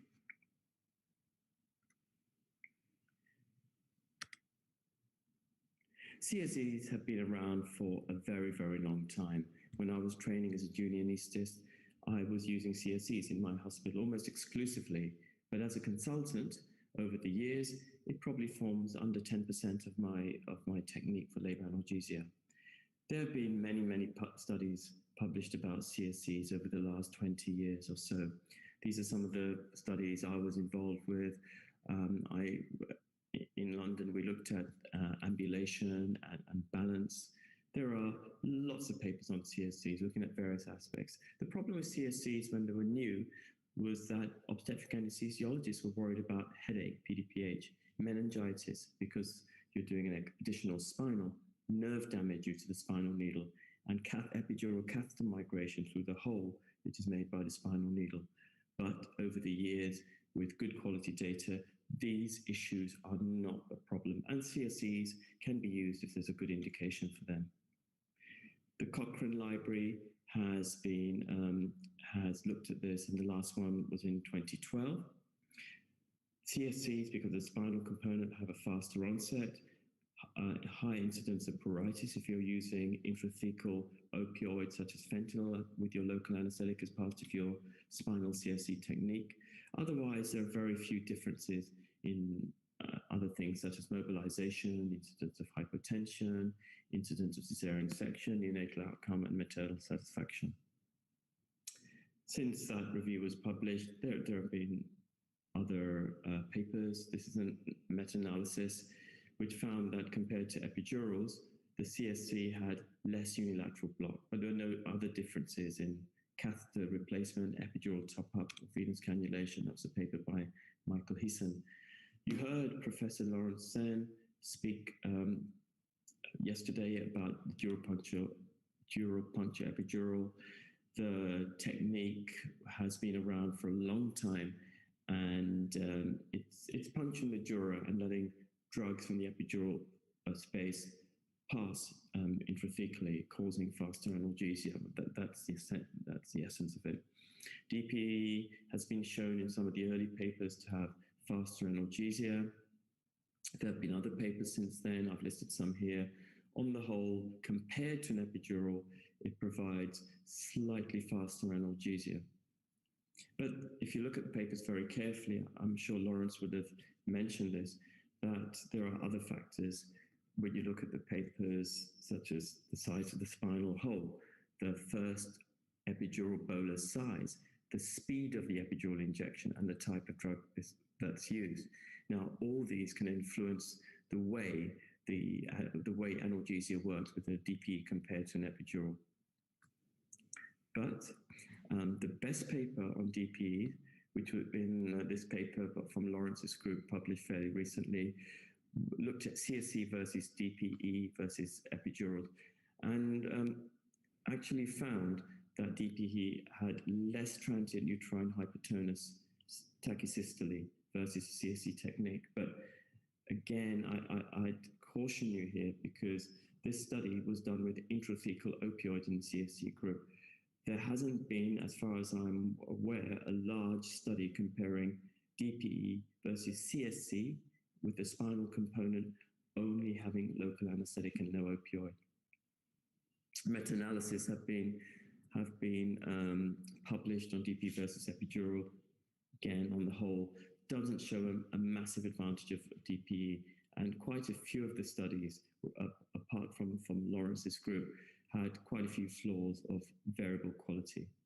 But it's a technique which is out there, practiced by some institutions.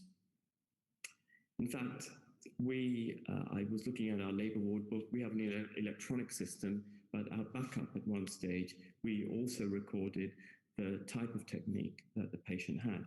If you look very carefully, you'll see DPE is a technique, apart from epidurals and CSCs, which are used on our unit. I don't use them personally. I don't think there's enough evidence that it's going to, that it offers a huge advantage compared to a CSC. But our obstetric anesthesiologists were a very specialized team, only doing obstetric anesthesia and gynecology. So these are experienced anesthetists, sometimes choosing a DPE technique. We looked at the audit figures year before last, and DPEs constitute about 17% of all analgesic, or regional analgesics, neuraxial analgesia, are performed in our unit in Qatar. When you ask the anaesthetist to do quite a few of these, you'll find out that the majority of the time they're not using the DPE for its supposed advantages, but they're actually puncturing the dura to confirm they are in the epidural space. And this is a well-recognized reason why some obstetric anesthesiologists may do this. Going on to drugs now. If you were doing an epidural on the labor ward, again, it's a very standard technique.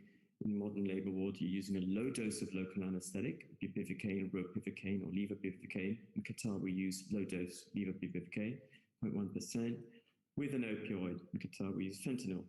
But sufentanil can be used. It's not licensed in Qatar. It's not licensed in the UK for use. So I don't have any experience of it. But in these sort of concentrations, they act in a similar way. If you're doing an epidural, once the epidural catheter's in, you would load the epidural space with LDM, low-dose mixture, 15 to 20 milliliters. If you happen to do a combined spinal epidural CSC, there are many ways you can initiate that. You can give 3 mils of the low-dose mixture through the spinal because it contains a small amount of bupivacaine and fentanyl. This is a fairly, if the mixture is pre-mixed, if your epidural mixture is already mixed, then you can use a small dose of that to initiate the spinal analgesia. Sometimes I use a very small dose, 3 milligrams of levobupivacaine without opioid to initiate the spinal analgesia. There are various ways around this. In terms of drug delivery, we talked about the technique, we talked about the drugs. If you go on to drug delivery, I think the majority of modern units will use a PCA technique, a patient-controlled epidural analgesic technique. When I was training many years ago, the midwives were giving it. After a while, continuous infusions were being used in some units across the world, but they call motor block. So this is very rarely used. A PCA technique is fairly standard, I think, on a modern unit. And you can give a background infusion. The PCA technique has grown, and there is now something called PIEB, Programmed Intermittent Epidural Bolus Technique. Quite a few of you, I am pretty sure, will have heard about this if not using it already. In terms of a background infusion, there's been a few reviews, including one by Brendan Cavallo and Stephen Halpin in the States and Michael Heason in Europe, looking at the addition of a background infusion apart from the patient-controlled bolus. Halpin's and Cavallo's study many years ago looked at various RCTs and suggested that it's good to add a background infusion to your PCA with dilute local anesthetic solution because it improves maternal analgesia and it reduces clinician intervention. Heason's study, very similar.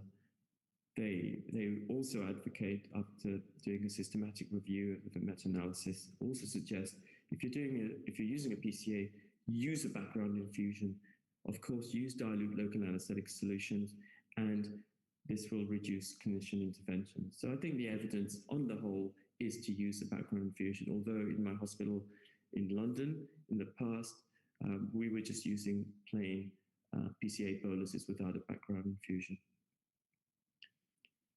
The low concentration local anesthetics have been compared, this was a Chinese study, versus non-epidural techniques. And you'll find, in fact, they work very well, but there's few differences when you're using a low-dose technique, especially if it's a low concentration in obstetric outcomes. Pervez Sultan in Stanford and Brendan Cavallo also looked. This was another meta-analysis looking at low concentration local anesthetics, anything less than 0.1% or equal to 0.1% versus much higher doses of local anesthetic. And they found, again, you'd probably expect this, that much higher doses of anesthetic concentrations delivered through an epidural would lead to more assisted vaginal deliveries. That's been shown by quite a few papers, reduced motor block, increased ambulation with the low-dose mixtures, and there's also some suggestion that the second stage would be reduced and there will be less urinary retention. If you want to look at improving neuraxial labor analgesia quality, there are so many papers out there to sift through, and I think it comes down to experience. If you're an experienced obstetric anesthesiologist, you may have read the papers, but you've probably settled down in a standard technique and you're going to use it day in and day out when you site an epidural or CSC, nothing much changes. You know it's going to work most of the time, and if it doesn't, you know what to do. I have just listed from all these papers maybe about 8 things which I think it might be useful to know. In terms of the epidural failure rates, quite a few papers will suggest, and it depends how you define failed analgesia, whether it's called back to the obstetric anesthetist by the midwife or the obstetric nurse saying there's nothing, that analgesia is not quite right, or the obstetrician isn't happy with the analgesia. Overall, I think 7 to 8% analgesic failure rate for a standard epidural is not surprising really in any unit. On the whole, you would expect not more than 5% recite rate in terms of the epidural being recited again or CSC being done. This old chestnut, do you use saline, do you use air for your loss of resistance technique? And actually, there have been meta-analysis on this subject, and the bottom line is, in experienced hands, for experienced obstetric anesthesiologists, it doesn't really matter whether you use saline or air, and I think this is quite right. Epidural venous cannulation is a real problem for some of us, and this has been looked at again. If you do your regional block, your neuraxial block in a lateral position, you inject a saline bolus via your epidural needle before threading your epidural catheter. Use a soft wire-embedded epidural catheter, such as the Arrow catheter, and you thread your catheter less than 6 centimeters initially. This is said to reduce your incidence of epidural venous cannulation, which is the optimal length to leave in the epidural space. This has been looked at, and this seems to be 4 to 5 centimeters. What sort of catheters should you use? Well, the institutions I've worked at, we've always used multi-orifice catheters, such as the Smith's catheter. It works quite well. But if you look carefully, there probably aren't huge number of differences between these two types of catheters. We've even looked at epidural fixation methods. Some of you may have heard of the Lockett device from Smith's. The Tegaderm is just a piece of clear plaster that we put on the patient's back. This is what we practice in Qatar, and an EpiFix is another type of fixation device. 3 of these techniques were looked at in a randomized trial from London in the UK, and the Lockett device it seems to be good, and I've certainly used this when I was working in London, and it's a very good device. This seems to work quite well. I've mentioned this already. If you're an obstetric anesthesiologist, should you do a CSC? Should you use an epidural? I've mentioned the Cochrane reviews. On the whole, the bottom line is the spinal component of CSC causes faster analgesia, more pruritus if you use an opioid in it. However, there's not many differences apart from that between the 2 techniques. So if you want to use it for whatever reason, a CSC, then you can. Otherwise, most people would use a standard epidural technique. Once the epidural's in, you've got to decide what you're going to use. I've mentioned that we use a patient-controlled epidural analgesic technique, and the patient administers the bolus. But there are various ways you can also use these pumps. They can be used with a background infusion, continuous infusion, or this intermittent programmed epidural bolus technique, in which these new modern pumps will give an automatic bolus every hour or 45 minutes, and this is said to improve analgesia. The PIB technique was pioneered by Alex Sear in Singapore and his colleagues many, many years ago. But now these devices, these PCA pumps are commercially available, and they can not only deliver PCA with background infusion, but they can also deliver this intermittent bolus. There have been there have been several meta-analyses. I've listed 2 here, one from Sear's group, which show that the PIB technique does reduce local anesthetic consumption, does improve maternal satisfaction a bit, and reduces breakthrough pain. In 2020, from the British Journal of Anesthesia, another systematic review meta-analysis was published, comparing PIB with continuous infusions. Again, same thing, reduce breakthrough pain, improve maternal satisfaction, reduce local anesthetic use. And the reason is because the automatic boluses, you'll see this in the next slide, are said to spread better. Therefore, the patient will use the button, the PCA button less, therefore, and you get less clinician callback. So your local anesthetic use should be less. And your motor block in some studies have been shown to be less as well. You'll see these videos in a second. Initially, if you look at the top video, you'll see in this mock-up how this is from Giorgio Capogno video that you'll see the continuous infusion. Now you see the programmed epidural bolus. These boluses are given by the pump at a high flow rate. They spread better within the epidural space. And this is why better spread, better analgesia. Some of the studies have shown it does offer some benefits. Ultrasound guided neuraxial block, Jose Cavallo in Mount Sinai in Canada was one of the pioneers in obstetric anesthesiology to use ultrasound for most cases. Actually, I think they do. Yeah, they use ultrasound in Mount Sinai. Meta-analysis show that it reduces failure attempts and reduces the number of needle reinsertions. What about specialist versus non-special obstetric anesthetists? No surprise, really, if you compare obstetric anesthesiologists who are very experienced, have a lot of experience working with pregnant patients, giving epidural analgesia over many, many years. Of course, they're going to have better rates of analgesic success than trainee anesthetists, who obviously are training and won't have had the experience of these specialist obstetric anesthesiologists. So, coming to the end now, on a practical basis, what do you think what are you going to do if a midwife or an obstetric nurse calls you back and says, your epidural isn't working very well? Now, what I would do, of course, like most of you, you'd go into the room, you assess the pregnant mother, you talk to the patient, you assess their stage of labor, and things. Most of the time, it is to do with the epidural. It is to do with the epidural analgesic technique. You have to do something. You can check the epidural catheter location. You can look at the backs if there's bleeding or the epidural dressing has come away. I think that's quite unusual. Most of the time, there are some other reasons. What I do when I go into the labor ward to see a patient with inadequate analgesia, I will feel both feet.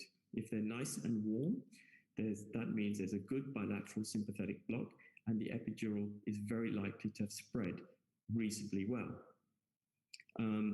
If there is no sensory block present at all, then I would probably give a further low-dose epidural mixture. And if that doesn't work well, that usually means the epidural catheter isn't in the right area. I would resite the epidural with an epidural or a CSC. Of course, if there's sensory block present, warm feet, one side or both sides usually, my first intervention would give low-dose mixture again, 15 to 20 mils, given quickly, manually, or through the pump. Usually will sort out most things.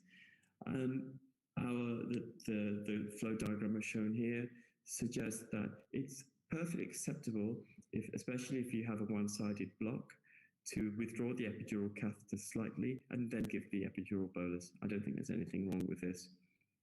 And if you look to the right, pain despite adequate block level, giving high concentration, I think this is very rare indeed. This is to say that you're giving high concentration, such as 0.25% bupivacaine to a lady, to a mother with inadequate analgesia. Now, I would only give this, for example, if the baby was in a OP position and they get breakthrough pain. But I think this is unusual. Most of the time we're called back to look at an epidural which isn't working. It is not due to that. And the first intervention would be to give a large volume of low-dose anesthetic. And most of the time, that will work. If it doesn't, you should recite the epidural. Maybe 20 years ago, when we were 20, 25 years ago, when we were called back, we would give some mixture, then we'd give 0.25%, sometimes 0.5%, and we'd actually prolong to recite the epidural. And I think these days, in units with experienced anesthesiologists, if your low dose mixture doesn't work, you would recite the epidural. That's fairly standard practice. Coming to the end of my talk, the learning points are, well, an epidural is a standard technique in, I think, virtually all the labor wards, modern labor wards around the world. Some of us will use a CSC for indications to produce fast analgesia. Less of us will use a dural puncture epidural technique. So these are all available, but the epidural continues to be the main technique we're using for neuraxial analgesia for a pregnant patient in labor. We can optimize the technique by using evidence-based techniques, some of which I've been talking about today. You can maintain your epidural with a PCEA, either on its own or with a background infusion. If you're lucky enough to have a modern pump which can deliver PCA with PI with automatic boluses as well, that is perfectly acceptable, and there's some evidence that it offers some benefits. Last but not least, as obstetric anesthesiologists, we should actively be involved in the management of neuraxial labor analgesia. That is to say that we're not surprised when the patient comes in to the operating theatre with the labor epidural and it hasn't been working for 10 hours or 6 hours or something like that. The idea is we regularly review, whenever we can, our labor epidurals. We have input from the midwives and the obstetricians, and that is the only way, I think, to properly manage labor analgesia, and some anaesthetists term this active management. Thank you very much. Thank you, Dr. Roshan, for an excellent in-depth talk on this pertinent topic.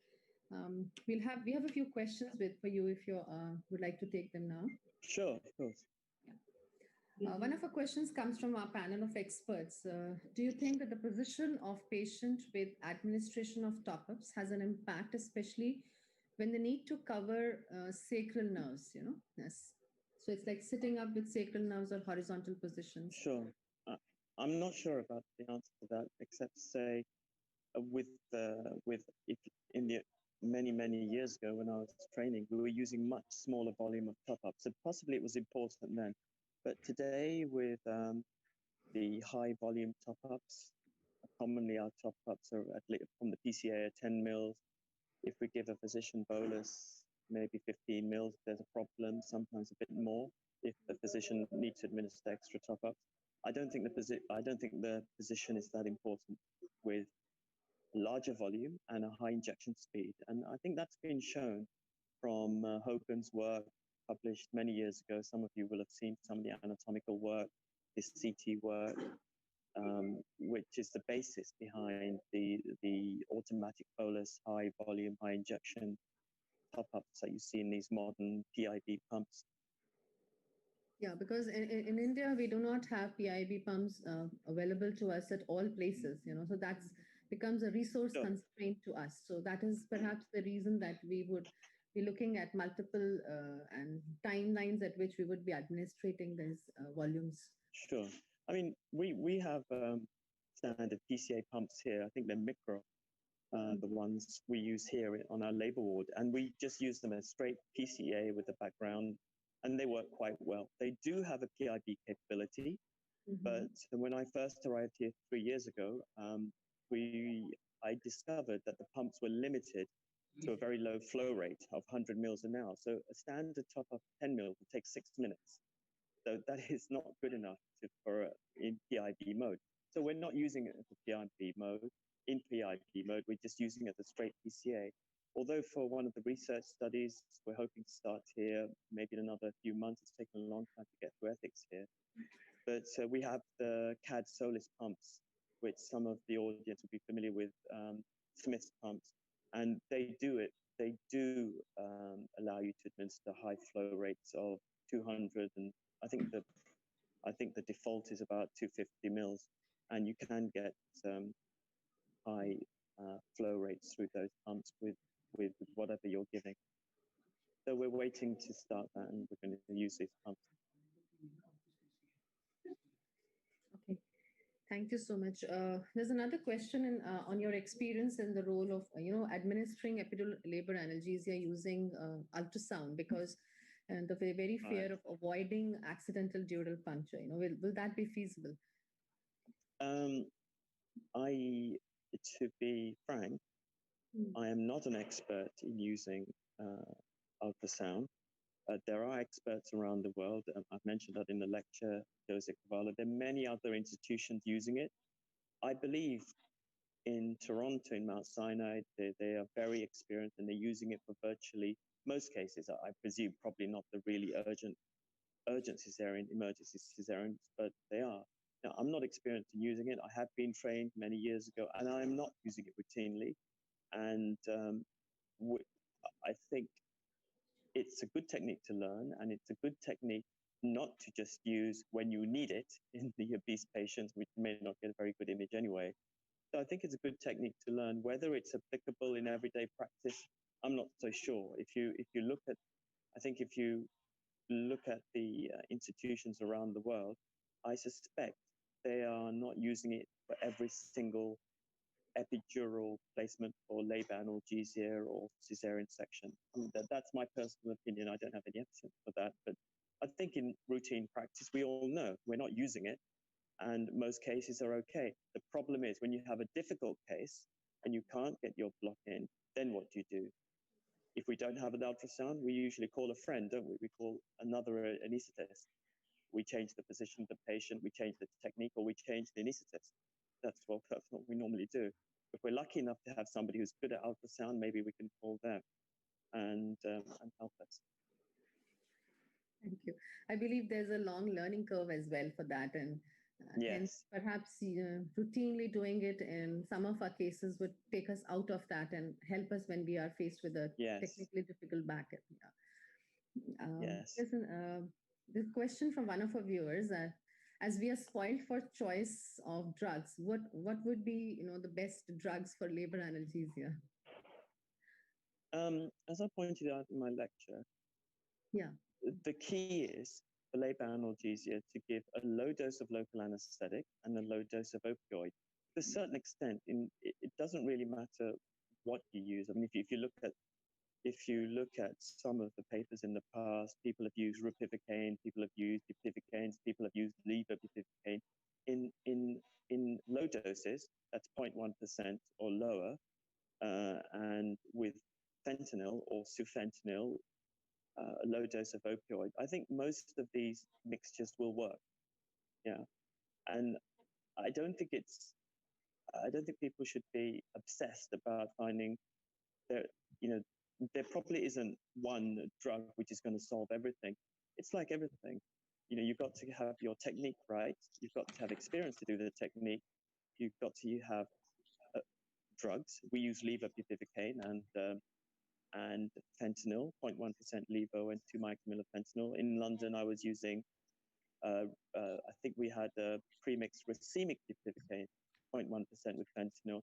And actually, I don't think there's much difference. I mean, it's just my point of view, but if you look at the literature as well, probably not a huge difference between these drugs. So concentrate on the technique, experience, a low dose mixture, and then a good delivery. So PCA, I think, probably the norm in modern units, if you have the resources. A standard PCA pump, plus or minus a background infusion. Background infusion, I think the evidence is that you should be using one. I didn't use it in London. I'm using it here in Qatar. Both techniques seem to work well.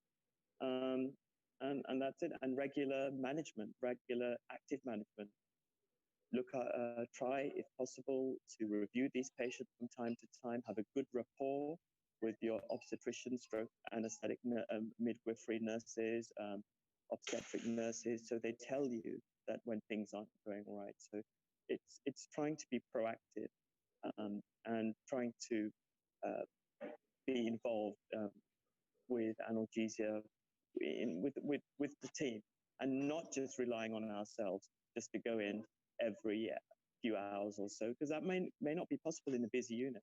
As I've said, this unit has 3 times the number of deliveries that I had in London, and with Qatar may be a resource-rich country, but I mean, from our point of view, in the maternity services here, certainly peri-COVID, we have, like everywhere, staffing issues, but we manage. We work pretty hard here, and I think we get pretty good outcome.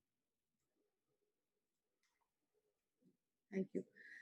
Can I have, thank you so much for, there are indeed a lot of queries up there, but I would appreciate if, Mr. Shobit, if you could have all the experts up there, and if you could unmute and have their videos on so that we can have a brief interaction of pending questions that we have with the previous sessions as well.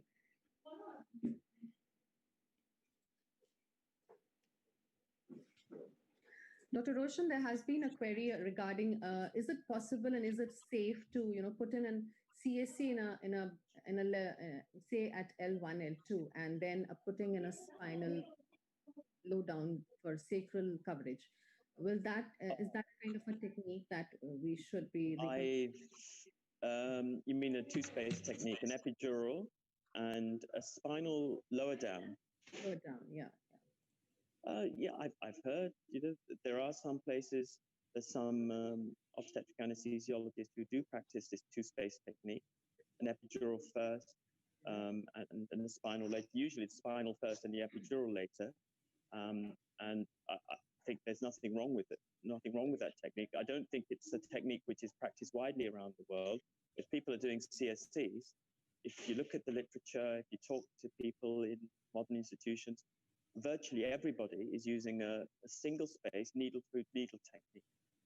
So I think there's nothing wrong with the 2-space technique as you described, but I don't think it's commonly practiced. The 2-space technique seems to work quite well. It's, I suppose, in a way, it's quicker than doing a 2-space technique. Of course, no technique is without complications. The 2-space technique, when you thread your epidural catheter after your spinal injection, you may get a venous tap, you may get other problems. So, but I would advocate strongly that if you're going to use a CSE technique, whatever the indications are, then I would do a 2-space technique. This is the way I was trained, and I think it works well. And we teach it to our trainees, and it's a sort of fairly easy technique to have as part of your armamentarium on top of a standard epidural technique, especially if you use one of these locking needles, which have been around for at least 15 years, locking CSE kits, I mean.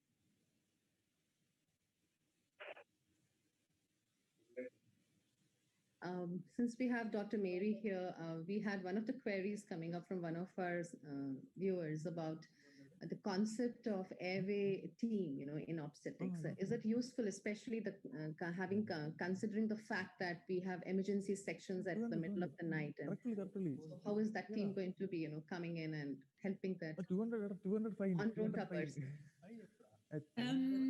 Fine. 200. When you say emerge airway team, is that a multidisciplinary team or is that just anesthetic team?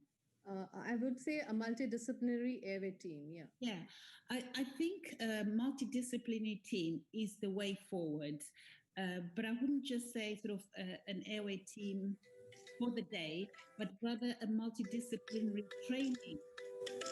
I think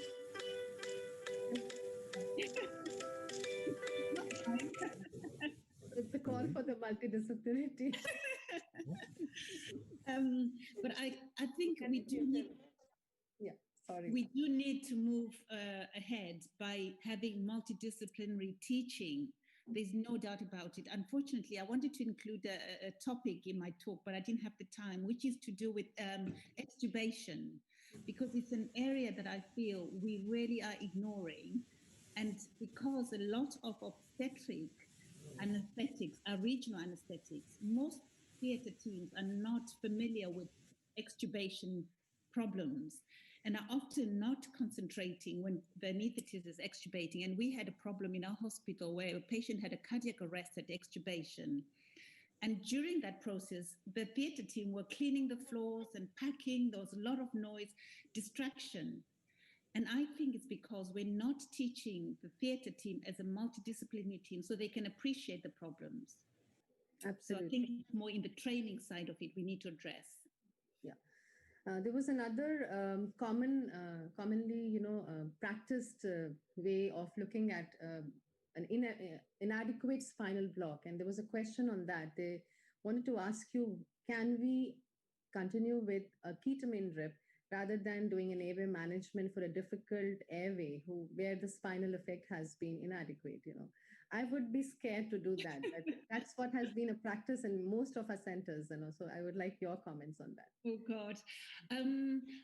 I mean, I used to have experience in ketamine anesthesia. I don't have recent experience in it because I trained initially in a sort of developing country. So I use ketamine a lot, but I'm out of experience. I wouldn't really be confident using it as a sole anesthetic.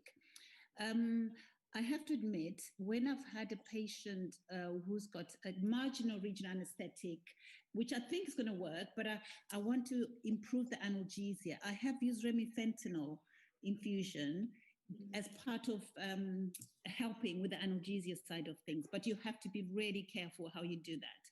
But I have managed analgesia side of it with sort of marginal regional block with remifentanil.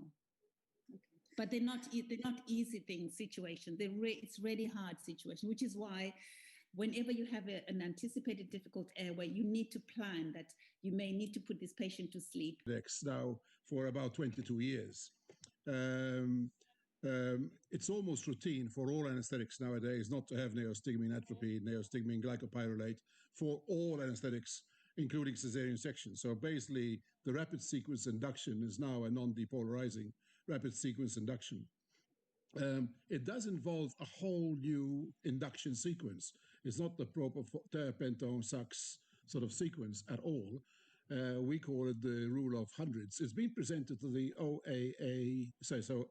AOA about 6 years ago. In Indonesia, we presented it about 5 or 6 times, starting about 10 years ago. So basically, there are many countries, not just Australia and New Zealand, but many countries in this part of the world that use a non-depolarizing, non-succinylmethonium, non-thiopentone. In either case, in our scenario, thiopentone is no longer available at all. We can't buy it. So, admittedly, we do very few GA seizures. By far the commonest are either epidurals or spinals or combined spinal epidurals. But nevertheless, almost all GA seizures, regardless of the difficulty of the airway, is now. What are your thoughts about that? Do you think that in the UK and India, perhaps, this should be the case? The issue of the money is no longer there anymore. Right? There's no doubt about that. Not because it's cheaper, but because I can't see why they shouldn't be putting some money into Anjantrika, please note, because basically, we think that the money issue is a non-issue. Surgery costs so much more than we ever spend in anesthesia that it's a very small part of the overall bill anyway. Thoughts? Yeah, thank you so much. Dr. Stephen, I also have a question for you. You talked so well about reducing the pressures and increasing wellness in departments, right? How can departments actually play a proactive role, especially considering, Indian setups where we have huge workloads and pressures of, completing a list as well as additional training issues coming in. So a lot of these things get mixed up and therefore pressures do run high. So just a few tips so that, we can take it forward from there. I agree wholeheartedly with you, but I guess every country has been in this position at some time in the past. It's only the ones that have proactively, as you suggest, done something specific to reduce those stresses who have suggested that, for example, who have succeeded in that. For example, in Australia, the biggest, and I guess it's now in the UK as well, the biggest incentive for hospitals to not run, especially junior doctors, with very long workloads or very long hours, is that they don't have to pay overtime and penalties if they go past the safe hours. Safe hours are 8-hour shifts, right? So that takes care, first of all, of people. And at the end of that shift, you can't make that doctor work again for another shift of 8 hours. So I think that your solution really in India is to actually make sure that doctors are paid for what they actually do. And then it'll become very obvious that they will need to treble or quadruple the workforce to stop this business. Remember that it's a safety issue. It's a safety issue for the patients. If we're tired, if we're not performing normally, then we are going to endanger lives. And okay, you might argue, well, our mortalities sometimes are very high, but we're not doing our very best in not tackling the issue itself. The second issue is, to what extent are directors responsible for producing incidents? To what extent am I responsible for making those registrars work long hours, for letting those interns work long hours? And of course, if we are hurting patients, I suspect that the medical legal system will take care of hospital administrators now as being part of the problem, that they are producing far too much stress on our trainees. If that is the case, I think that there will be movement in the future, as has happened over here. You might be lagging 20, 30 years behind this. I remember as a registrar being one of the 12 doctors who were chosen to show why work performance was getting impinged upon by having bad hours. The only solution long term is actually to increase the size of your workforce, right? But if they're going to pay less by increasing the size of the workforce, rather than having to pay the current workforce double time and time and a half and so on, then they'll fix it very fast. I bet you anything. Absolutely. So I think it's a job not just for you, but for your unions. True. We have a query for Dr. Sam. Is there a possibility of a PDPH occurring without a dural puncture after epidural placement? Could you get my question? Do you mind just repeating that, please? Possibility of a post-dural puncture headache coming in without an accidental dural puncture having occurred while doing an epidural.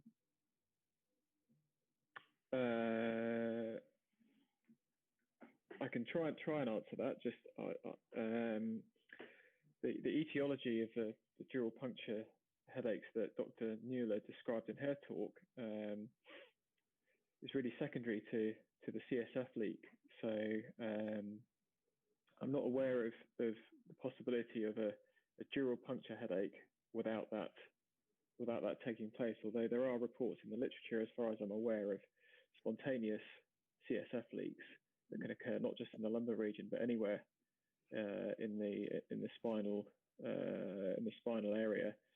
And I'm aware of some limited data on patients with, for example, CSF leaks in the cervical region having lumbar epidural blood patches and that resolving the problem. But on that specific question, I have to say I'm not aware of the right answer there. Yeah, thank you so much. Can I have the experts to put in their words, and if they have some more to add to the proceedings today, we would love to hear from each of you. Dr. Steve. Dr. Stephen.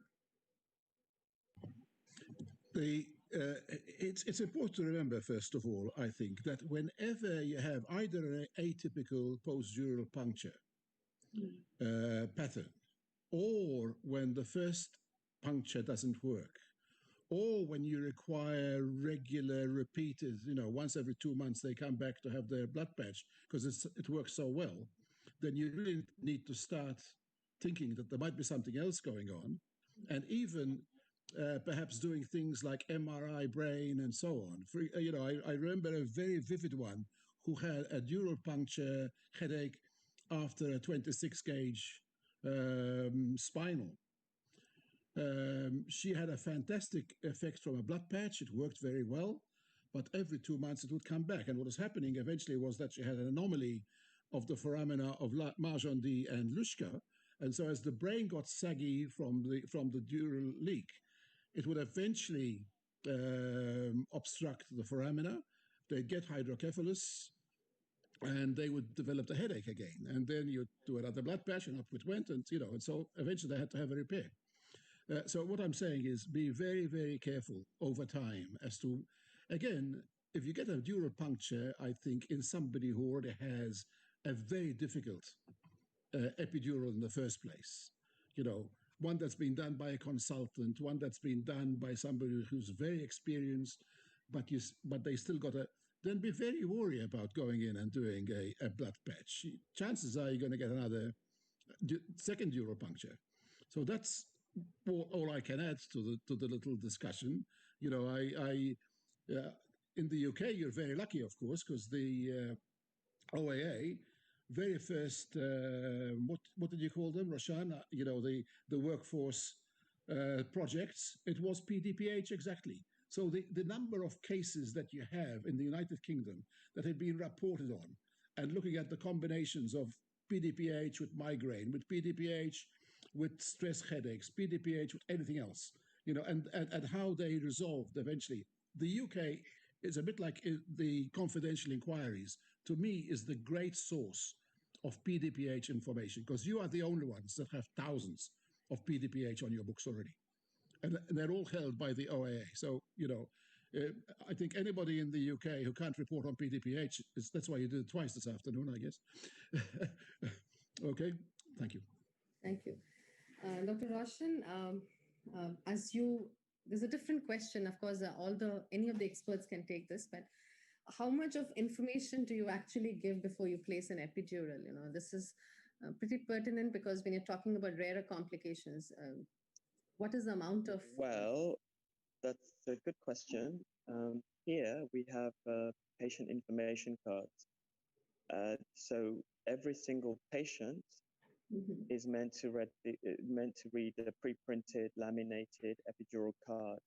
So if somebody requests epidural analgesia, before the obstetric anesthesiologist walks into the room, the obstetric nurse has given the patient this card to read, and in various languages. And when we go there, we ask the patients to sign a written consent form. Now, in the UK, we didn't have to have a written consent form, but we verbally gave the various risks according to the OAA published its various risks on the website. So this is what we did. This is what I did in London. Here we have a pre-printed card.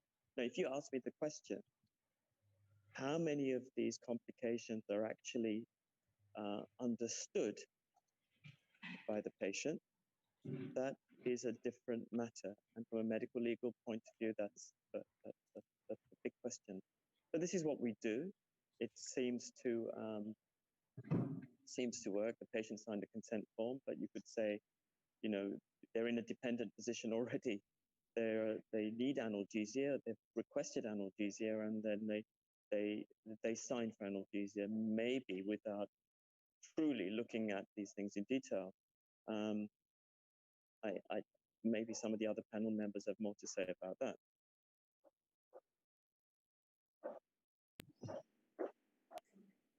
Dr. Stephen, you wanted to put in a word. Well, this is an issue I feel very strongly about, and it comes from 40 years of doing epidurals, and probably more than 6,000 epidurals at that, for which I have never, ever asked anybody if they need to sign for or have even mentioned long lists of complications and makes the situation worse. I've come through the era in the US when all of this was being described in great detail. Everybody wanted to have informed written consent, informed written financial consent, all those sort of things, right?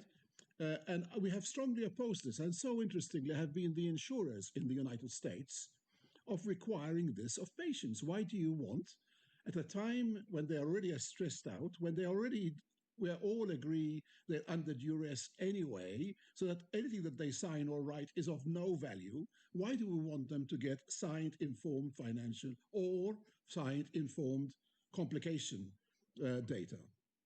The important thing, though, is this. First of all, you must ask the patient if she wants an epidural, because by asking her that, or a spinal or whatever, by asking her that, so what I say is, patient requests epidural, concur with plan. She wants one. I'm not asking her if I can give her one. She's asking me to have one, right? I said, is there anything you want to ask me before we start this? And on the form I will write, informed, verbal consent obtained, compare with patient plan for request for epidural. And as far as I'm concerned, in all those 6,000 epidurals, never, ever have I or anybody in my departments ever been challenged with regards to this issue. I know that there have been a couple in Nottingham that have been challenged in the UK, but to my knowledge, this is a lot of nonsense, a lot of much ado about nothing, basically, right? The patient wants one, and you're doing the best for her. She already trusts you enough to do the best you possibly can. And establishing that rapport is far more important. You know, if she doesn't trust you enough to have an epidural, then say, again, if the husband asks me she wants an epidural, or a midwife asks me she wants an epidural, I say, I'm sorry, I'm not coming. Can you ask the patient if she wants one? You see? Because that's third line forcing if you come to the position where the patient is not asking herself, it's a husband who's working, or a partner, or a midwife, or an obstetrician for that matter, right? The consent must come always from the patient. Yeah. A difficult scenario in our setups where, women have less decision-making powers as compared to their family. I would like to have a few comments from Dr. Mary as well as Dr. Nuala as well. Nuala, do you want to go first? Yeah. Yes. Can you repeat the question? I didn't quite hear you. The question here was that is it necessary to take consent and inform the mother about all the complications that would perhaps be, enlisted up there prior to labor epidural? Yeah, I think it's a very, very difficult area. I agree that probably written consent is not always feasible or possible, and certainly it's not the way we've gone in the UK. But I think that you do need to make a reasonable effort to describe the procedure and the potential associated complications. And certainly when I'm seeing a woman and she's in early labor, or if she's considering having an epidural before she's in labor, I think there is plenty of time to have a useful discussion around the risks and benefits. It is more difficult when a woman's in advanced labor, and we've all been in the situation where she says, I don't want to talk about it, just give me the epidural now. And in my hospital, we have a pro forma where it's tick boxes to tick the complications that you've discussed, but there's also a box that says patient in extremis, declined conversation. And I think it's important to record that also. I don't know if anyone has mentioned the Montgomery ruling. Has anyone mentioned that this morning? No. So in the UK, there's been a very widely publicised and discussed case. It's called Montgomery. The patient's name was Montgomery, and if you put Montgomery obstetric into Google, it will come up. So it was a case of a very petite woman who had diabetes, type 1 diabetes, and she had a very large baby on board. And the obstetrician didn't warn her in advance of the risks of shoulder dystocia with the vaginal delivery. So when she had her baby, sure enough, the baby was very big. The baby had significant shoulder dystocia. There was a delay in delivering the baby, and he subsequently developed cerebral palsy from hypoxia. So it took many years to come to court. I think the child was in his early teens, and actually he's done very well despite his diagnosis of cerebral palsy. But when it eventually came before the courts, the ruling was that actually the obstetrician should have discussed the possibility of shoulder dystocia with the mother, even though even with a big baby, it's still an infrequent complication. But because the severity of it is such that if it does occur, the judge ruled that the obstetrician should have discussed it, and the mother received a large financial settlement. And it has really elevated the discussion in the UK. And we have, as an anaesthetic community, have been left with the question, well, just how far do we go? So I think in terms of what complications you discuss with the patient, I think you certainly need to tell the patient the frequent complications, so hypotension, itch, that sort of thing. But you also probably need to tell the patient the very rare complications if they have a very significant morbidity or mortality associated with them. So I think I certainly make an effort to have as comprehensive a discussion as possible. I do tailor that to the woman, and you get a sense, of how much she wants to know. And she will often say, no, I've heard enough, I've heard enough. But while I don't think written consent is essential yet, I do think that a comprehensive discussion, as far as possible, is necessary.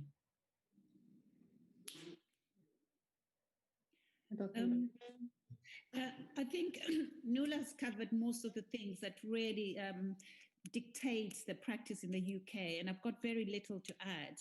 The only thing I can say in our own practice is that we do try and grab any opportunity to give them the information regarding complications. So if we see a patient in the clinic, they're given written information. And we also, because the OAA is very good at getting different information in different languages, we actually give them in the language that they can understand. So that's one thing. We also attend ward rounds. And whenever we see a lady who's not yet in labor, again, we target and give them the information. And we say to them, this is not to say you need the epidural, but we want to give you the information in advance so you can read it while you're not in pain. So I think that's really the way forward. But unfortunately, very occasionally, you do have the ones where you meet them for the first time and they're in advanced labor and in pain, but you just have to take individual situations. But I think my practice is very similar to Nula's. Thank you. Thank you. Thank you. Can I butt in for a moment? You mentioned this issue of control by other people apart from the woman in your culture. In Sydney, we have very large population of Indians, of Pakistanis, of Middle East women, and so on. We insist that nobody ever make a decision that we will listen to except the woman herself. And so I think it becomes very important now as to who's making these decisions. And if they are made by other people for them, including the obstetricians, then I think they should be noted in the notes. That consent is really something that only a person can give, not somebody else on your behalf. We do make all those brochures and so on, and they're mentioned in antenatal classes, and those brochures are written in Hindi and Telangana and Urdu and all those other languages, right? So that basically when you're dealing with a cosmopolitan hospital like ours, but it's very important that nobody makes any decisions on the mother's behalf. She must understand what we are doing. That's the basis, I think, of informed consent. Any other consent you're talking about, including filling in forms, is of no value unless the person understands what she's having done. Sure. As to whether we should mention every single complication, the obvious one is death. I mean, there's a chance of death in every single one of these procedures. It's not, and it's very rare in some places. It's not as rare in other places. So I don't think we should mention that you could die if you have your epidural. I don't think we should say that you can have a total spinal every time you have a spinal. Of course you can have a total spinal. But I am the person taking care of you. I am the one who's going to make decisions on your behalf in your interests. Once people understand that, I think that it's a lot easier. And I tell you, I'm now at the end of my career virtually. I received my last salary 6 weeks ago. But I can say that in 40 years, I've never, ever had anybody suing me because I think that we are there to help the patient. This business of nurses, for example, saying that the patient advocates is nonsense. We are the patient advocates. Or midwives making decisions on behalf of the patient. We are the advocates for the patients, the anesthetists and the surgeons and the midwives. Sorry. Thank you so much. We can have a word from Dr. Anjan. You wanted to put in, Dr. Anjan Trikha is on board, I believe, with us and wanted to put in a comment. Until the time he gets his mic on, I just wanted to clarify from the viewer who asked the question about the concealed dural puncture, having a PDPH without a dural puncture. Probably was asking about concealed dural puncture, and I'm basically worried when we are doing, especially when you give it to your postgraduates to do it, and the epidural needle moves in, and there's a lot of rotation on the needle, there could be some smaller tears here and there, which perhaps could later on lead on to PDPA. So that could be one of the possibilities that they were talking to us. Over to you, Dr. Anjan. Well, I just thought I couldn't resist adding. He took my name once when he talks about finances, but I am talking about something else. I think Steve so far has dealt with a lot of Indians, Pakistani, Bangladesh people in Sydney or wherever, but maybe he's forgotten that most of the Indians and Pakistani, the nations who shift to Australia, don't take along with them their mother-in-laws and sister-in-laws, right? So next time, Steve, talk to the mother-in-law and the sister-in-law who decides whether somebody gets an epidural or not in India. Second thing is we come back to Nola and Mary. All these issues regarding what to tell and what not to tell would depend upon your local legal system. I in India cannot stand and talk about the case you are talking about, because I have to convince, and most of the times the lawyers don't do anything. Ultimately, the doctor stands to convince the judge there that, this is on and this is not on. So it has to vary from country to country. Steve has got away with it for 40 years. He's had his last salary. But I can assure you, if you decide to practice for another 20 years, Steve, you'll get some legal notices now. The system has changed. The countries have changed. The kind of respect we had for people, our teachers, or maybe patients had for us has totally changed. And lastly, one thing which we can't forget in our country, and it is very different from anywhere else in the world, is that there is a lot of violence against doctors when things go wrong. The government has come up with strict laws. They are giving an imprisonment of about 5 to 7 years. But we are seeing a lot of violence against smaller setups where things go wrong. And the least somebody can do is mention everything. There was a kind of unwritten ruling from the court in India that any complication which is less than 0.1%, forget about epidurals, any complication which is less than 0.1% need not be discussed but written. So he's very much right in saying that everything you do in anesthesia can lead to death. Anything and everything. So maybe somewhere down the line, the last thing is that is different. But one of the courts put across that anything which is more than 1% you should have discussed. So things will have to be taken as and when where you practice in the country. I'm sure Roshan was practicing something else in UK, and in Qatar he's practicing totally different things. And by the time he sees the World Cup, if it happens, it will be totally different in Qatar also.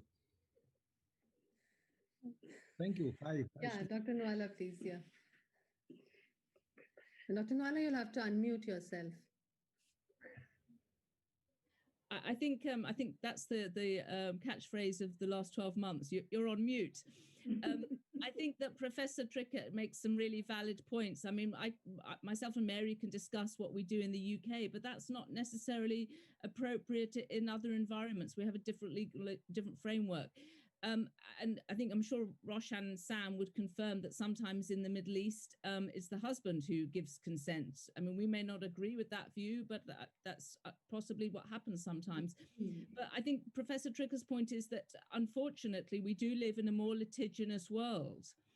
And, I think I wouldn't ever want to advocate practicing defensively, but I think we do need to undertake steps to afford us some degree of protection in the courts.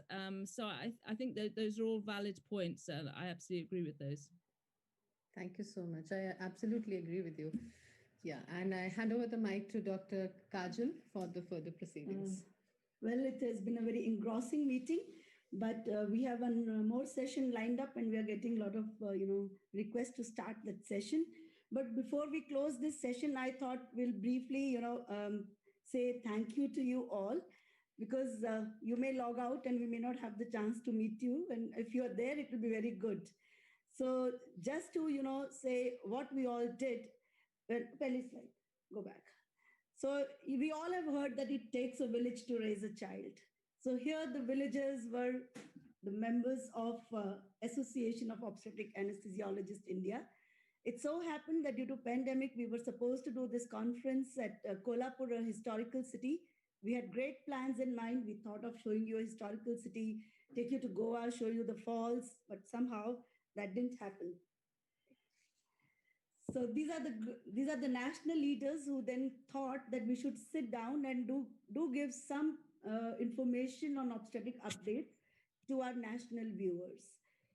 So what happened next, we all know. We had a galaxy of global leaders, our stalwarts, pioneers, researchers, trendsetters who didn't even hesitate a bit in sparing their valuable time and coming up to help us in disseminating the new updates. So we had this is day one, then this is day two. Speakers is put it the other way around. next karo.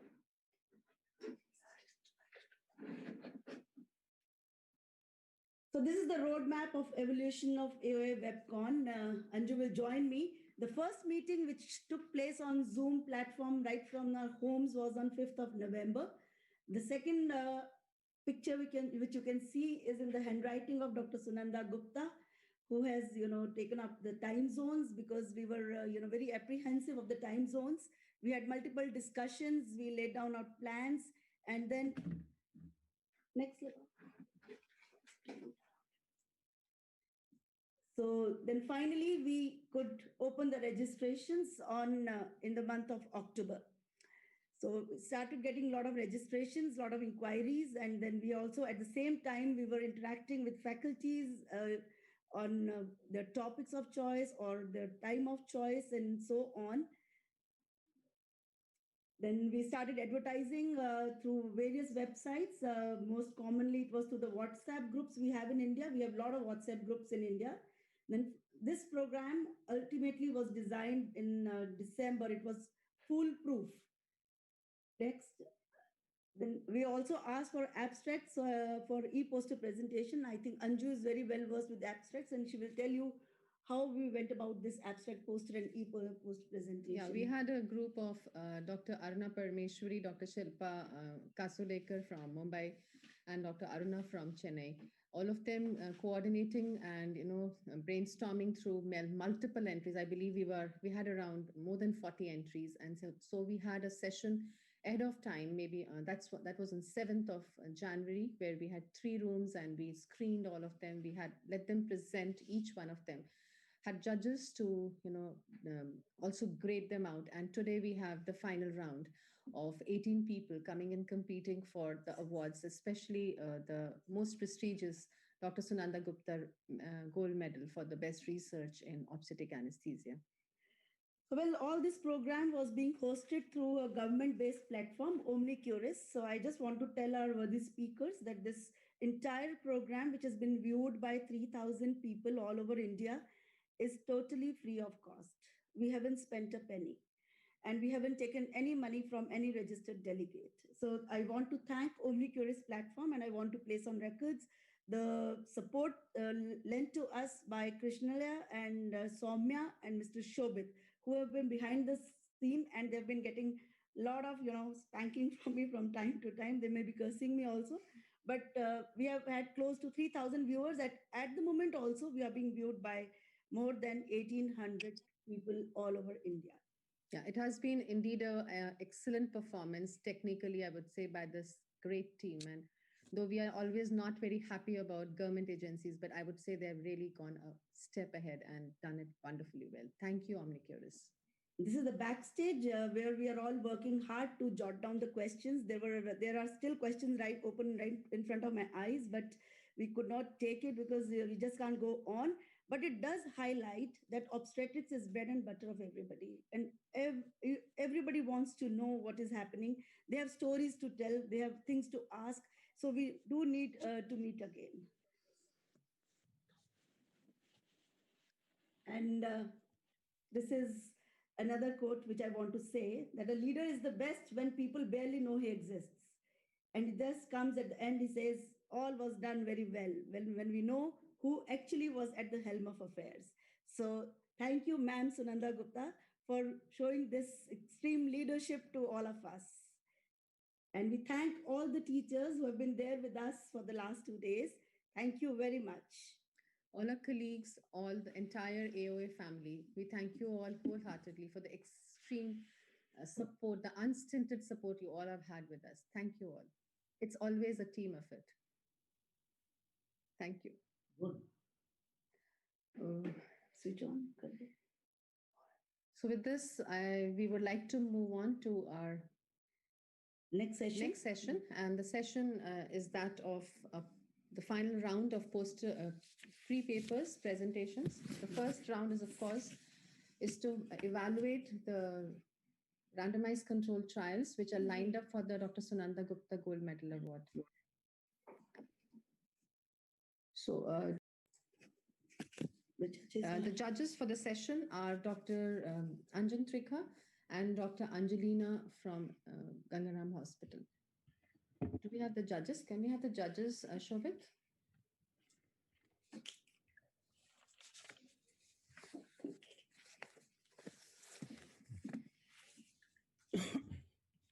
Anju, can you hear me? Yes, sir. I can hear you. Angelina, are you there? Yes. Thank you, Dr. Anju. Can you hear me? Yes, I can hear you. Yeah. You would just need to, or do you have a slide of? So we have actually put the presentations in order, and as the name would come up, the speaker would open their mics as well as their videos and present the topic. And is somebody timing them? Yes, we would be timing them at this end. Yeah. And then if they overshoot, will you let us know or something? Yeah, we will let you know. We'll record the time, sir. We'll let you know. Yeah. So the first is Swapnil Tuteja. Go ahead, Swapnil. Good afternoon, everyone. Good afternoon, everyone.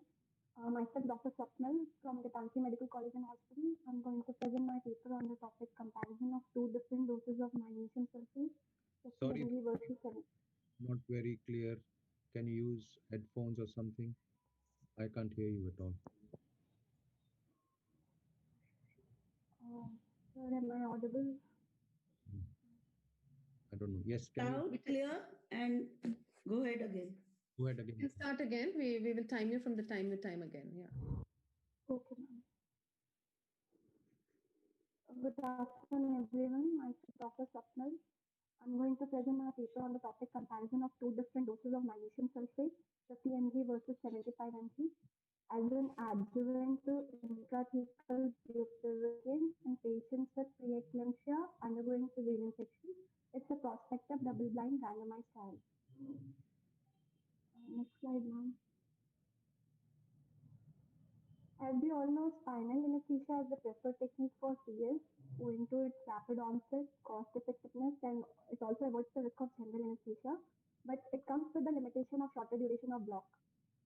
So, intrathecal agents such as opioids, clonidine, dexam, and neostigmine have been used to improve the quality and duration of block.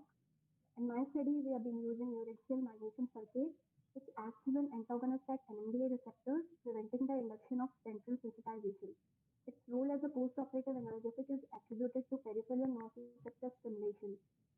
Parenteral magnesium sulfate is used in preeclampsia with severe features to prevent eclampsia. So we aim to study the effect of two different doses of magnesium sulfate in parturients with preeclampsia, with the primary objective being the characteristics of sensory and motor block. Next slide, please. After getting the approval from Institutional Research Review Board and informed consent, the study was carried out from January 2019 to June 2020.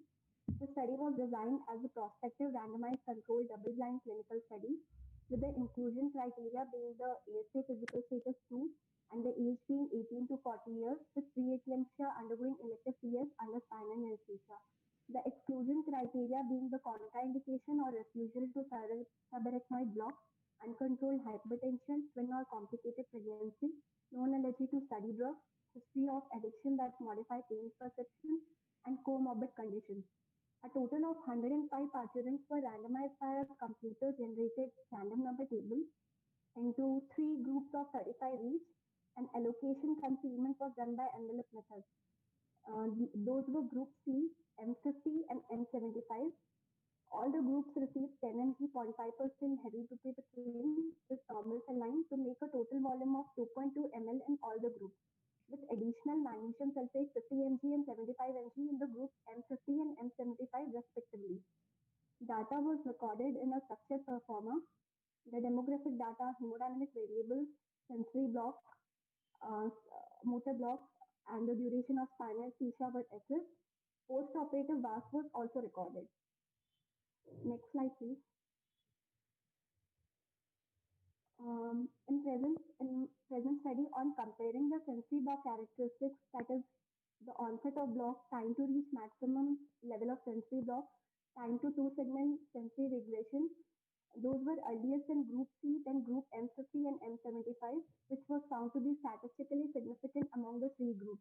Similarly, the comparison of motor block characteristics in three groups, that is the onset, time to attain complete motor block, and the duration of motor block, was significantly longer in group M75, followed by group M50 and group C.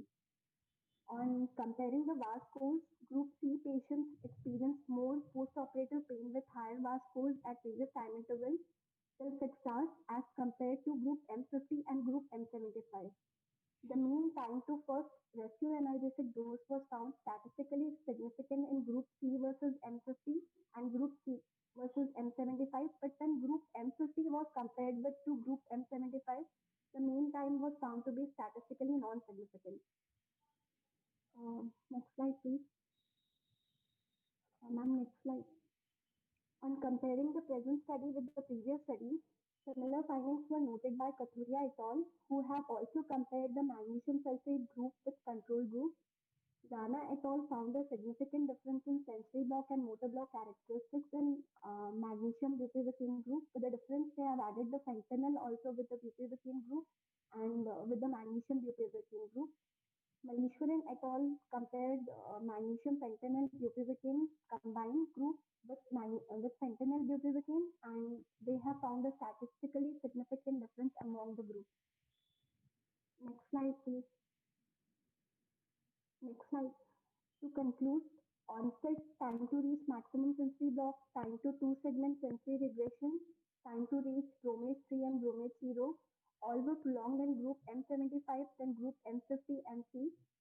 Post-operative VAS was significantly high in control group at various time intervals till 6 hours as compared to group M50 and M75. The time to first rescue analgesia was significantly extended in group M75 followed by group M50 and control group. Next slide. These are my references. Thank you. Thank you, Dr. Swapnil. That was a good presentation. As I could see in your slide, there was a delay in the time taken for the sensory block to reach T6, right? That is about, in the magnesium group, was between 1 to 1.5 minutes. So what I want to ask is that does it have any clinical relevance to it? Ma'am, this might be the difference in pH and baricity of the solution, difference in pH and baricity of magnesium and bupivacaine, or maybe due to the increase in metabolism of bupivacaine due to activation of cytochrome P450. Okay, right. And how did you calculate the sample size? What parameter did you take? Ma'am, it was used, Cochrane's formula was used to calculate the sample size, and the primary outcomes were taken into account to generate the sample size. Okay, fine. And Dr. Trikha, would you like to ask something? Just one question. Does magnesium sulfate in your hospital come as ampoules or vials? Ma'am, ampoules. Ampoules. And does that ampule say only for IM and IV use? Well, I have been using 50% magnesium sulfate. Those were for IM use. Sorry, I couldn't get you. Can you repeat well, I was using 50% magnesium. No, that's perfectly fine. I was using 50%. Okay, continue.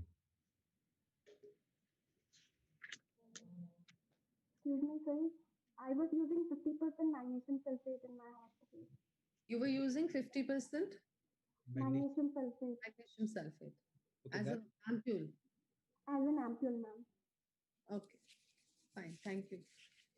Is it okay, Dr. Anjan? I was just trying to ask her whether her ampule or a vial mentioned only for intramuscular and intravascular usage. Did you ever check? 50% is for intramuscular usage, and the 4% and 8% are for intravenous usage. But you used it intrathecally, did you? Sir, yes, sir. The intramuscular was used. I used intramuscular injection as intrathecally. Okay. Do you think it was ethically correct? Sir, but the dosage was used was very less. Okay, fine. Thanks. Thank you. She did adhere to the time. The next is Dr. Sandhya. Sandhya Palaniswamy. Yes, Dr. Sandhya. Yes, ma'am. Yes, ma'am. Good afternoon. This is Dr. Sandhya, postgraduate student from JIPMER. My title of presentation is the effect of phenylephrine infusion on shivering and hypothermia in patients undergoing cesarean section under spinal anesthesia, which is a randomized double-blinded clinical study. Next slide.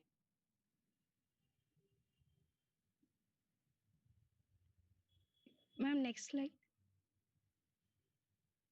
Sorry, I'm not able to see this.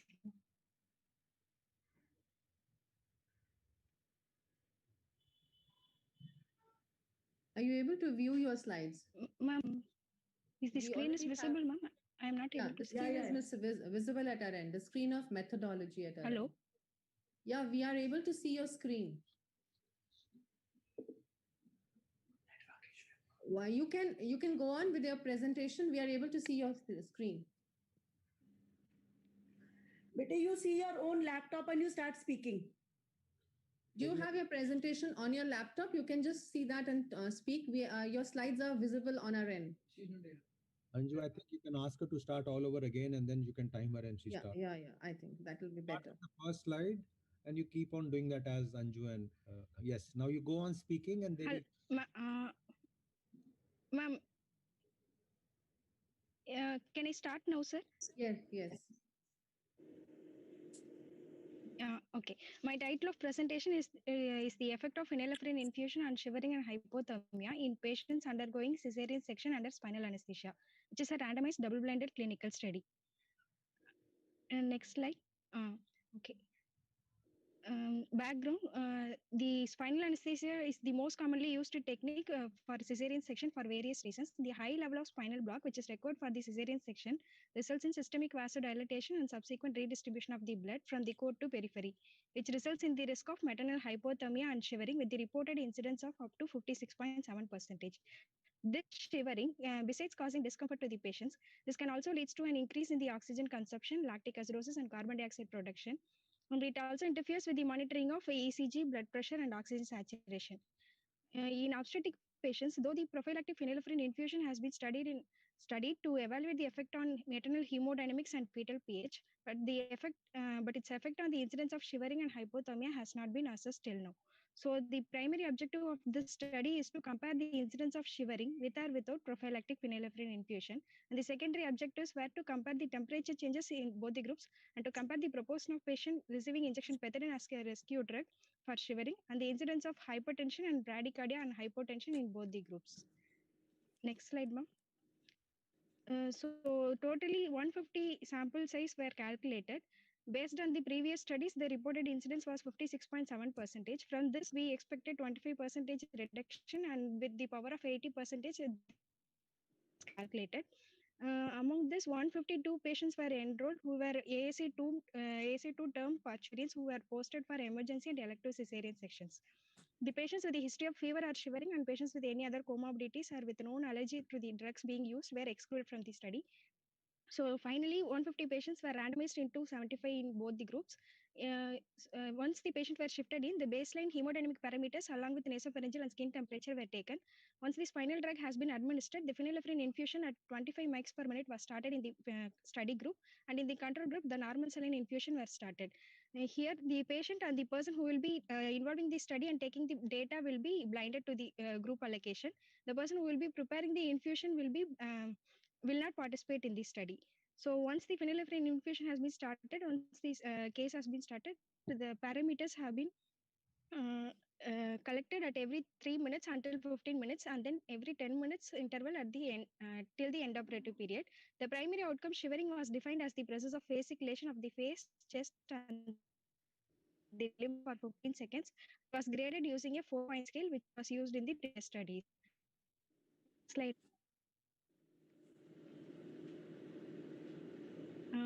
Ma'am, next slide.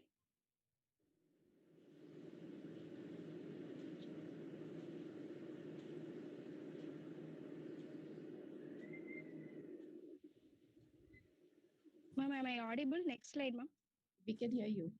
Just tell her we are on the discussion slide. Maybe she doesn't know we are on the discussion slide.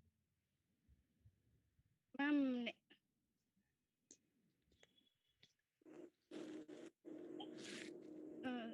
so ma'am, result slide.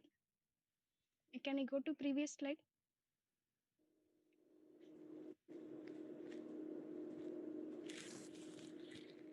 Ma'am, previous slide, ma'am.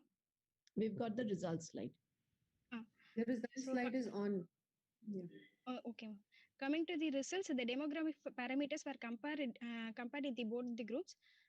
We measured the trend of the nasopharyngeal and skin temperature in both the groups, and we have noticed the finding which is similar to the previous studies, like nasopharyngeal in both the trends. We have noticed the maintenance of core temperature with the phenylephrine group than the control group. And coming to the primary outcome, the shivering, the incidence of shivering noticed in the phenylephrine group was significantly less than the control group. Apart from this, the rescue pethidine usage also significantly less, and the incidence of hypotension and vasopressor use also significantly less in the phenylephrine group. But the expected complications of phenylephrine infusion, such as hypertension and bradycardia, also we have noticed. But the incidence of bradycardia was significant, but none of these patients have mandated the administration of atropine. And in patients who have developed hypertension, the infusion was stopped until the BP normalizes.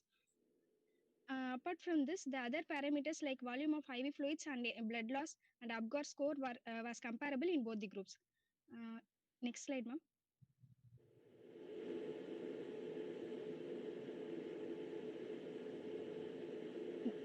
So phenylephrine has a predominant alpha blockade with its effect on reduction and occurrence of vasodilatation. This may help in controlling hemodynamics, and it also prevents hypothermia and shivering, which occurs because of redistribution of the blood from the center to periphery. As I already told, there was a fall in the core temperature and the peripheral temperature from the baseline values in both the groups, but the fall was significantly less in the phenylephrine group, which was noticed by Rowe et al. With the phenylephrine infusion. We suggest that this maintenance of core temperature could be the attributing factor for the reduction in the incidence of shivering. In our study, in addition to the reduction in the incidence of shivering and hypothermia, there was an additional benefit of hemodynamic stability in terms of less episodes of hypotension on the vasopressor use in the study group. Next slide, ma'am. We've got the conclusion slide. So with all these benefits and lesser side effects, we conclude that the use of prophylactic phenylephrine infusion at a rate of 25 mics per minute is found to be beneficial in the prevention of post-spinal shivering and hypothermia, with additional benefits of better hemodynamic stability in the obstetric population. The limitations are, since we did not have the active warming devices, this could have we suggest that this could have an influence the overall incidence of hypothermia in shivering in the participants, and we did not notice the duration of labor in our study. This could have an influence on the extent of dehydration, and which can have the impact on the hemodynamic parameters. And in previous studies, it has been noticed that anxiety is also a risk factor for shivering, which was not assessed in our study. So further studies need to be done with similar or lesser doses of phenylephrine infusion to evaluate its effect on shivering and hypothermia prevention. Next slide. These are my references. Thank you.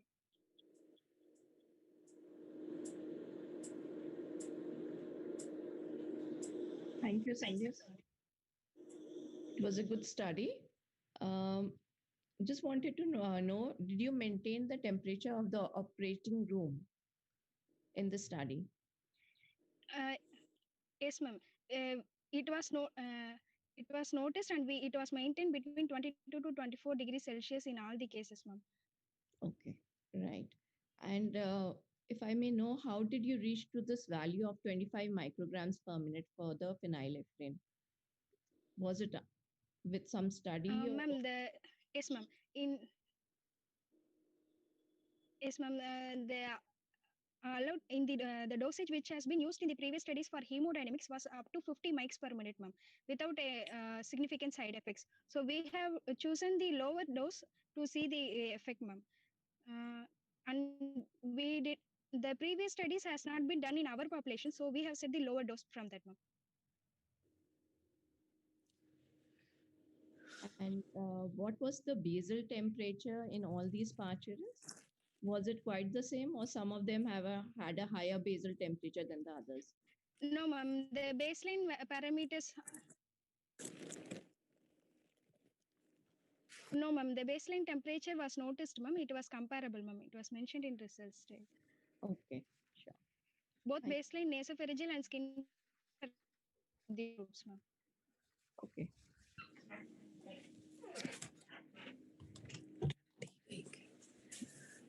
Dr. Anjan, do you have a question for her?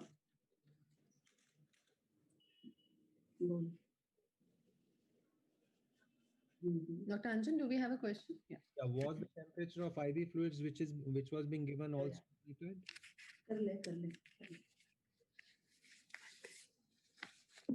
Sorry, sir. I am not able to. Was the temperature of IV fluid which was given when you were giving a spinal or during surgery also being monitored? Yes, sir.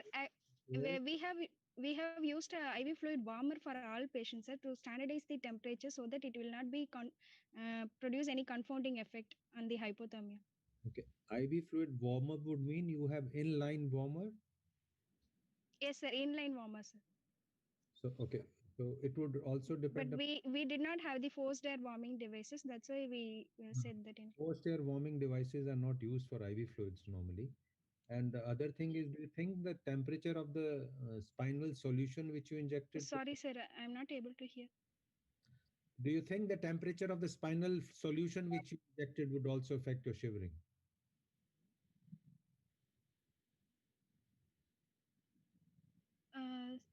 We have not assessed that part, sir.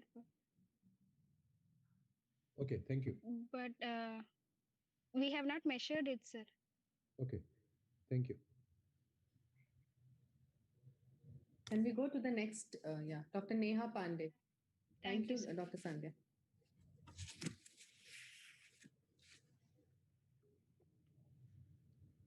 Good afternoon, respected judges. Am I audible?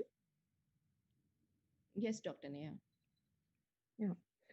Good afternoon, respected judges. Today, the topic of my presentation is to identify the incidence and risk factor for post-dural puncture headache following spinal anesthesia in cesarean section. It's an observational study. In introduction, I would like to say post-dural puncture headache is basically a most common cause for mortality and morbidity for neuraxial anesthesia and cesarean section. My study was aimed to identify the incidence and several human, environmental, and organizational risk factors using the root cause analysis. RCA framework basically consists of a sequential evaluation of the cause related to any problem that consists of defining the problem, collection of data, identification of possible causable factors, identify the root cause, and finally the recommendation and implementation of the solution. After obtaining the approval from Institutional Research Ethics Board, ma'am, please slide. Next slide, ma'am. And getting a written informed consent. My duration of the study was January 2019 to June 2020, and my study design was prospective observational case control study. In my study, the total number of cesarean section were 1,900 parturients in the particular duration, and The total data collected was 540 as per the structured pro forma. Statistical analysis was done to identify the association of risk factor of post-dural puncture headache. My study was case and control ratio, which I have took 1:4 ratio. Cases were the patient who developed the post-dural puncture headache, and control were the patient who received the neuraxial anesthesia without any evidence of post-dural puncture headache. I took this 1:4 ratio. It will obviously provide the optimal balance between the cases and control ratio, and to gain the statistical power analysis.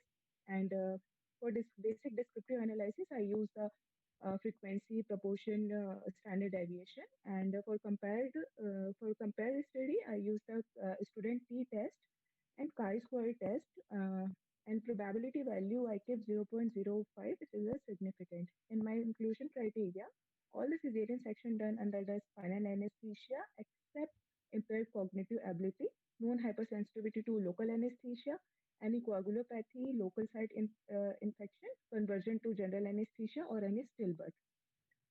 As a result, I found the incidence of 5.7%, that is 110 parturients develop post-dural puncture headache out of 1900 parturients in my institute.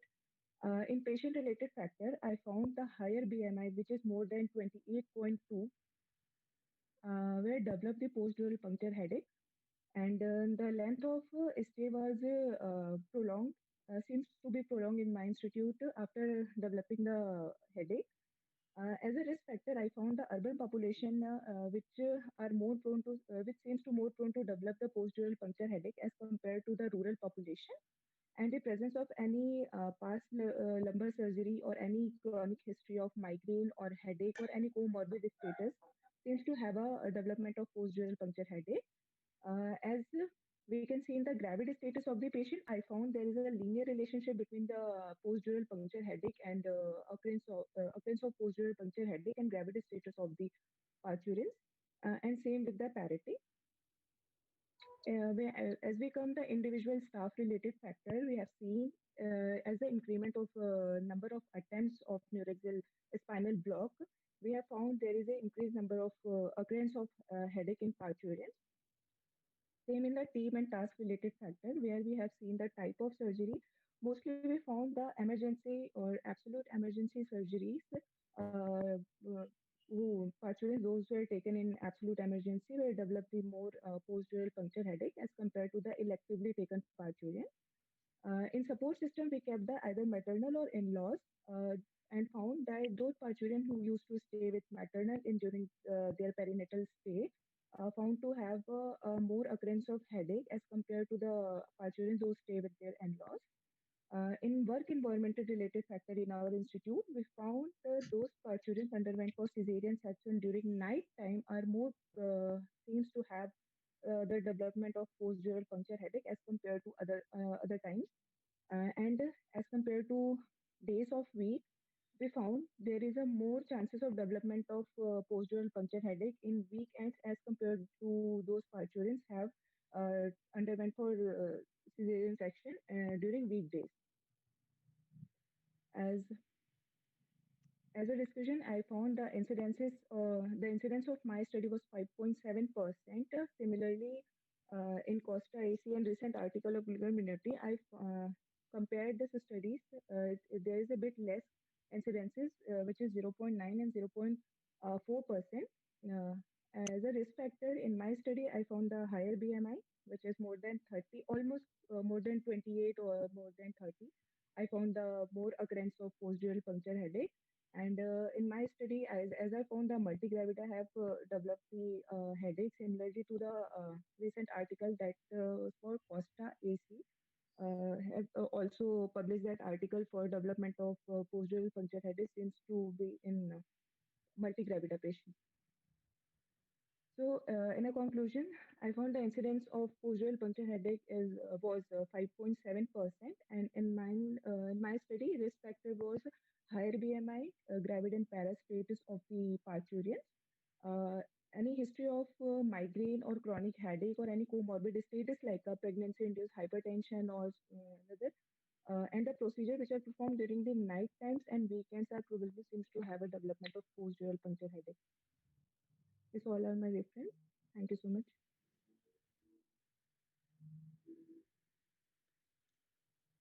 Thank you, Dr. Neha, for your presentation. As I could see in your presentation, the patients who have had more than 2 attempts had 100% chances of PDPH. How would you explain that? Because that is not generally what the literature says. Actually, ma'am, those patients who have more than 2 attempts, there is a significant loss of CSF. Could be one of the cause for development of post-dural puncture headache. No, you are trying to say that those 2 attempts, they had a dural puncture in both the attempts. Ma'am, in both attempts, if more than 2 attempts, there could have more chances of development of. No, the attempts would mean that you're sighting the needle, right? But yes, ma'am. It doesn't mean that you had a dural puncture with that while you were sighting. So if you attempted more than 2 times, but you have not had a dural puncture, would the incidence of dural puncture be 100%? Ma'am, we consider the multiple puncture as all the time we puncture the dura and getting the CSF, but not able to give spinal anesthesia. Which I No, if consider you punctured the dura, would you not give the spinal anesthesia? You would. Ma'am, multiple attempts. There is a many cause for multiple attempts, ma'am. Okay, all right.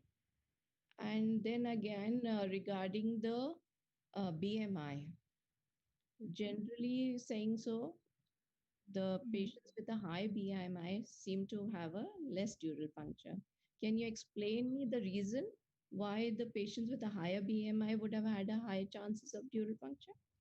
Yes, ma'am. The patient with higher BMI usually have mostly the obese patient with a deeper dural space where we have to more effort to get the particular space, which leads to the multiple attempts.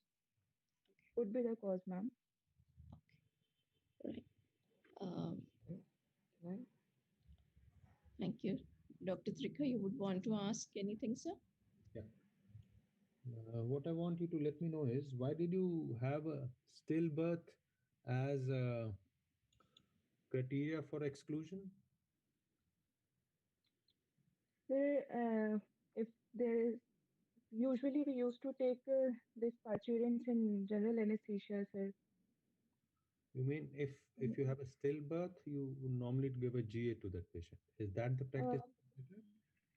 Most of the time, but sir, we don't use. But I don't put it in my study. Okay, so you really don't know.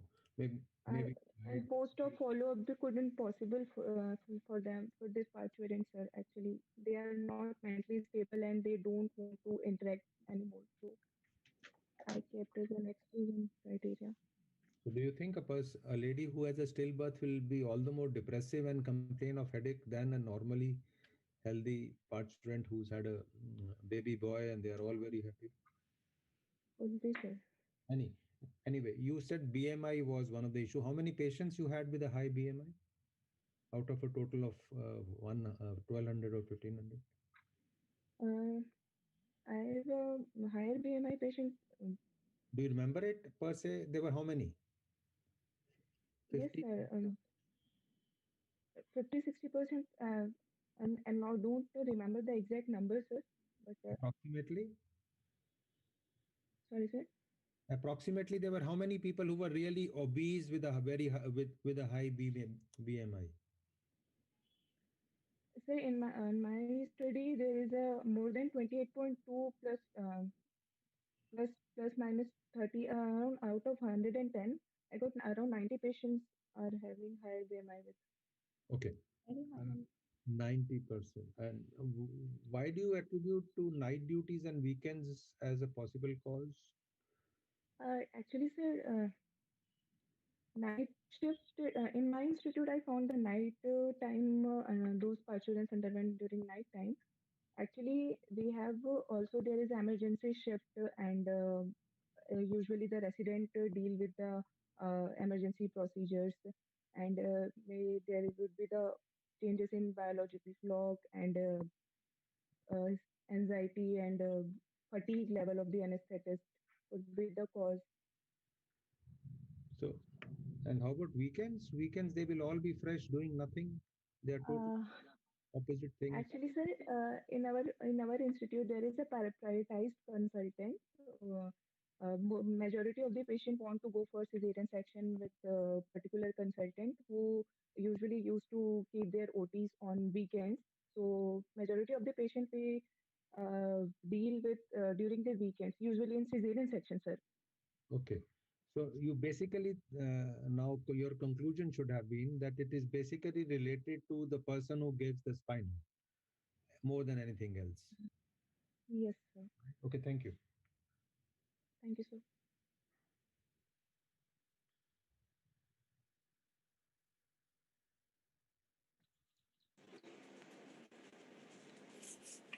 Thank you, ma'am. Am I audible and visible, ma'am? Yes, yes. Yes. Yes. Okay. I'm starting, ma'am. Good evening, respected judges. Today I'll be presenting a comparative study of hyperbaric bupivacaine and fentanyl given either as a mixture or sequentially for subarachnoid block in patient undergoing cesarean section. Next slide, please. Subarachnoid block is the preferred technique for cesarean section. Usually, opioids are added to hyperbaric bupivacaine in a single syringe to improve the quality of block and reduce the dose of local anesthetic, that is hyperbaric bupivacaine. Baricity is one of the most important factors beside temperature and velocity of the drug that influences the spread in the cerebrospinal fluid. What we do usually, we mix these two drugs together to put in spinal anesthesia. However, in some studies have suggested use of sequential technique whereby intrathecal drugs are administered using separate syringes.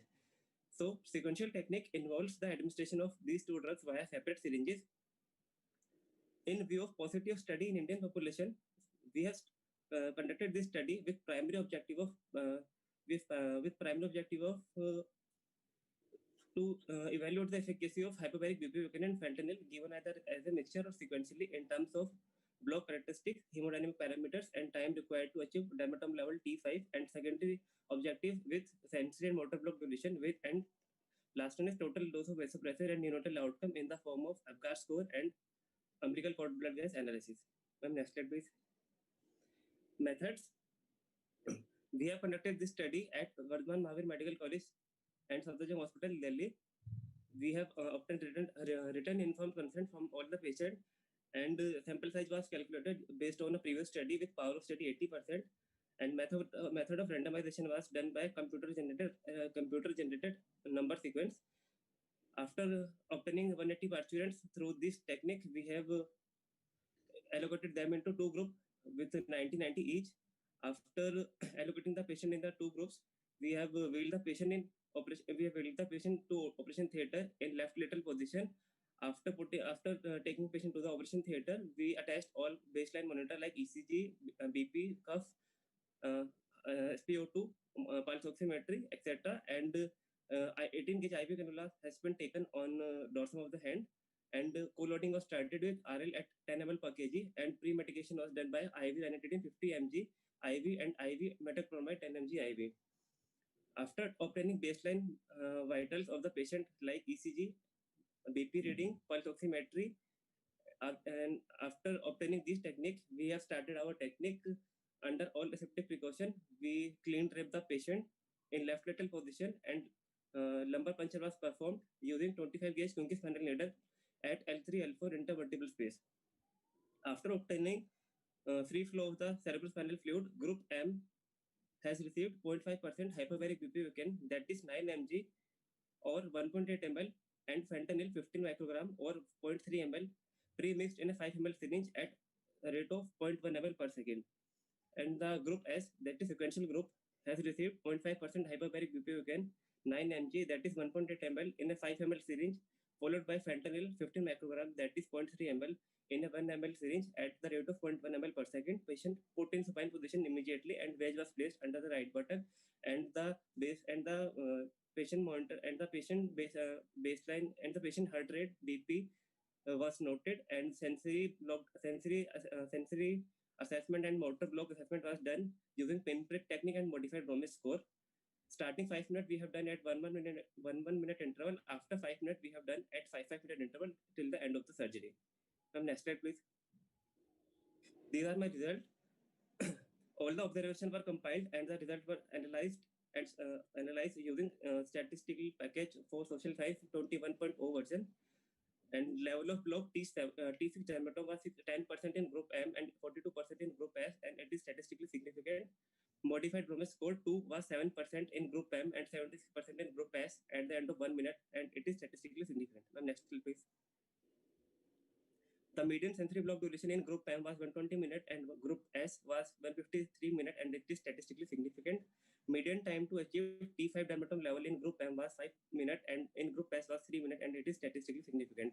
Median motor block duration in group M was 120 minutes and in group S was 153 minutes, and it is statistically significant.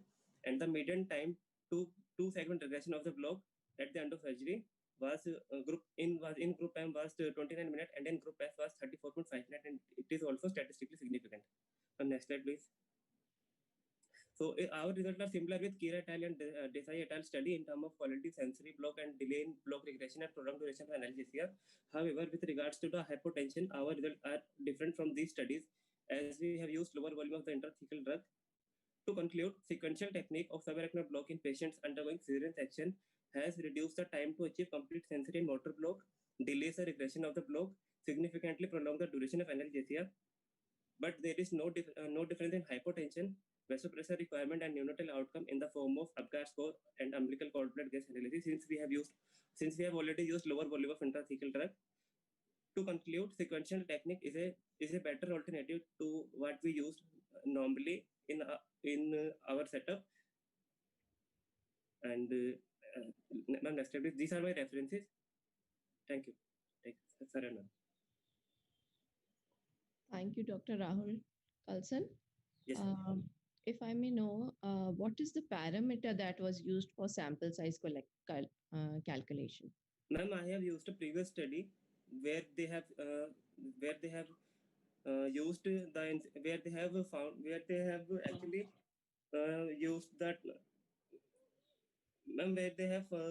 parameter of hypotension as their parameter.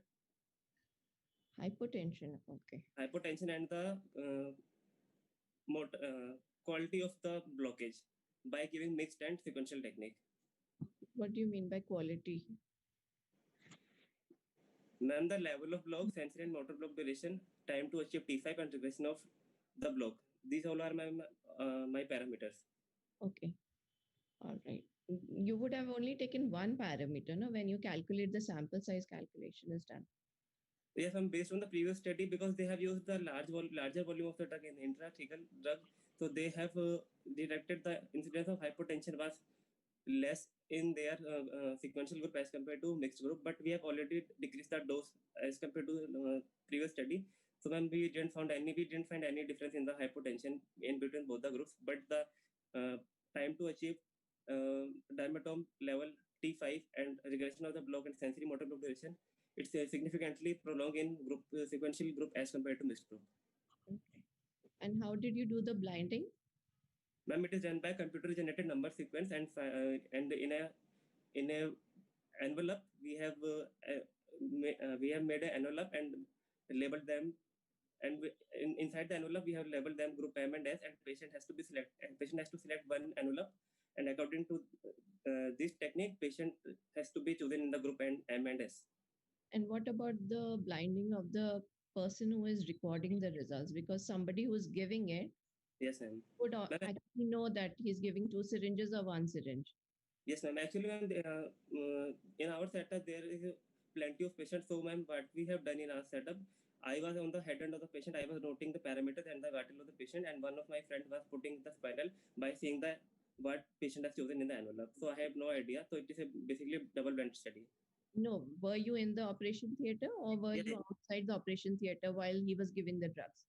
Ma'am, I am in the operation theater at the head end of the patient, and he was giving spinal at the back end of the patient. So and between both of us, we have a shield. So I have no idea basically what he was doing. Oh, okay, all right. Okay, and what would be what do you think was the reason for a prolonged block in the sequential dosing?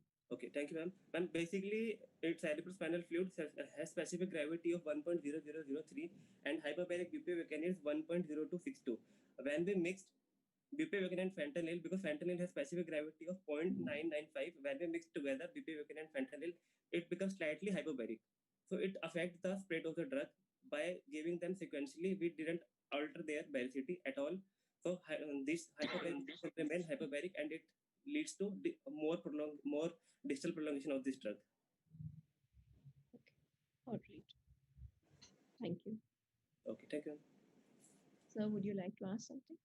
Rahul, after you finished, is Dr. Ranju Gandhi also presenting something? Sir, sir, ma'am is my guide actually. But आपने नाम लिखा हुआ presenter में. Sir, just to give honor to my ma'am, I have written this. Honor to your ma'am, or put pressure on us that this is Dr. Ranju Gandhi's study? No, sir, no. I have no idea, sir. Maybe I have no idea whether you know ma'am or not, but just to give honor, ma'am, I always mention my ma'am name in every article and every presentation. No, but that you mention it, but you are a presenter, you present your name, okay? Your honor and your respect is your personal issue. Okay. Thank you, sir. No, wait, I'm not letting you go. You chose 1.8 ml in a 5 ml syringe. Can you tell us how did you do that?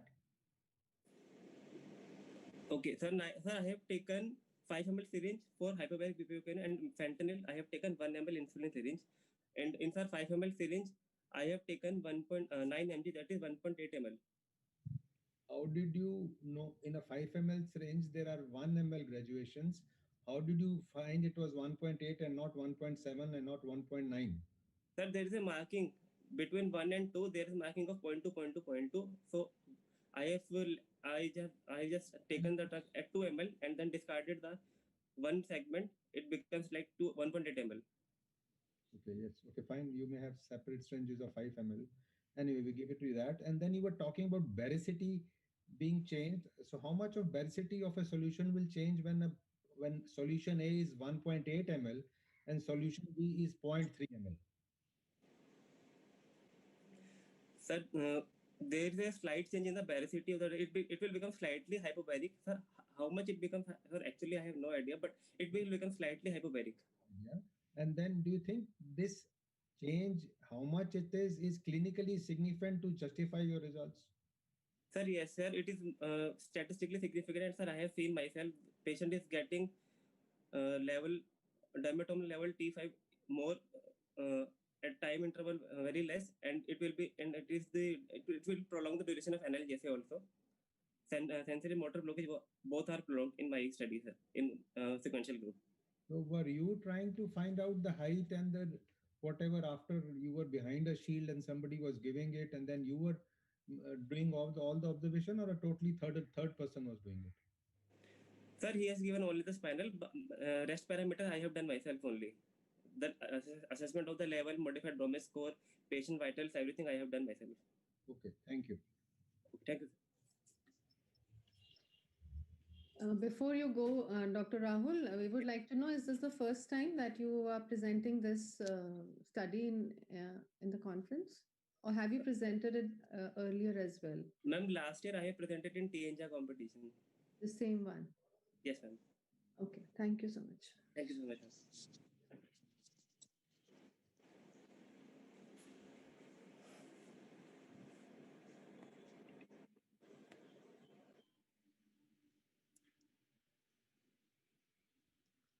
Hello.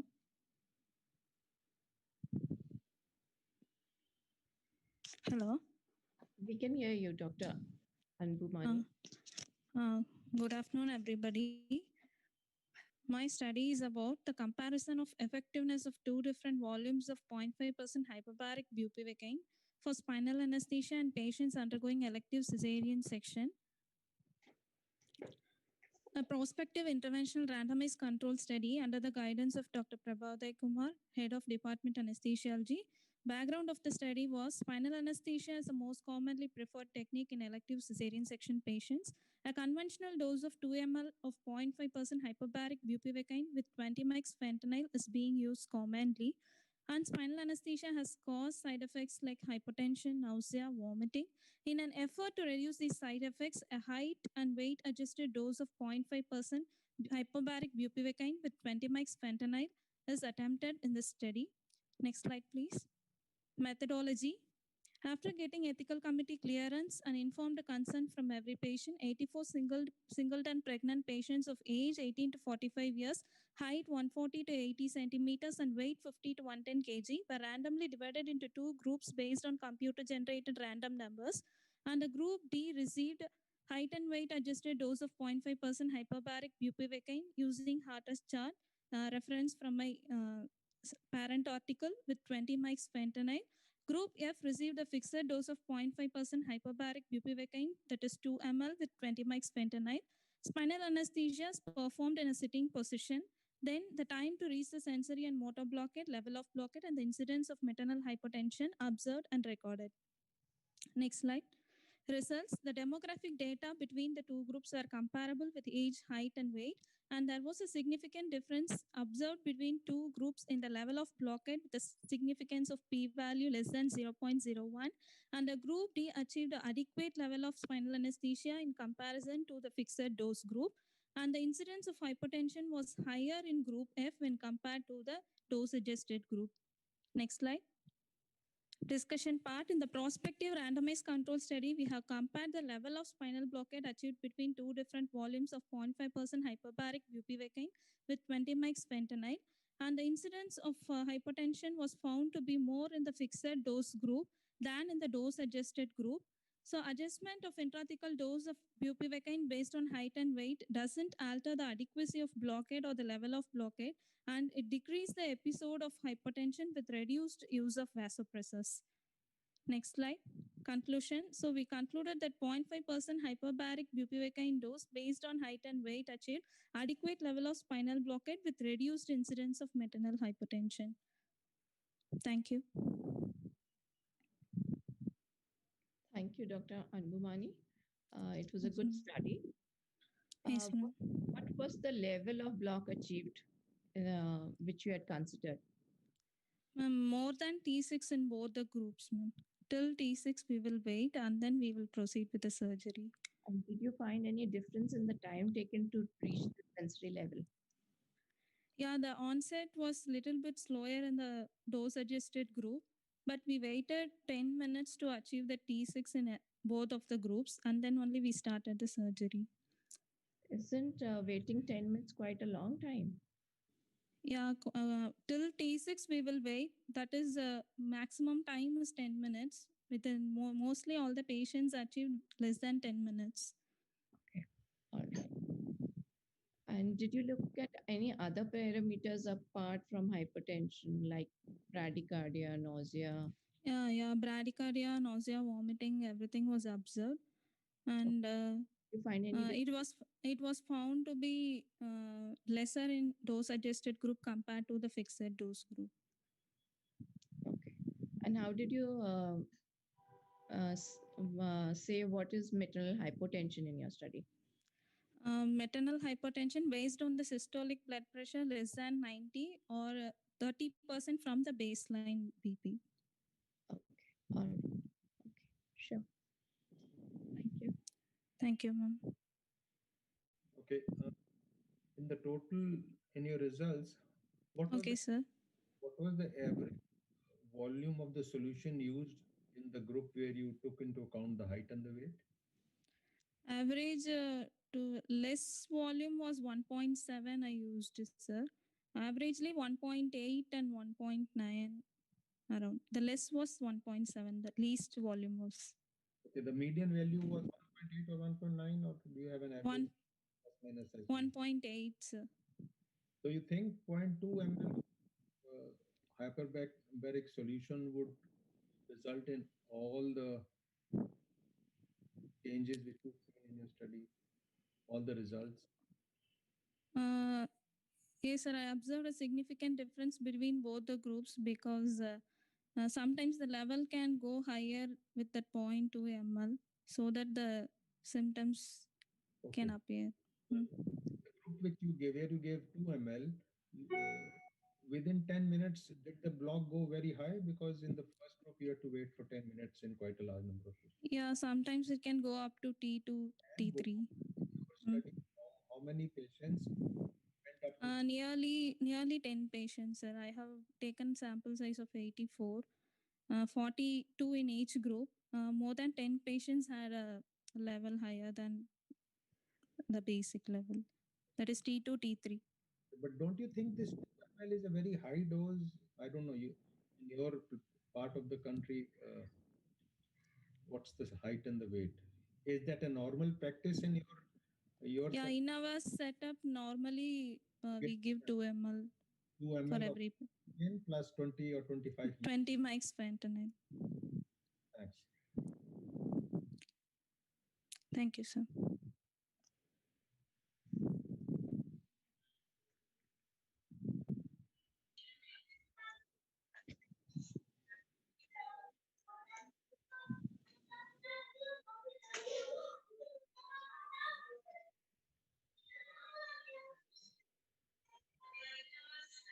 The child is also present in many.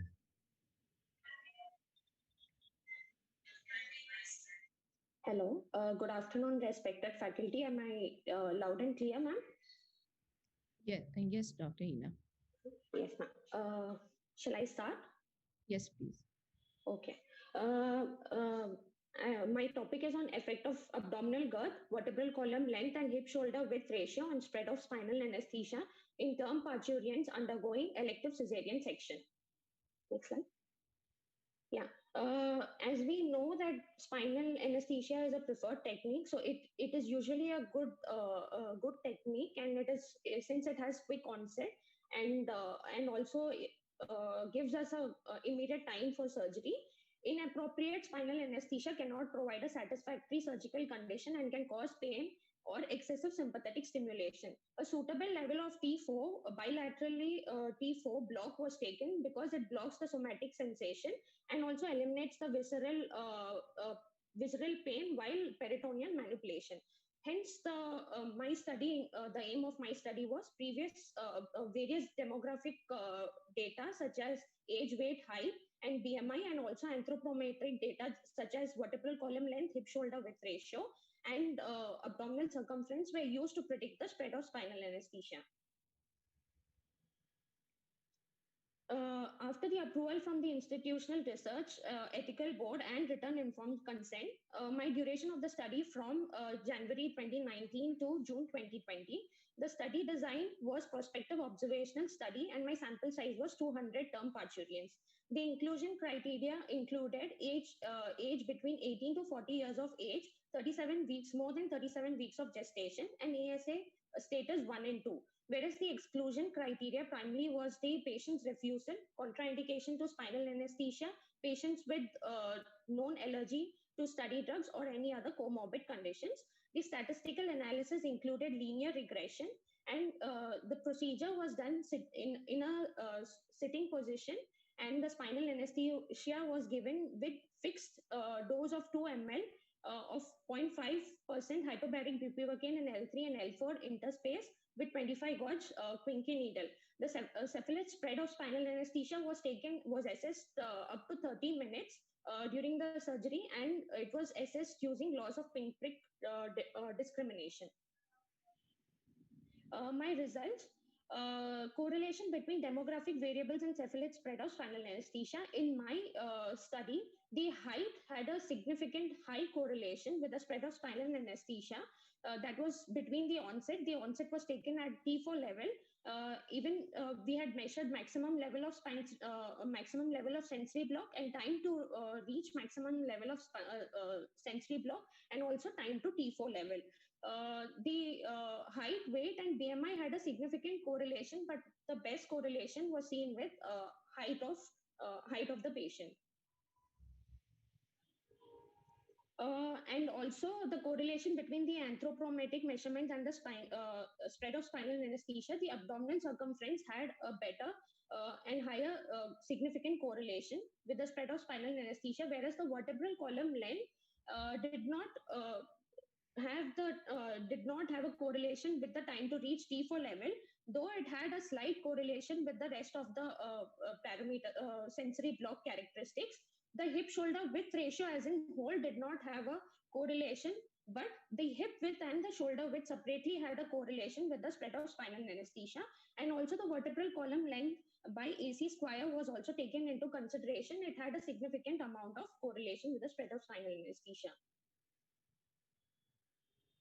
In my study, we had taken, since we had a correlation with the abdominal circumference, vertebral column length, this was compared with the maximum level of sensory block achieved, whereas Lee, while Edge et al. Had a significant correlation with vertebral column length by AC square, but they did not have a significant correlation separately with abdominal circumference or the vertebral column length. Contour M, they had a significant correlation as in total with the hip shoulder width ratio, whereas in my study there was no significant correlation, but they had only a correlation with the hip width. And Wing CN, they had a significantly high correlation with the abdominal circumference and vertebral column length. And hence, in conclusion, the abdominal circumference, hip width, shoulder width, and VCL by AC square, they had a significant correlation with the spread of spinal anesthesia, whereas vertebral column length did not have a significant correlation with the time to reach T4 level, but it did have with the rest of the sensory block characteristics. And hip shoulder width ratio did not have. In my study, the incidence of hypotension was seen in 85.5% of patients, whereas for T3 level, at the level of T3, it was seen in 4.5%. The maximum level of sensory block was seen at the level of T3 in 4.5% of patients, whereas maximum it was seen at T4 level in 5.5% of patients, whereas at T5 it was 10%. Sorry, 45 point. Thank you. Thank you.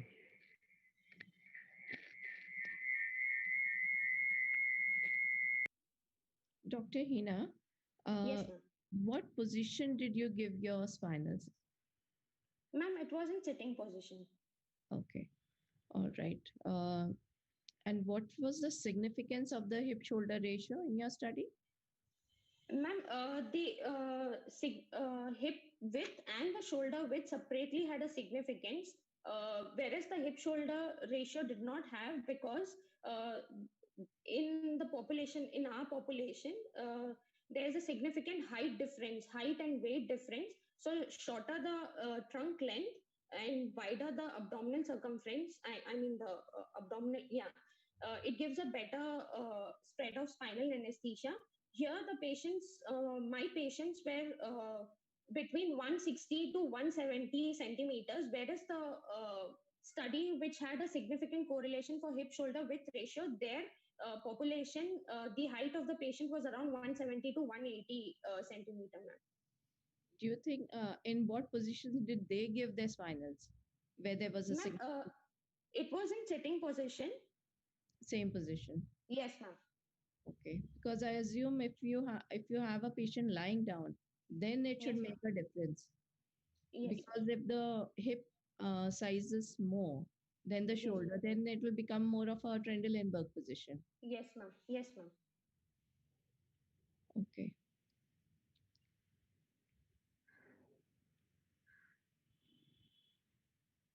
Sir, over to you. Dr. Bhatt, do you think your study has some practical take-home message? Yes, sir. We actually used a fixed dose of 2 ml of hyperbaric bupivacaine. So the incidence of hypotension was seen more in my study. With a different dose of spinal anesthesia and with an addition of opioids, or a lower dose may help, since I had used the same fixed dose for all patients, be it a different height or weight of the patient. And it gives us a better study. And also the side effects, adverse effects were seen because of hypotension. There was more adverse effects such as nausea and vomiting in my group of patients, sir. No, but I don't want to know the summary of your study. I just want in a single sentence know what is the take home message you want to give me. If I decide to take care of the two circumferences, the abdominal girth, what should I do? How should I change my injecting volume in cesarean patients? One sentence. So, Yes. as Do, the do you sorry, get sir. do you get my question? Yes, sir. What I'll again repeat it. You have done a Yes, sir. study, fine. You found some results, fine. So how will Yes, this sir. change your practice when you become a consultant? Sir, the dose of the anesthesia, since different dose or the baricity of the drug can be changed, sir, for No, no. How do you change the veracity? Do you know? Right? You no, can. sir, I mean to say that we can use instead of just bupivacaine, hyperbaric bupivacaine, we can even use either isobaric bupivacaine, as in certain studies. They have shown to have lesser side effects, maternal side effects, sir. So what you're trying to tell us is that if you have some kind of a profile of a patient which Yes, comes sir. to this category, instead of bupivacaine, I should use isobaric ropivacaine. Is that what you're telling me? Yes, sir. Okay. We Right. can use a different drug, or we can use even with opioids to avoid maternal hypotension, sir. Thank you. Thank you, sir.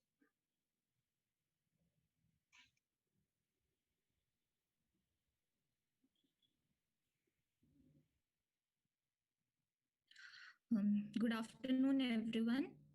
I am presenting my study on the effect of prophylactic phenylephrine versus noradrenaline infusion on fetal acidosis in women undergoing elective cesarean delivery under spinal anesthesia. Next, please. As you know, hypotension is the most common complication of spinal anesthesia during cesarean delivery, with an incidence as high as 70 to 80%.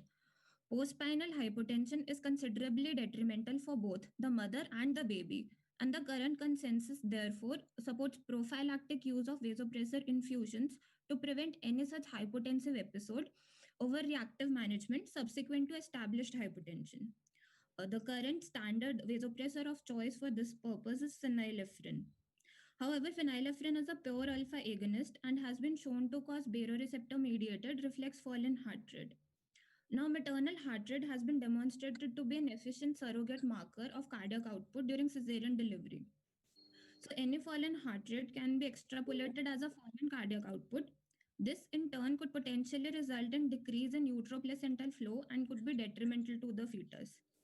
Coming to noradrenaline, it possesses potent alpha receptor as well as a weak beta 1 receptor agonist action.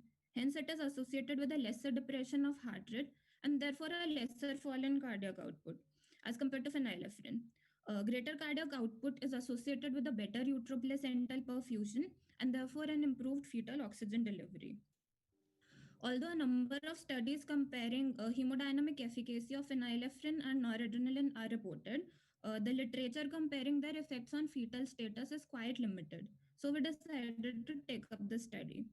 Our study assessed neonatal acid-base status along with maternal hemodynamics during noradrenaline and phenylephrine infusion for prevention of postspinal hypotension. Next, please. The study was commenced after obtaining approval from the Institutional Ethics Committee and enrolling our trial in the Clinical Trials Registry of India. 105 term pregnant females of ASA physical status 2 with no evidence of fetal compromise were assessed, and 100 participants who met our eligibility criteria were enrolled in the study after a written informed consent.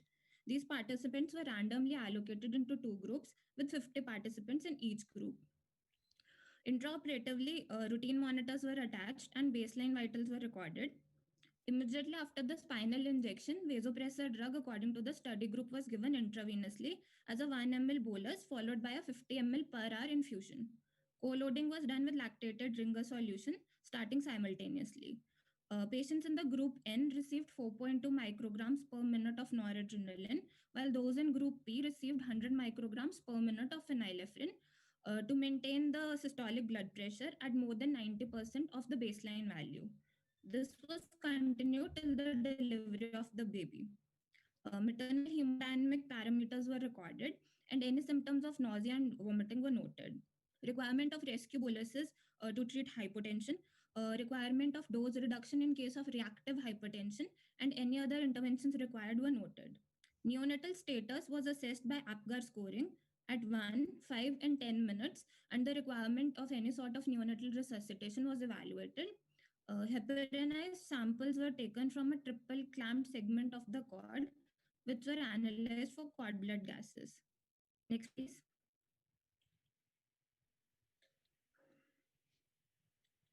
In our study, we observed that the umbilical cord blood base excess was significantly higher in the noradrenaline group as compared to the phenylephrine group.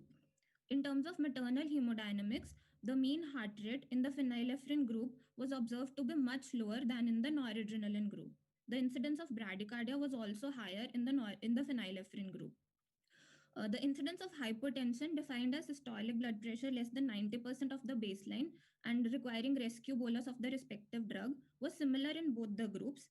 But the incidence of reactive hypertension requiring dose reduction was much higher in the phenylephrine group as compared to the noradrenaline group. Thus, the total number of active physician interventions to manage episodes of hypertension, reactive hypertension, and bradycardia was substantially high in the phenylephrine group as compared to the noradrenaline group. Next, please. Therefore, as discussed, umbilical cord blood base deficit was lower in the noradrenaline group as compared to phenylephrine group. The minimum mean heart rate was significantly lower in the phenylephrine group.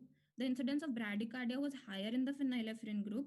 The incidence of hypotension requiring rescue bolus was almost similar in both the groups. However, the incidence of reactive hypertension requiring dose reduction was much higher in the phenylephrine group as compared to the noradrenaline group. So ultimately, if we talk in terms of the total number of physician interventions resulting from episodes of bradycardia, hypotension, and reactive hypertension, it was much higher in the phenylephrine group as compared to the noradrenaline group. Next, please.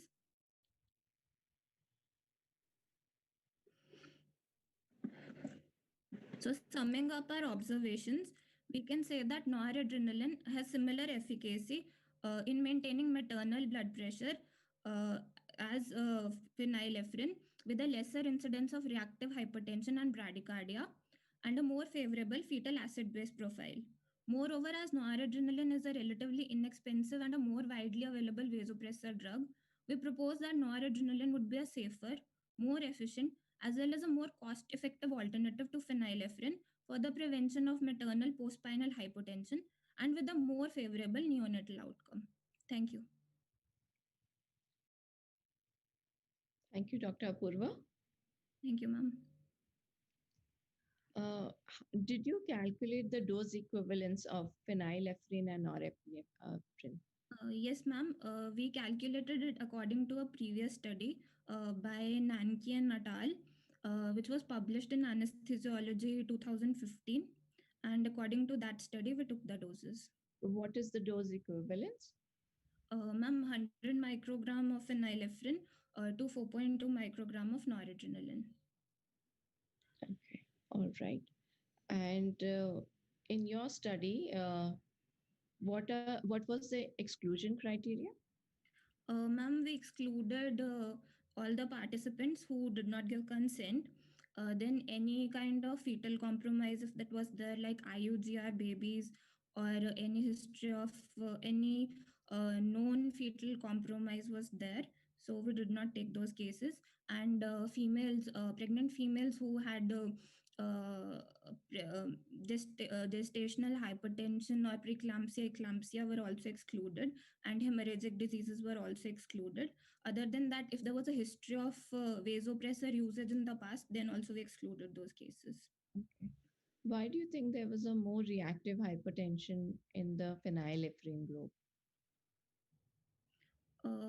Ma'am, I feel that Probably the titration of phenylephrine is much difficult to do as compared to noradrenaline. Okay, all right, fine. And what was the rescue analgesia which was used? Rescue vasopressor, sorry. Ma'am, it was according to the same group. For ma'am phenylephrine, we used a bolus of 50 mics of phenylephrine, and for noradrenaline, we used a bolus of 5 mics of noradrenaline. Okay, all right. Over to you, sir. You said you excluded patients with history of vasopressor uses in the past. Yes, right? sir, in the recent past. What do you mean the recent past? If somebody had sepsis 1 year ago before she became pregnant, that is recent? Or during? No, sir, in the pregnancy. You think, why did you do that? If somebody in the first trimester of pregnancy underwent, let's say second trimester of pregnancy underwent gallbladder surgery where NORAD was required, you think that NORAD half-life is so much that once or at term when she comes to us after 6, 8, 10, 12 weeks, then maybe that will affect it? No, sir, it would probably not affect at that point of time. But had we still taken that into consideration, we would have to see the duration of vasopressor use, and because if it is a long-term use of vasopressor, that can have anatomical and pathophysiological changes on the placental vasculature. That is in the same setting. Maybe you think 6 months ago, if somebody's had NORAD or phenylephrine, they would have enough change in the placenta so that they can fix it. Not like, sir, if it is intraoperatively used for a very short period of time or just as a bolus, I don't think it would have any significant effect. Okay, so maybe that was, you should have defined recent past in your exclusion criteria. Yes. The second thing is that, do you think now with whatever results you have shown us, they are too good to be believed, but I suppose they are right, or they are authentic. Do you think NORAD will replace phenylephrine world over or not? Yes, sir, I do think so. So in your setup, ever since you finished your thesis, you are always using noradrenaline and phenylephrine is out of not always, sir, but we have started switching over. So are there a specific group of patients where you want to switch over fast? Sir, I would say the patients who have a baseline resting lower heart rate, we would prefer to use noradrenaline, preferably in those people. And you've seen a lot of pregnant patients who have a baseline heart rate of, let's say, 60 or 62 when they come for cesarean section? No, sir, not much. Right. Anyway, that was a nice study. So thanks. Thank you. Thank you, sir. Thank you, ma'am.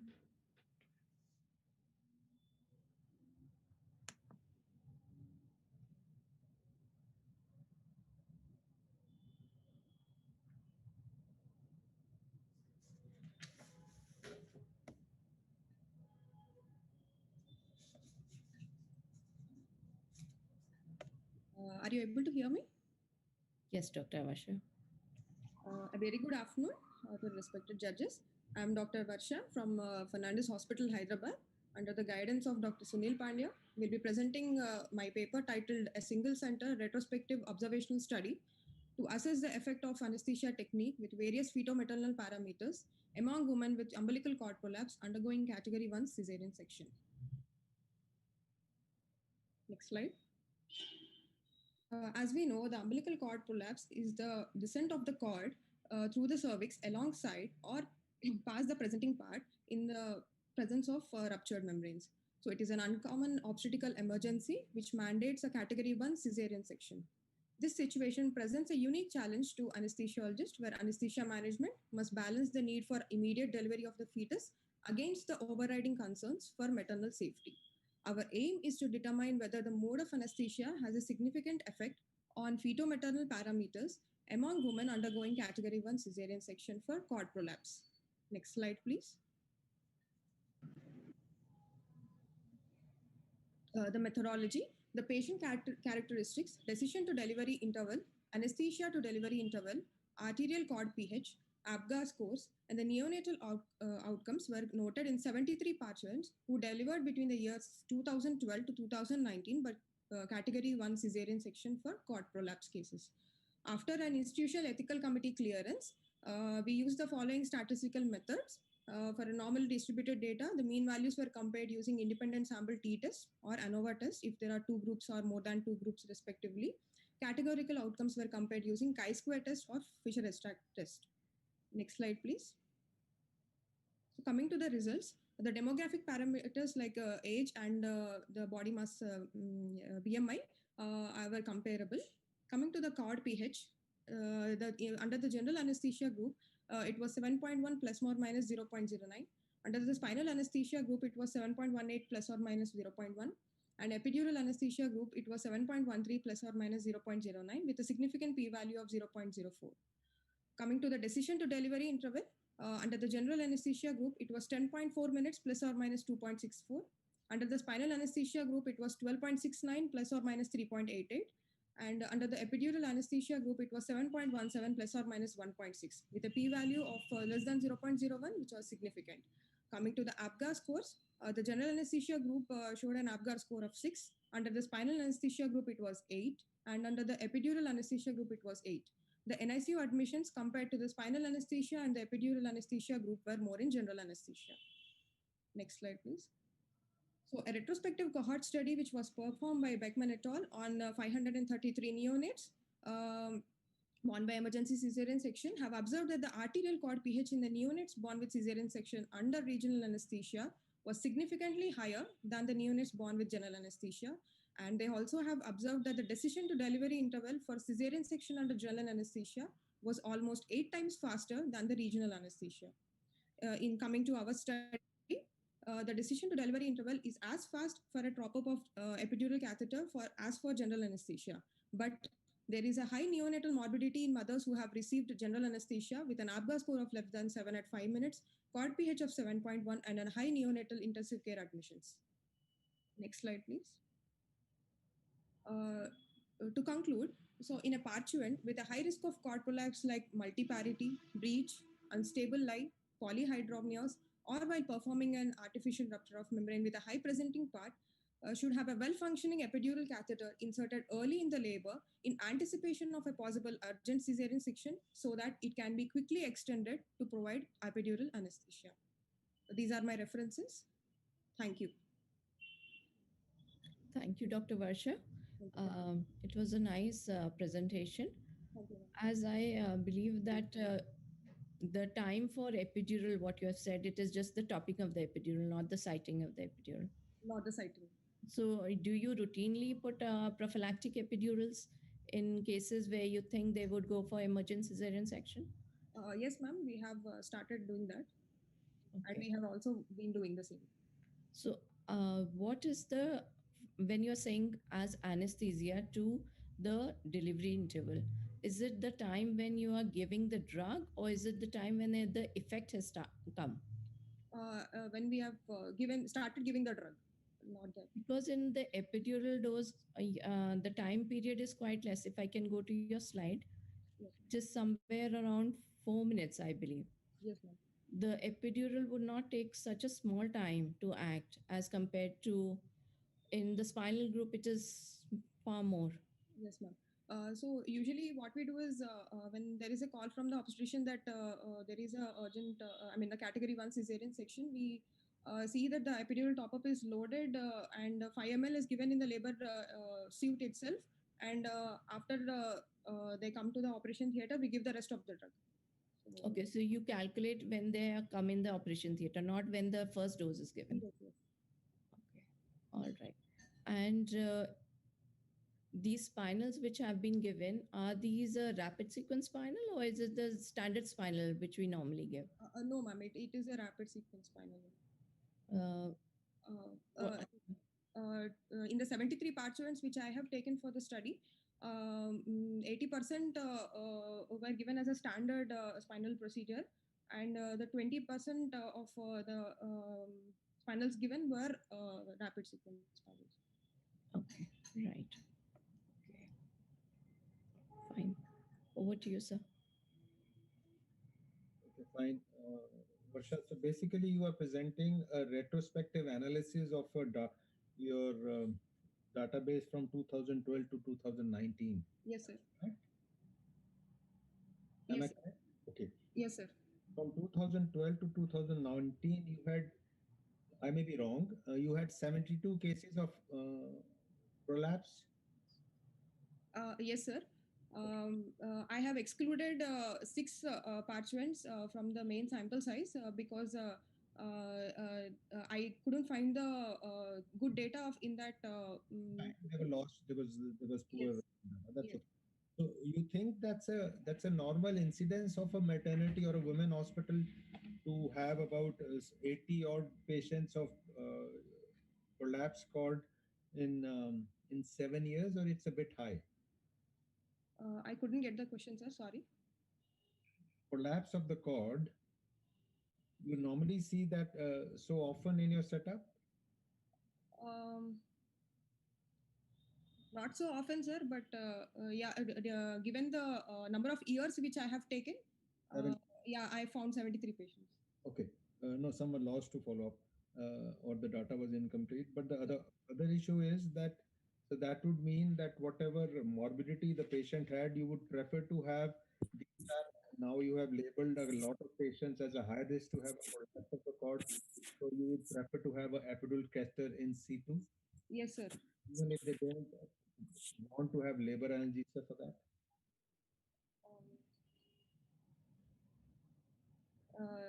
Maybe then I would prepare myself for a emergency situation ahead, and maybe prepare my OT for general or spinal anesthesia before itself. Okay, thanks. Thank you. Thank you.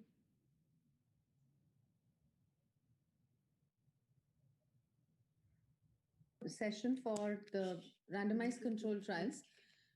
Dr. Ketki, from Yes. Dr. Ketki Maski, we will be starting. Am I audible, ma'am? Yeah. Dr. Ketki, just a minute. Now the judges for the case report and case series session is Dr. Ketan Parekh and myself, Dr. Anju Grewal. Yes. We would like to log off at this point, maybe both me and Angelina. Is that okay? Yes, sir. Is the person who is presenting the next is able to hear us? Yes, sir. Yes, sir. I can hear you. Can we mute her, please? Okay, sir. Anjan, that is not going to be possible. No, we can mute herself. She will mute herself, so you can't hear her, but she will still hear you if she's logged in. No, the host can mute everybody out, bhai. No, they can mute. They cannot mute. They cannot just make them not speak, but they will hear us. No. The muting is only one way of them not able to speak, but they can't make them not hear us. So if you want to discuss something, you have to discuss separately. So we will discuss it on over. Okay, right. It was nothing about these presenters. It was totally about something else. But I still feel the host can do everything. The host can shut you out, me out anytime. Anyway, please go ahead. Thank you, Dr. Anju. Thank you so much. Dr. Ketki, you can start. Good afternoon, all. My topic for today is obstetric emergencies and COVID-19 parturients and anesthetist layout. Myself, I'm Dr. Ketki Maske. My topic is under the guidance of Dr. Jyoti Kare ma'am and Dr. Neha Panse. So the evolving coronavirus disease causing severe ARDS has led to rapid expansion of knowledge regarding clinical manifestations, management, and patient trajectories. Physiological changes during pregnancy increase the maternal and fetal susceptibility to adverse outcomes and complications like miscarriages, preeclampsia, preterm delivery, and perinatal deaths of COVID-19. So here we present 3 COVID-19 obstetric emergencies managed in our hospital. Next slide, please. Case 1, 30-year-old female, G2P1L1, 36 weeks of gestation, presented with placenta previa, PV bleed. She was diagnosed with COVID-19 infection and posted for emergency LSCS. So after donning PP, spinal anesthesia was given. The baby was delivered. 20 units oxytocin was given IV. Her atonic uterus caused continuous bleeding and hypotension, which was treated with 0.2 mg methergin IM and phenylephrine 15 mics. Still, the bleeding did not stop, so the surgeon decided to do obstetric hysterectomy. So here, with timely and adequate blood loss replacement, patient withstood the procedure well. A second case was 22-year-old primary abruptio placenta for emergency LSCS. She had a history of fever, cough, 2 episodes of convulsions. She was referred to us from outside hospital, and her treatment details were not known to us. So severe fetal bradycardia and thrombocytopenia prompted us for giving general anesthesia. So at the end of surgery, there were inadequate respiratory efforts. So reversal was not attempted from our side. Next slide, please. Her ABG showed metabolic acidosis, which was corrected with IV sodium bicarbonate, 100 ml equivalents, calcium gluconate 10 ml given slowly IV over 10 minutes, Dexa and Hydrocot, and Lasix 40 mg. A fruitful wait for 2.5 hours with judicious metabolic correction rewarded, and patient was reversed and extubated successfully.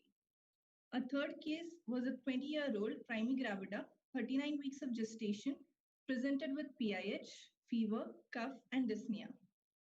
So patient had sudden bradycardia and desaturated while undergoing trial for normal vaginal delivery. So with all COVID-19 precautions, patient was intubated and revived successfully after CPCR. Immediately, ventouse-assisted vaginal delivery was done on her, and the baby was shifted to NICU in view of weak cry. The patient was shifted to COVID suspect ICU on ventilator, where her RT-PCR was positive on second day. Her CXR showed COVID-19 pneumonia picture. She was treated with injection remdesivir, injection Clexane, and methylprednisolone for 6 days. On post-op day 6, patient went into sudden asystole and succumbed. Next slide, please. So coronavirus disease in pregnancy presents a unique challenge as the data on anesthetic management is very limited. Our first case of placenta prurita had potential risk of massive blood loss. So hemodynamic stability and healthy fetus prompted us for regional anesthesia. With vigilant assessment and timely fluid and blood replacement, hemodynamic stability was maintained in our case. In a second case of PIH with abruptio placentae and concomitant COVID-19 infection was managed under GA due to severe fetal bradycardia, general tonic-clonic seizures, and thrombocytopenia. So our parturient manifested delayed recovery, which we probably attributed to pretreatment with magnesium sulfate as the details were not known to us, and metabolic acidosis, which was corrected with calcium gluconate, sodium bicarbonate, and she was extubated lately but very successfully. Third case was a COVID-19 parturient with COVID pneumonia managed under GA. She required post-op ventilation and intensive treatment, but unfortunately she succumbed to COVID-19 ARDS. Next slide, please. So to conclude, aerosol generation under general anesthesia is a potential risk with anesthesiologist, and hence neuroaxial blocks should be considered wherever possible to increase the margin of safety for healthcare providers, though the risk of meningitis or encephalitis associated with untreated viremia cannot be ruled out. So to conclude, in COVID-19 parturient, the risk of GA outweighs the risk of neuroaxial blocks. Careful selection of patients for spinal anesthesia with adequate preloading and vigilant blood loss may result in better outcome and improved maternal and neonatal outcome. This is the X-ray of a third patient showing COVID-19 pneumonia who succumbed, and the ABG of metabolic acidosis of a second case. The next are my references. Thank you.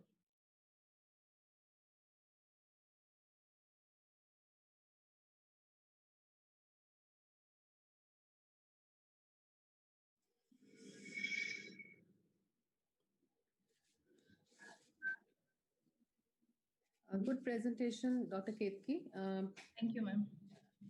How many series of patients do you have? You have presented 3 up here, but yes, ma'am. Yes, ma'am. I have 3 patients only, ma'am. Okay, Dr. Ketki. Yes, ma'am. Dr. Anju, that was a good, Dr. Ketki, that was a good presentation. Thank you, sir. I mean, I also have the same question. So this 3 patients that you've asked or shown. Yes, sir. Yes, sir. Is it over a period of how many months? So this occurred 6 months, 8 months, 1 year, just last 2 months. What is the? So this happened in the just last 3 months, sir.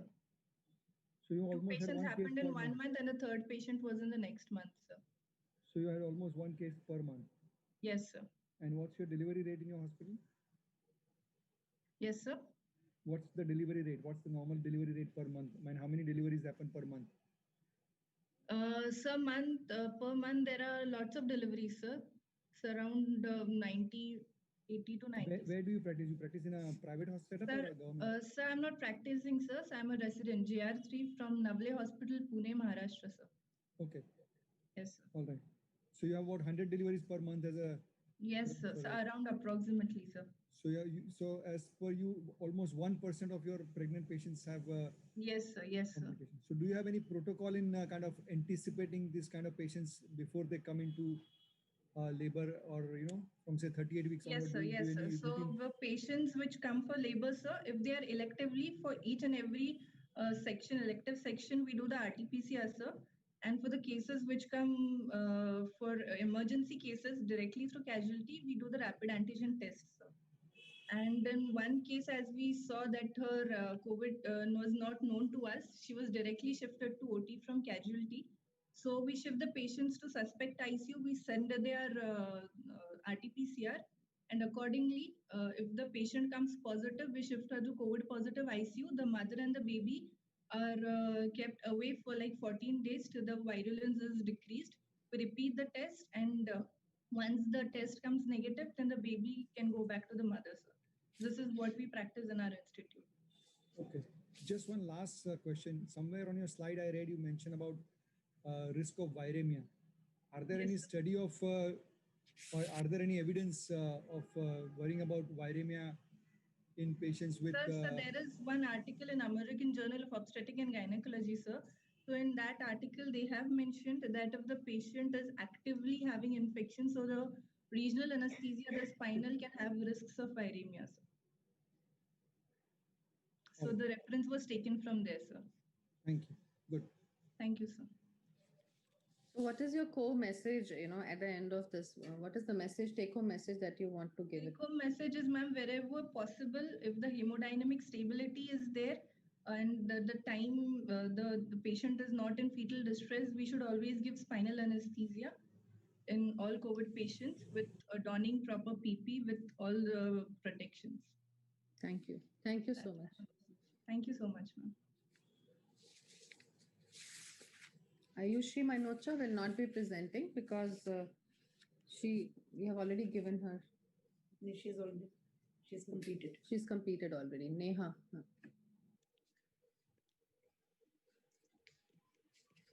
Yes, Dr. Neha. Am I audible? Yes, you're audible. Okay. Very good afternoon to esteemed judges, respected seniors, and my dear friends. I'll be presenting a case series of ultrasound-guided anterior and posterior quadratus lumborum block for postoperative pain after cesarean section. Next slide, please. Postoperative pain management is important for all the surgeries and specifically for cesarean section, as the mother has to take care of herself and the baby. And adequate postoperative pain management strategies will lead to improved patient outcome in the form of better patient satisfaction, early mobilization, and less sequelae of complication of inadequate analgesia in the postoperative period. Quadratus lumborum block is an impressive regional technique which is used for many abdominal surgeries as a part of multimodal analgesia. So we have used this block for cesarean section for pain relief in the postoperative period, and till date there are no uses of dexmedetomidine as an adjunct with this block in the cesarean section patients. Next slide, please. So informed written consent has been taken from all the 6 participants, and the quadratus lumborum block was planned to be given in the recovery area after cesarean section. Most of the time we are using 8 to 10 milligram of 0.5% bupivacaine heavy along with 12.5 mics of fentanyl intrathecally for cesarean section. And after the patient being shifted to the recovery area, we used to prepare the patient for QL block. So after attaching the standard monitor, a pillow used to be kept under the buttock of the parturient, and after taking all aseptic precaution, the curvilinear probe of the Mindray ultrasound machine has been used for abdominal wall scan from medial to lateral at the level of umbilicus to identify the QL and psoas muscles. We have used 0.25% bupropion 40 ml solution along with 1 mics per kg of dexmedetomidine, which was deposited 10 ml anterior to the quadratus lumborum muscle, that is Borlam approach, given in the 2013 article, and 10 ml we have deposited posteriorly according to the Blanco approach, which he described in 2014 article, and this has been repeated on the other side also. So 10 ml we have deposited at both the sides. Next slide, please. We have continued with paracetamol 1 gram IV TDS as a analgesic, and rescue analgesia was kept, tramadol was kept as a rescue analgesia 1 milligram per kg for the VAS score of more than equal to 4. We have done VAS charting for initial 48 hours, and patient satisfaction score was taken after 24 hours.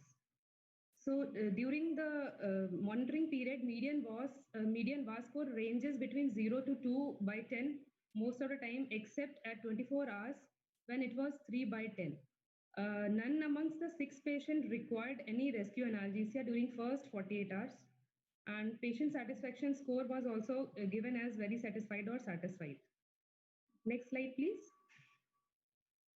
So QL block has got multiple approaches and multiple volumes are being tried for the different approaches like QL1 block, 2 or 3, which are also termed as lateral QL block, posterior QL block, intramuscular or anterior QL block.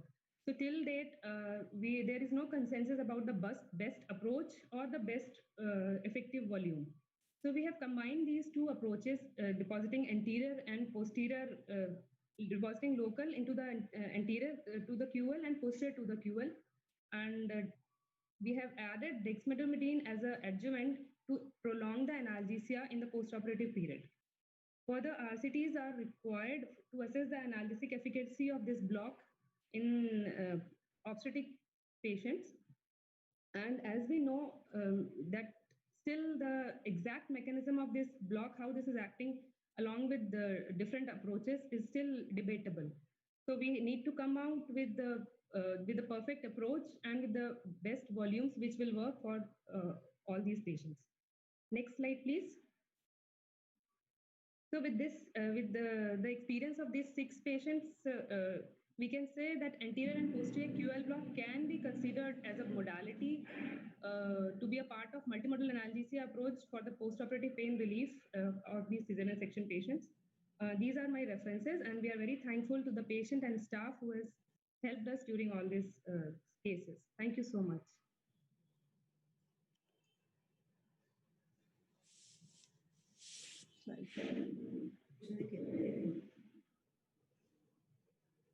Dr. Ketan, you can ask first. Yeah, okay, Dr. Nia. That was a good presentation. Thank you so much. Just a quick questions. Will you be able to do the quadratus lumborum block without the use of USG? I have not used without ultrasound, sir. I have used only with ultrasound. So I understand. So my question is, will it have a limited implication, because USG availability in the OT is not something that is very common, especially in our setting. So do you think that would kind of hamper the use of this QLB in a routine use? Availability of ultrasound could be a limiting factor of using this block, but as such, this is quite. I will not say it's a new block because it has been introduced since 2007, and we are also growing, and I think we are also coming up with the ultrasound users practices. So wherever ultrasound is available, it could be a good modality to be used for postoperative pain, I think. But I totally agree with you, sir, that availability of ultrasound could be a limiting factor. Do you have any experience with tab blocks? Yes, sir. We were using tab block beforehand, before using I was using tab block for postoperative pain before using QL block. And were you using it with ultrasound guide? Tab block, sir? Yes. Yes, sir. Tab block also. Tab block I have used both landmark guided and ultrasound guided. So if ultrasound is not there, I would go with the tab block because that I can go like that.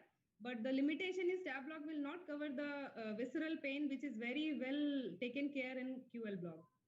Okay, good. Thank you. Okay, sir. Thank you, sir. Thank you so much. Anju? A good case series. If you were to plan this study, right? Yes, ma'am. How would you actually, what would be your any improvement or anything that you would like to improvise on the study plan while going for this? Since it's a deeper block, we would go like the if we are planning a study, the person who is doing these blocks should be well versed with the procedure. So I will take care of the thing that the person who is doing the block should not be first year or second year PG. So what do you think in your experience should be the experience of the person who should be performing a block for a study?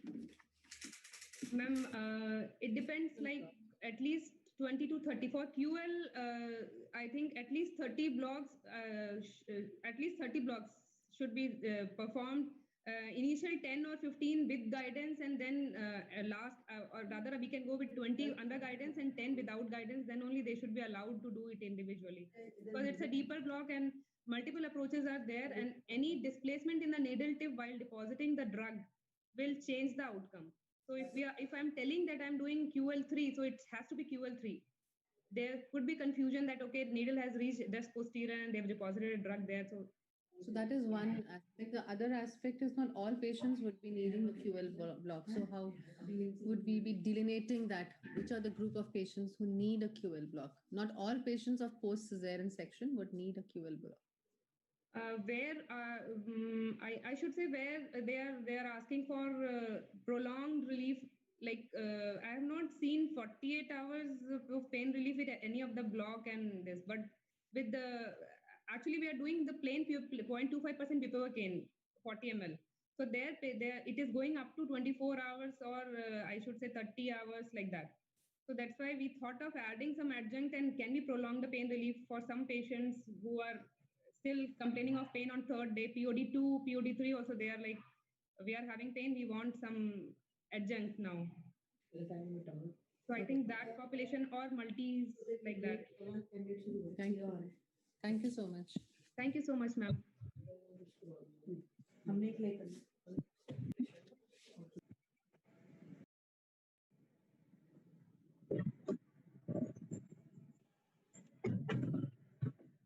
అది dining set ఏదా బోరోసిల్ది ఎవడో తెచ్చిచ్చు వాడతానంటే వాడండి నేను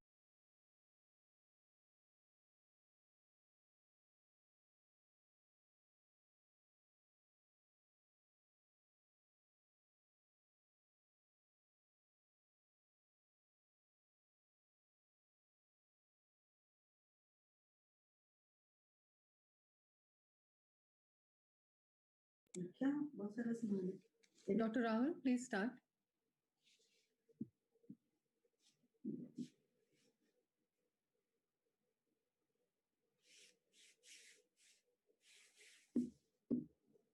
Is he logged in? He is already logged in. Dr. Rahul, are you there?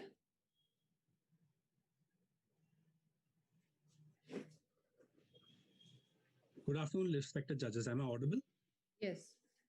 Yes, can I? Good afternoon. I'm Dr. Rahul Motwani, Clinical Associate in the Department of Anesthesiology at Khar Hinduja Hospital.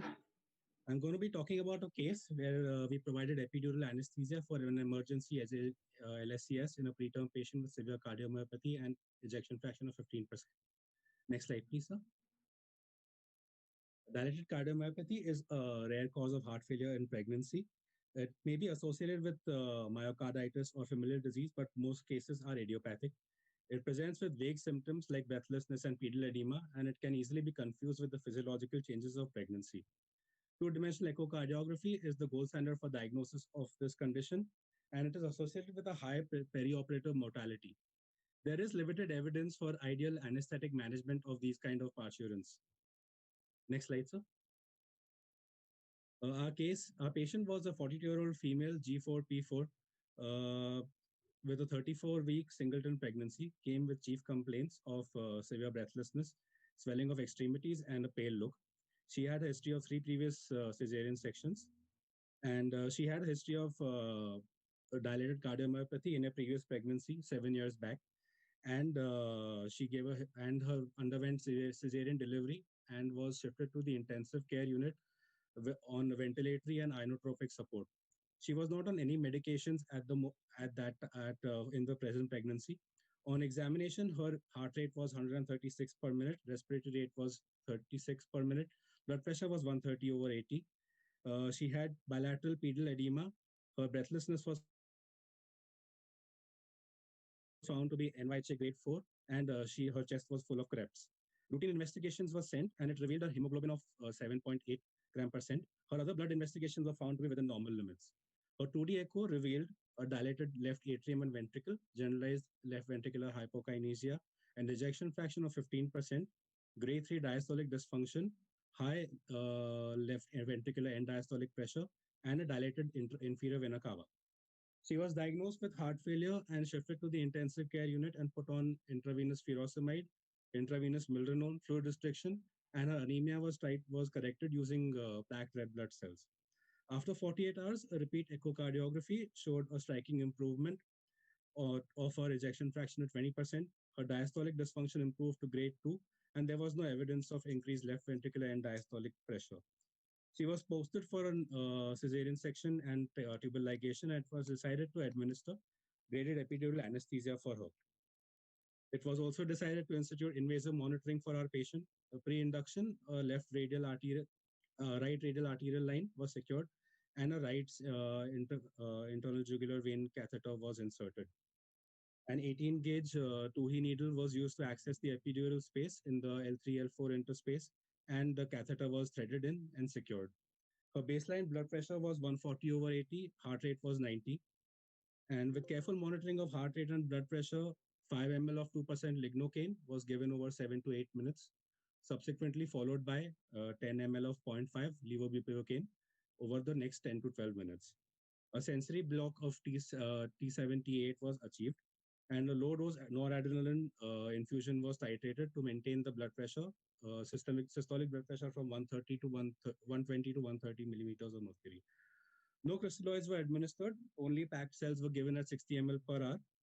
40 milligrams of furosemide was given intraoperatively to prevent fluid overload. Oxytocin was used in graded doses after the delivery of the baby, with a total of 0.3 international units. The uterus was contracted satisfactorily. The surgery was uneventful, and the patient was shifted to intensive care. In the ICU, she was given a dose of low dose noradrenaline infusion and milrinone infusion as well, which was weaned off over the next 48 hours. She had an uneventful post-operative course and was discharged home after 7 days. The next slide, sir, please. In dilated cardiomyopathy, it is a disorder which is characterized by left or biventricular dilatation and systolic dysfunction with or without heart failure. There is a marked reduction in preload and afterload. So hypotension and tachycardia can cause hemodynamic instability. It was avoided using a graded epidural anesthesia and a low-dose noradrenaline infusion. Oxytocin was administered carefully and in close consultation with the obstetrician to check for uterine contraction to avoid its vasodilatory effects along with the effects on heart rate. Furosemide was also used prophylactically to avoid the effects of autotransfusion post-delivery.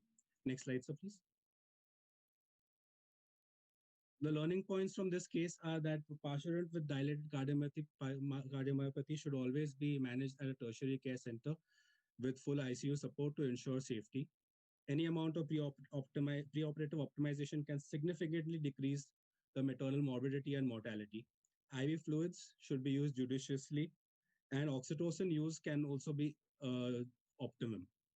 Graded epidural anesthesia provides stable hemodynamics as compared to other anesthetic techniques.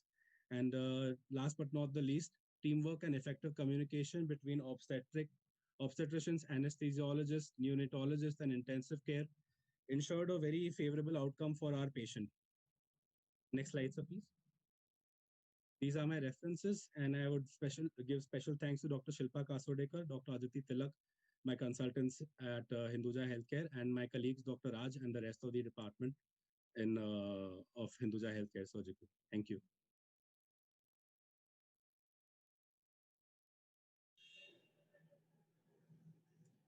Am I right in understanding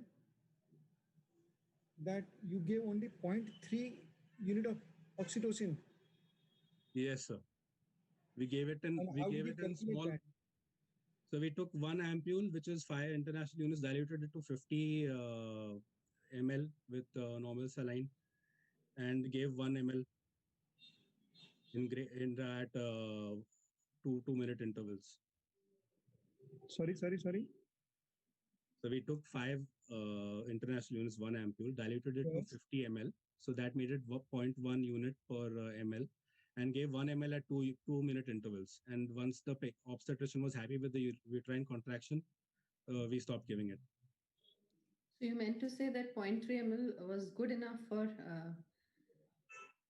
Yes, are there any reference or any study that suggests that this is the kind of acceptable or is a good dose, which is, I mean, does it really make any sense giving 0.3 units of oxytocin? You might as well not give it. Yeah. So we did look at the study by Dr. Balki, and in that it was mentioned that the ED90 of oxytocin was 0.3 international units, and we were ready to give more if the uterus had not contracted. So we were giving it at very dilute concentrations at very small intervals. No, that was an excellent management. There's no question, and what you did was also right. But I'm not yet convinced that just 0.3 unit is good enough to cause a good uterine contraction that what we normally see. And you might as well have not given it, I would have thought. And then what just, because I know that there's a natural tendency of the uterus to contract as well. So giving 0.3 is not making much sense to me. That's what my question was, whether you have any specific kind of recommendation or evidence to use that kind of a dose, because you might as well not give it. So we did give it in a very small dose, and we really got lucky when it came to the contraction.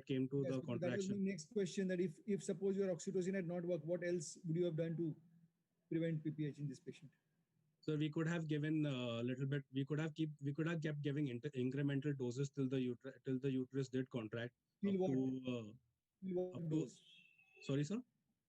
Till what dose you could have given? What is the safest maximum dose you could have given? If you think you can just keep giving little bit. Up to three units we could have given. After that, we could have thought of other. We would have thought of other measures.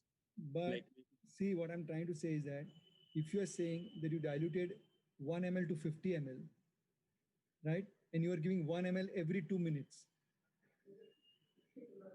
Yes.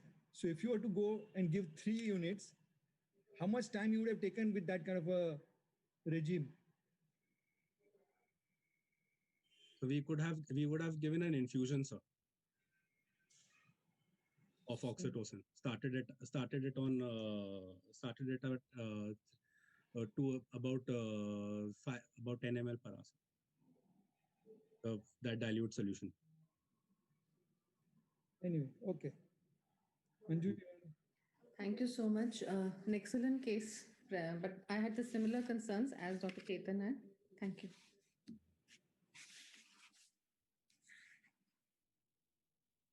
We can go to the next one.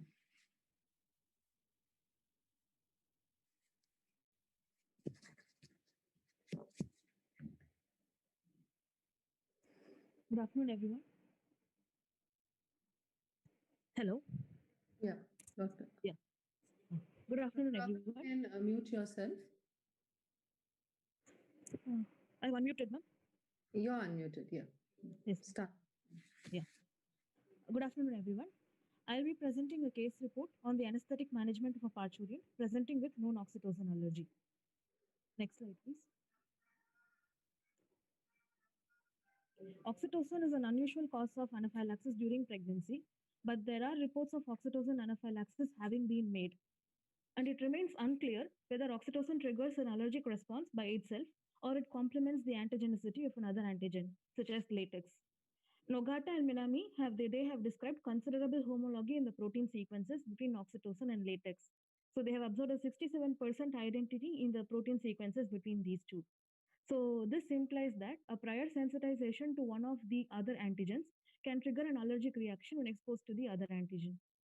And management of women with a known oxytocin allergy presenting for subsequent delivery are sparse. Literature on such management is sparse, though there have been reports of oxytocin anaphylaxis being made. So the primary concerns in such a patient will be to avoid any further anaphylactic reactions and to maintain the uterine tone while avoiding oxytocin, which remains the primary uterotonic agent. Next slide, please. So here,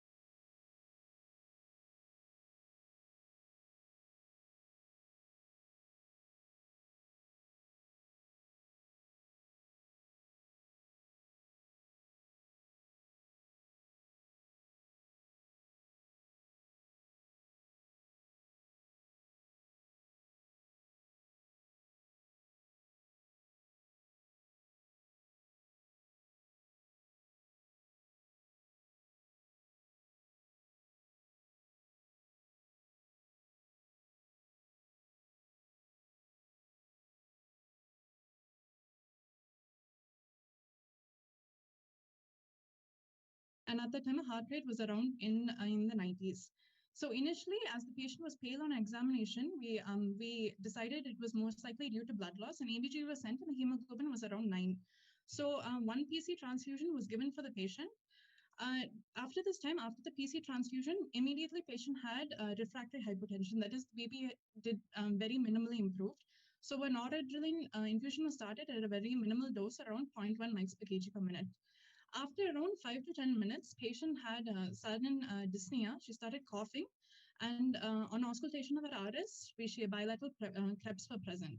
So patient, we noticed that patient had developed features of pulmonary edema. She was immediately intubated and oxygenated, and injection furosemide was given. In total, up to around 160 mg was given in total for the patient over the course of the PACU stay. So this is the chest X-ray taken immediately after shifting the patient to the ICU, immediately after the PACU. So we initially suspected some kind of cardiac condition with the patient. So a cardiac evaluation was done in the PACU itself.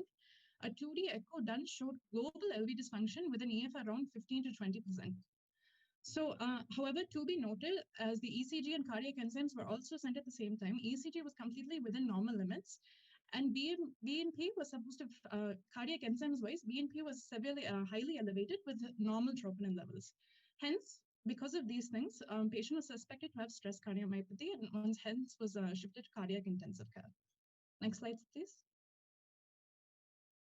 So after arrival in the patient in the cardiac ICU, initial titration with inotropes and vasodilators did not improve the patient. So a decision was made by the team to place an IABP. So after the IBP was placed, levosimendan was actually concurrently also started to improve both contractility and maintain perfusion for the patient. During this time, BP was titrated with noradrenaline at a very minimal dose, around 0.1 mg per kg per minute. On POD1, the next day, the patient had an echo was done, and it showed a slightly improved ejection fraction of around 30%. During this time, IABP support was gradually withdrawn for the patient, and noradrenaline supports was also gradually tapered and stopped. Patient was safely extubated on POD2, and on POD2, she had an improved ejection fraction of around 45%. So this table is just a comparison of the vitals and the echo findings between the immediate findings in the PACU, in cardiology evaluation in the PACU and post IABP. So you can see the cardiac output as it's improved from BP of around 80-50 mmHg, improved to a BP of around 10368 after removal of the IABP. Heart rate has come down from 112 to 96 beats per minute. And to be noted, she went from severe global LV dysfunction with an EF of around 15 to 20% to mild LV dysfunction with an EF of around 45% on period day 2.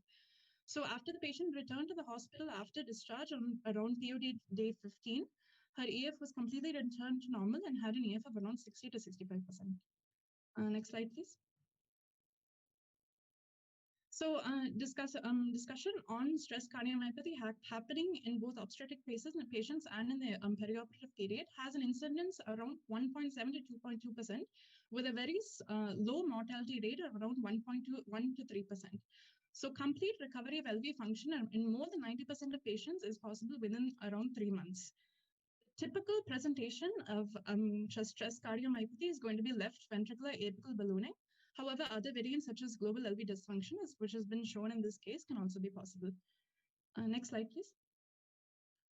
So this was taken from the Journal of American College of Cardiology. It's just a summary of management of stress cardiomyopathy, both in the perioperative setting and in general. So when we approach a patient with stress cardiomyopathy, we want to know whether the patient is going to have a low cardiac output or is going to be presenting with a normal cardiac output. If the patient is presenting with pulmonary congestion with a normal cardiac output, we would aim to treat the patient as systolic heart failure. And our mode of management would mainly be preload reduction and afterload reduction, that is venodilators and arterial vasodilators with diuretics as necessary.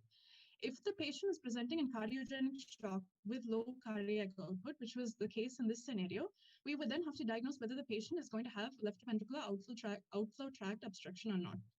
If the patient is going to present without LVOTO, which is the case in this patient, there was no LVOTO diagnosed in the echo, the management is going to be mainly supportive care, aim to start ionotropes as soon as possible. Levosimendan was started in this patient, and vasopressors to maintain deep blood pressure as needed.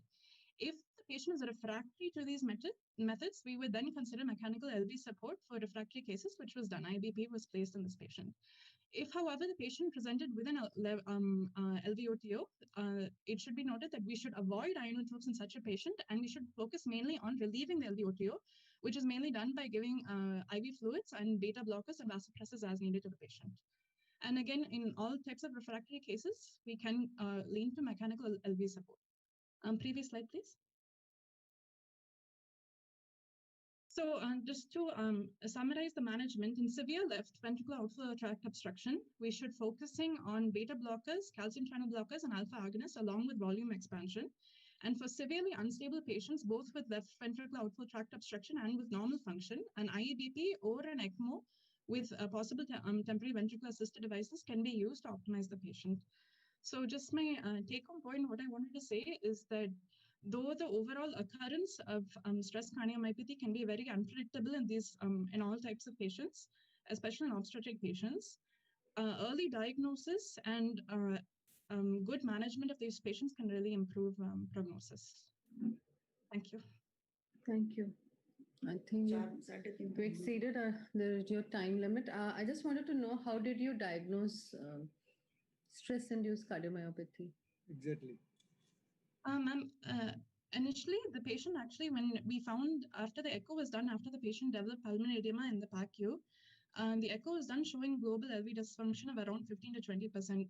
So at that time, we wanted to rule out acute coronary syndrome in this patient, but she was her ECG was completely normal. Also, her cardiac enzyme levels were completely within normal limits, but she had an elevated BNP.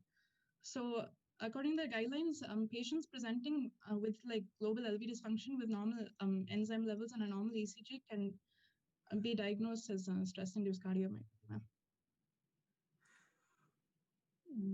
when the patient came in with ruptured ectopic, I don't know. I said when the patient came in with ruptured ectopic, I don't know if you mention about her stability, cardiovascular stability at the time of admission. Yes. But I wonder why would you want to not do this under a regional, and why would you want to give GA if there was only 400 ml of blood loss that you're mentioning? Patient was actually completely stable preoperatively. So she had a BP and heart rate was within normal limits, but because it was a ruptured ectopic pregnancy, and we couldn't properly evaluate prior, and it was an emergency surgery. We didn't want to take the risk of giving spinal to the patient, and we then decided to give general anesthesia. Right. So could that what would you think? Okay, if you decided this to be a stress cardiomyopathy, what could be the stress? Because we think could either be the stress of the surgery itself, sir, because actually patient didn't develop the symptoms during the surgery. She developed them around half an hour after shifting the patient to PACU. Otherwise, the surgery was quite uneventful. So it could have been the stress of the surgery could have led her to have the stress-induced cardiomyopathy post-op in the PACU, or it could have been an emotional trigger or something incidentally found in the perioperative setting. So one of those two things. What's the famous name for this stress cardiomyopathy? Takotsubo, sir. Octopus cardiomyopathy. What is it also known as? Takotsubo, broken heart syndrome. You young people should know it better. Yes. Thank you. Good one. Thank you. Google 100%.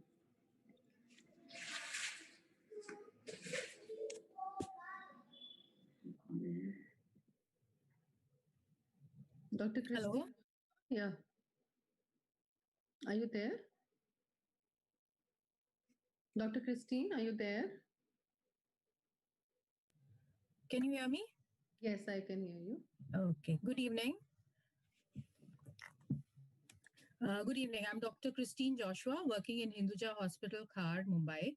I will be presenting a case report on atypical presentation of amniotic fluid embolism. Next slide, please. A brief introduction to amniotic fluid embolism. It is one of the rare but most catastrophic complications in obstetrics, characterized by sudden cardiorespiratory collapse and DIC. The true incidence is unknown due to inaccurate diagnosis and inconsistent reporting of the non-fatal cases. It is, however, estimated to be 1 in 80,000 deliveries in India. Mortality rate were as high as 61 to 86% in previous studies, but recent studies show a case fatality of 13 to 26%. This could be attributed to early diagnosis, better resuscitative measures, and protocol-based practice for maternal collapse. Fetal outcome still remains poor. AFE is mainly two types, typical and atypical. The presentation is abrupt. There are three phases in typical AFE. Phase 1 shows sudden hypoxia and hypotension. Phase 2 shows coagulopathy. And phase 3 shows acute renal failure, ARDS, and cardiorespiratory collapse. However, in atypical AFE, DIC and life-threatening hemorrhage is observed.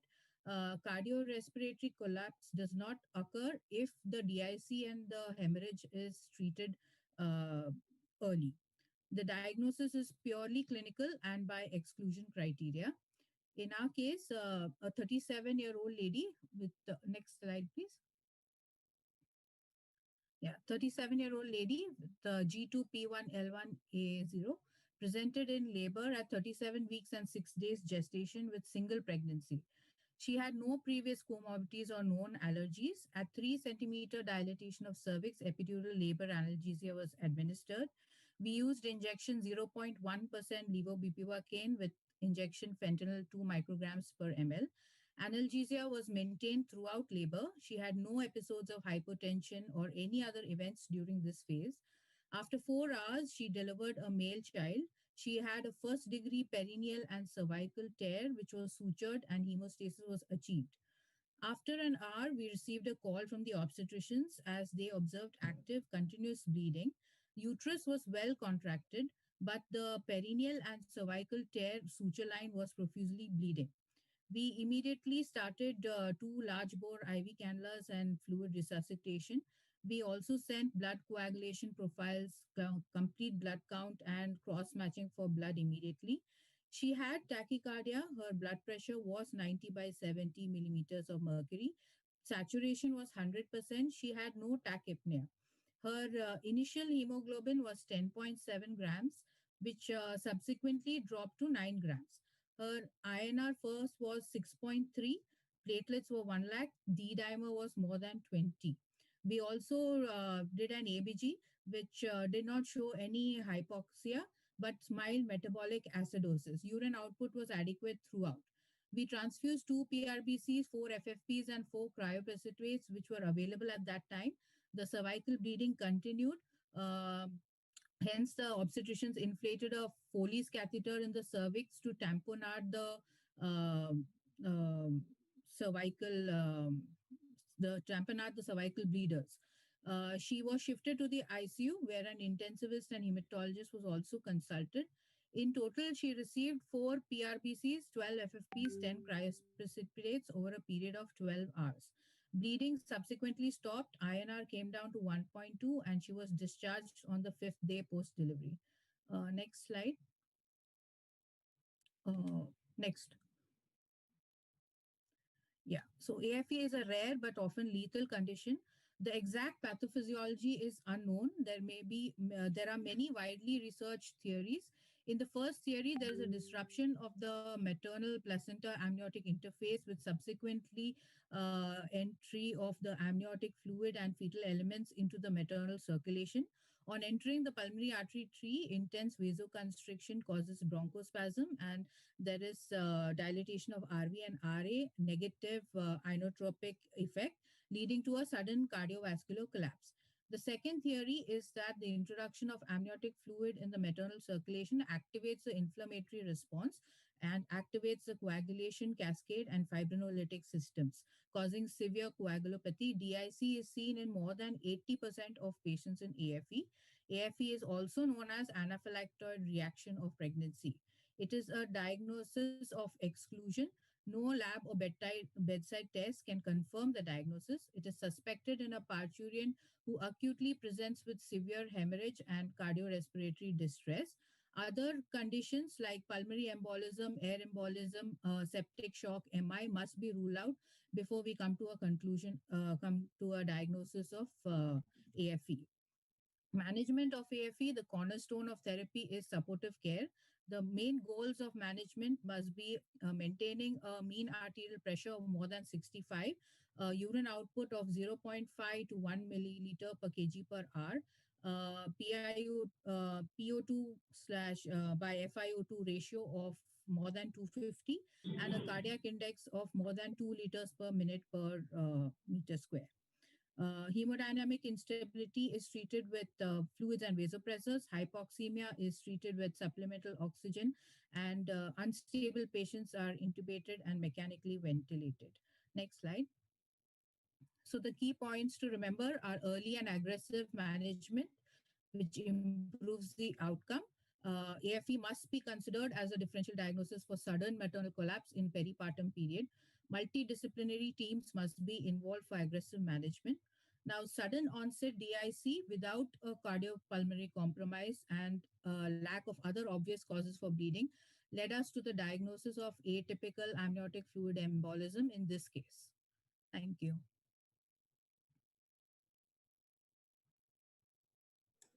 These are references. Yeah.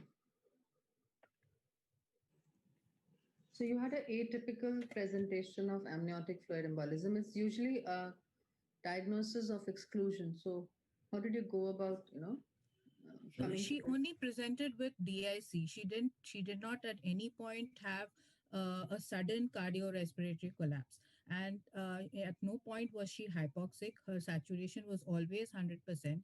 Even tachycardia was always between 90 to 110 and never beyond that. Her blood pressure were also 90 by 70, 160, 90, 70. So within half an hour, the obstetricians had observed her bleeding and called us. And we ruled out pulmonary embolism and air embolism because usually DIC does not come in that. And there was no fever, so no sepsis. And her ECG, we were monitoring her, all monitors were on. So her ECG was being monitored. There was no signs of any myocardial ischemia or infarction. So all other causes were ruled out. And since it was not a typical amniotic fluid embolism with a cardiorespiratory collapse, we considered it as an atypical AFE. Could you have done something to further confirm it?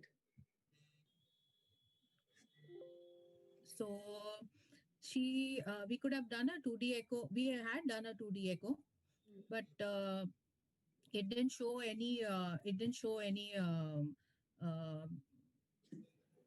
failure.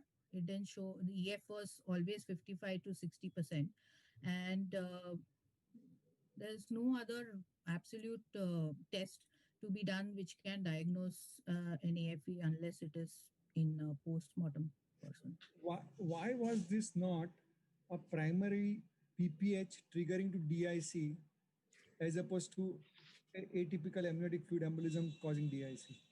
So the uterus was tonic. It was contracted. The way you said, sorry, the way you said the first call to you was from the obstetrician that she's bleeding too much. Yes. So when we went and we observed, there was definitely some amount of PPH that must have happened that triggered the obstetricians to call you, because otherwise usually a PPH is managed by them without involving the anesthetist unless it is beyond their control.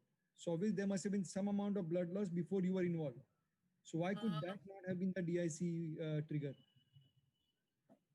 No, sir, because by the time we reached there, I think only 500, 600 ml of blood was lost. Only the residents were there when only the residents and obstetrics were there during the bleeding. So as soon as they observed even a little bit of bleeding, they called us.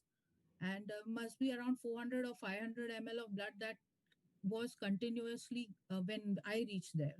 And then after that, it started continuously bleeding. The uterus was contracted throughout, and only the suture line of that perineal and cervical tear kept bleeding. That is why we didn't think of PPH at that time. Yeah, because you are, I would say, quite lucky to have this kind of a presentation, because apart from amniotic fluid embolism as a diagnosis of exclusion, it is also a post-mortem diagnosis. Yes. So to not have any kind of collapse at any stage would raise some question whether this was genuinely an amniotic fluid embolism at all or not. Sir, I think the reason was just because it was the right time. It was an early recognition. Okay, good. Thank you. Thank you.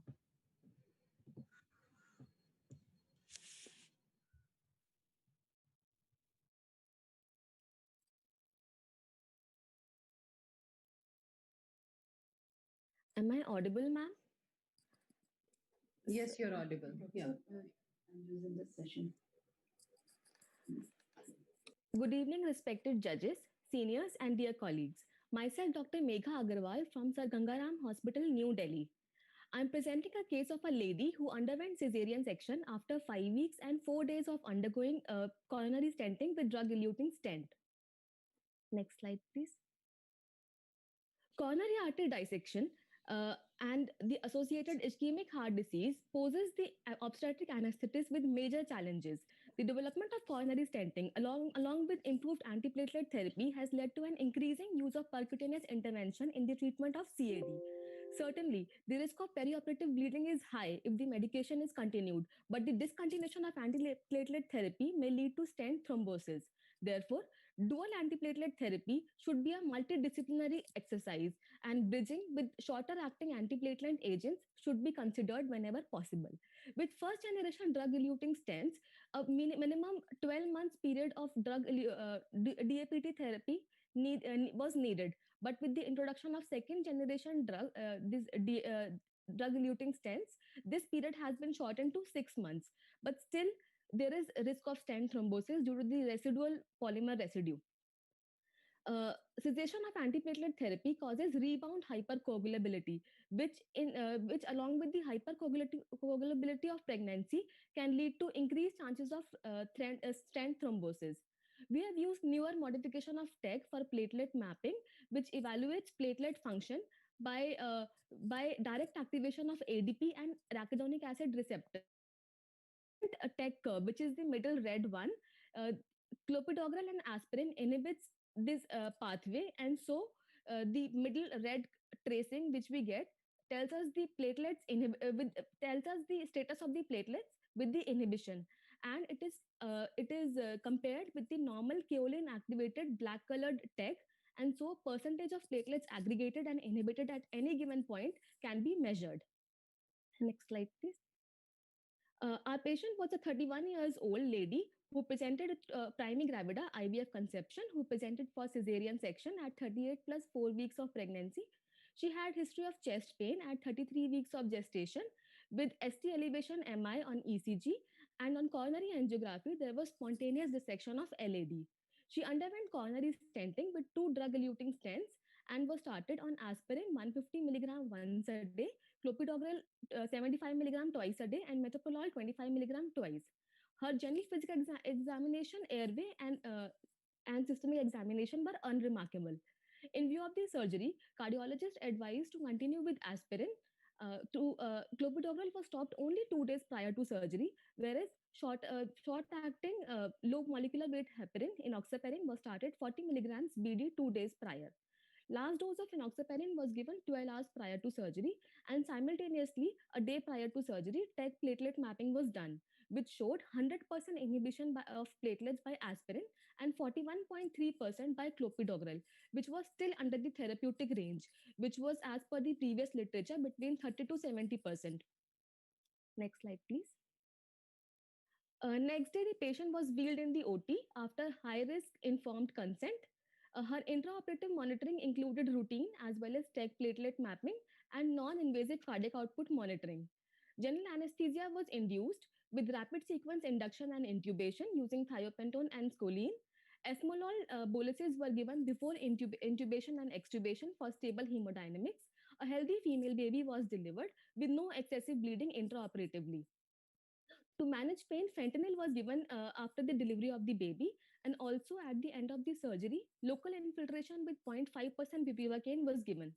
Post-operatively, patient was shifted to ICU. Oxygen supplementation was given, and hypothermia and shivering were prevented by active rewarming, and the patient was started on IV PCA pump with fentanyl. She was started on enoxaparin, the low molecular weight heparin, 6 hours after the surgery, and the dual antiplatelets as before, 24 hours after the surgery. In view of tachycardia as well as drop of hemoglobin below 8, she was transfused with PRBC on 3rd and 4th postoperative day and was discharged in stable condition on 5th postoperative day on dual antiplatelet therapy. Next slide, please. The aim of our general anesthesia is to maintain stable hemodynamics to ensure optimum myocardial oxygen supply. According to latest ASRA guidelines, in patients with coronary stents, elective surgery should be postponed for 6 weeks after bare metal stents and 6 months after drug-eluting stents.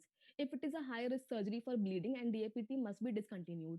But if surgery cannot be postponed, like in our case, we have to continue with the dual antiplatelet therapy, and we should consider bridging therapy whenever possible. As per the ACC AHA guidelines 2016 algorithm for non-cardiac surgery, surgery should be delayed, must be delayed if it is less than 3 months have passed since the placement of the drug-eluting stent. But in our case, since the cesarean section could not be postponed to that longer time, that is why we modified the dose and regimen of the antiplatelet therapy in consultation with the cardiologist, and we monitored the platelet function very closely. Post-operatively, these patients must be shifted to ICU or HDU with adequate analgesia coverage and should be restarted on antiplatelet therapy as soon as possible. Next slide, please. So to conclude, I would like to say that timing of delivery is very important with proper planning, because lack of planning can be catastrophic. Multidisciplinary approach is required for favorable outcome, and the surgical procedures ideally should be postponed for more than 6 months after drug-eluting stent with at least one antiplatelet ongoing, and should be done in centers where 24/7 catheterization laboratories are available. These are my references. Thank you.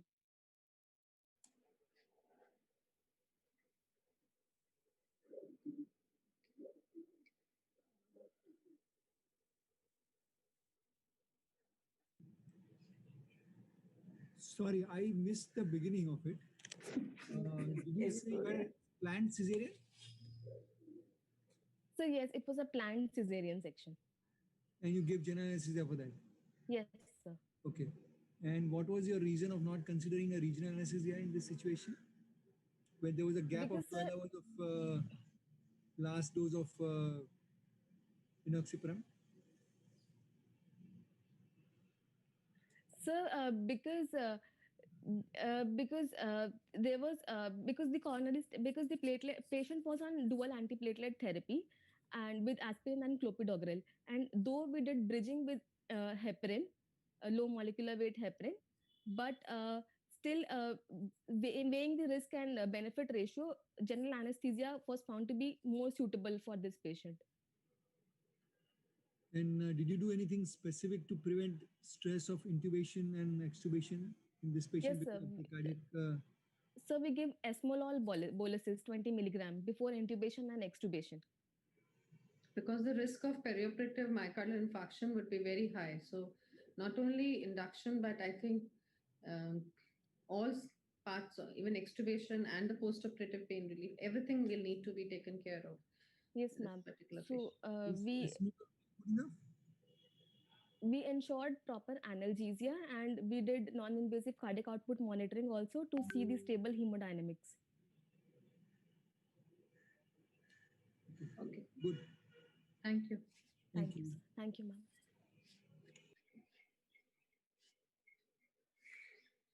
Yes, Keshav Sangpal. इस तो बाद 2 हो रहे हैं, एक हो रहा है. Am I audible, ma'am?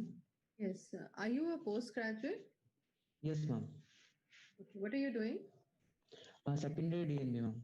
Second ADN. Okay, start. Yes, good evening, respected judges.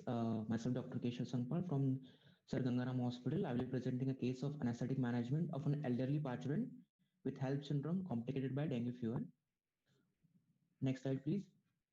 HELLP syndrome is characterized by hemolysis, elevated liver enzymes, low platelet counts, which is severe complication of preeclampsia, which predisposes to high maternal and perinatal mortality. Dengue fever, which is a mosquito-borne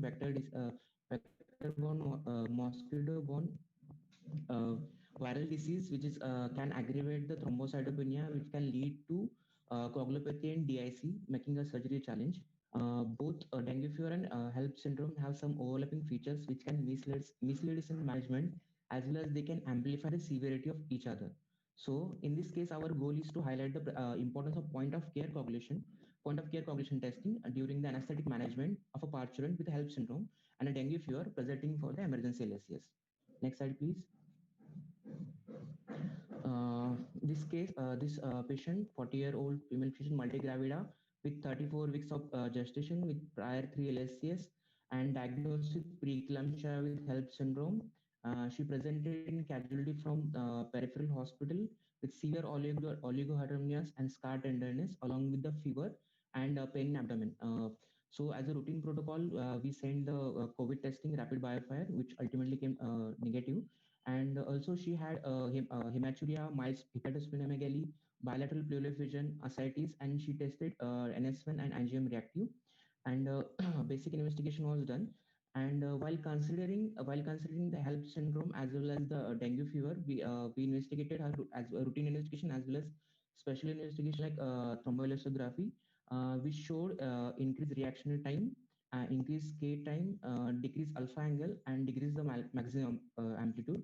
In blood investigation, she had deranged LFTs having AST values of 974, ALT 377, and raised bilirubin, especially indirect bilirubin, hypoalbuminemia 2.7, and severe thrombocytopenia of platelet count 20,000. In initial assessment of casualty, her blood pressure was around 170/100. So tablet Laviclol 200 milligrams stat was given. And while after the blood reports and everything, we infused with FFP 2 units and platelet-rich plasma of 6 units. IV steroids was given and vitamin K also given. Next slide, please.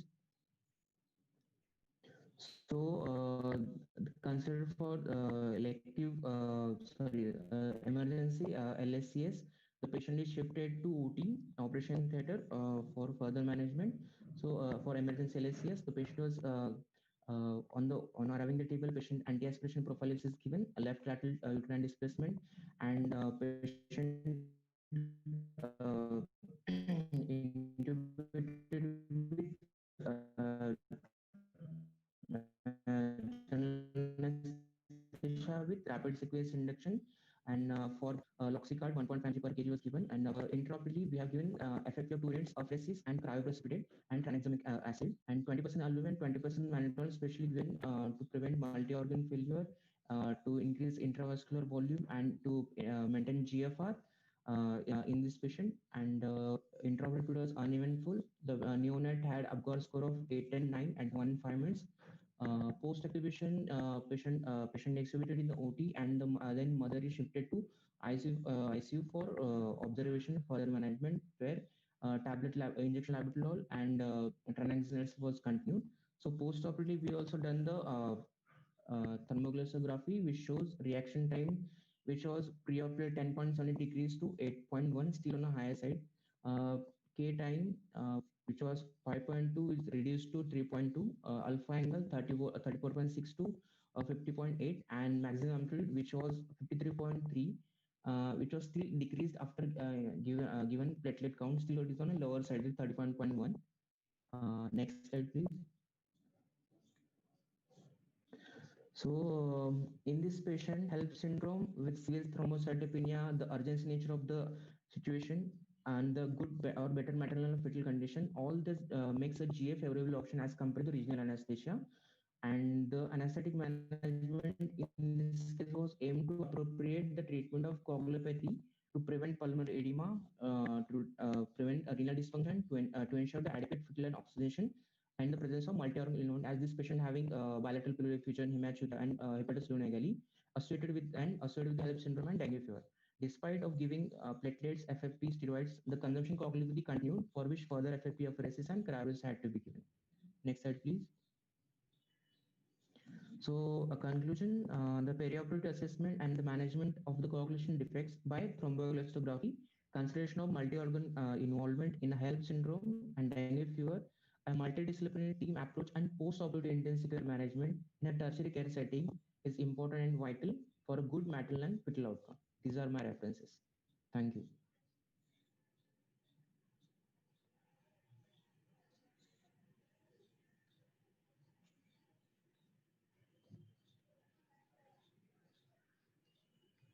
Okay, Dr. Keshav.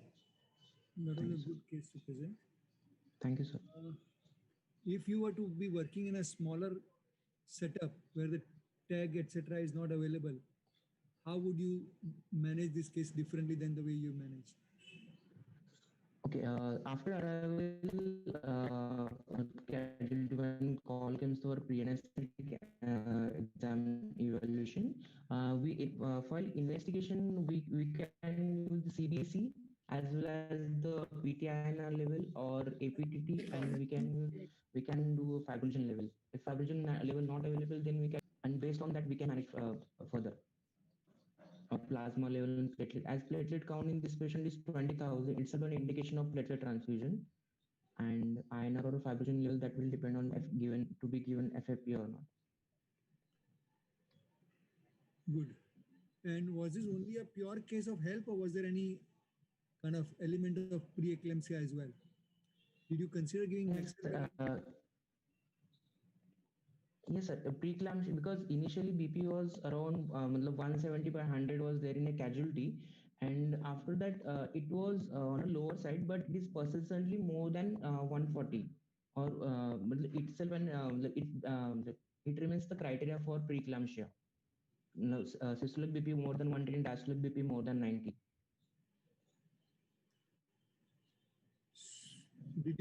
What all measures did you take to prevent convulsion or actually eclampsia?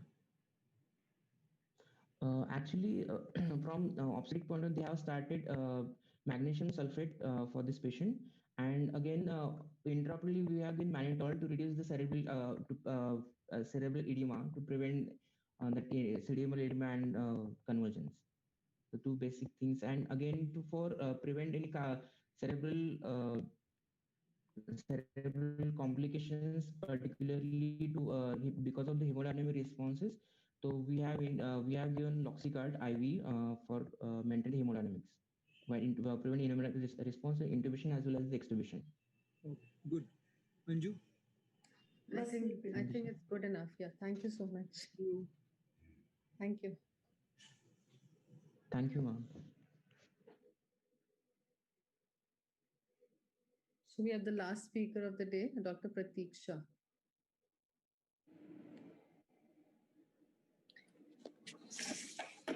Good evening, ma'am. Am I audible? Yes, you're audible. Okay.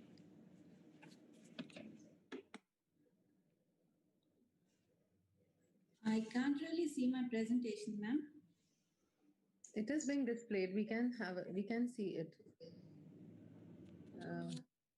You're unable to see? No, ma'am. That is. Okay. But you speak from. You can speak from your own laptop. We'll tell our technical guy to keep moving. You keep telling him to go next. He'll go next. Yeah. Sure. Okay, so good evening, everybody. I'm Dr. Pratiksha from Rainbow Children's Hospital, Hyderabad. Under the guidance of Dr. Sunithira, today I'll be reporting a case where we had an anesthetic experience of doing an elective cesarean section in a parturian with congenitally corrected transposition of great arteries that was complicated with cardiac dysrhythmias. We could go to the next slide. The background. Basically, congenitally corrected transposition of great arteries is a very rare acyanotic type of congenital heart disease where there is transposition or the inversion of the ventricles along with their respective atrioventricular valves that leads to atrioventricular and ventriculoarterial discordances. So in that case, the right ventricle battles to function against a ventricular pump against a very high systemic vascular resistance for which it is anatomically and physiologically not prepared for. As a result, as the age advances, the parturian develops early systemic ventricular dysfunctions due to peripartal physiological cardiovascular changes. The case report. So the patient we came across was a 33-year-old primary gravida at 37 plus 5 weeks of gestation.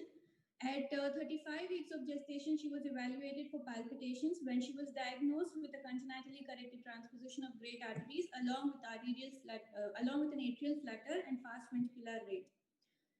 Wherein the 2D echo actually revealed that there was a situs inversus with CCTGA, a small ASD, a moderate VSD, moderate valvular and subvalvular pulmonary stenosis with a peak gradient of 34 millimeters of mercury, an epstenoid type of left atrioventricular valve, mild AV valve regurgitation with good biventricular function.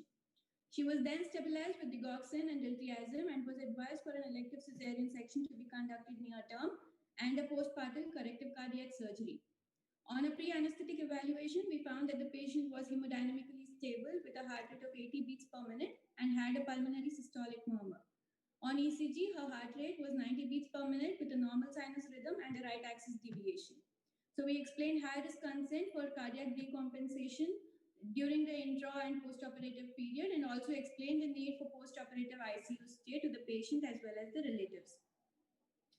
On the day of surgery, we gave anti-aspiration prophylaxis with injection pantoprazole 40 milligrams intravenously along with injection metoclopramide 10 milligrams intravenously and gave infective endocarditis prophylaxis with injection ceftriaxone 2 grams and injection amikacin 500 milligrams intravenously. We prepared the OT with emergency drugs, diltiazem, phenylephrine infusions, and boluses, as well as the defibrillators. During the surgery, we attached basic ASA monitors, which included the electrocardiogram, the oxygen saturation, respiratory rate, along with invasive monitoring of where we sited a right ulnar arterial cannula for invasive blood pressure monitoring.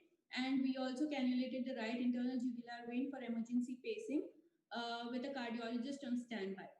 For anesthesia, we chose a combined spinal epidural technique wherein we gave the combined spinal epidural at L3, L4 intervertebral space under strict aseptic precautions.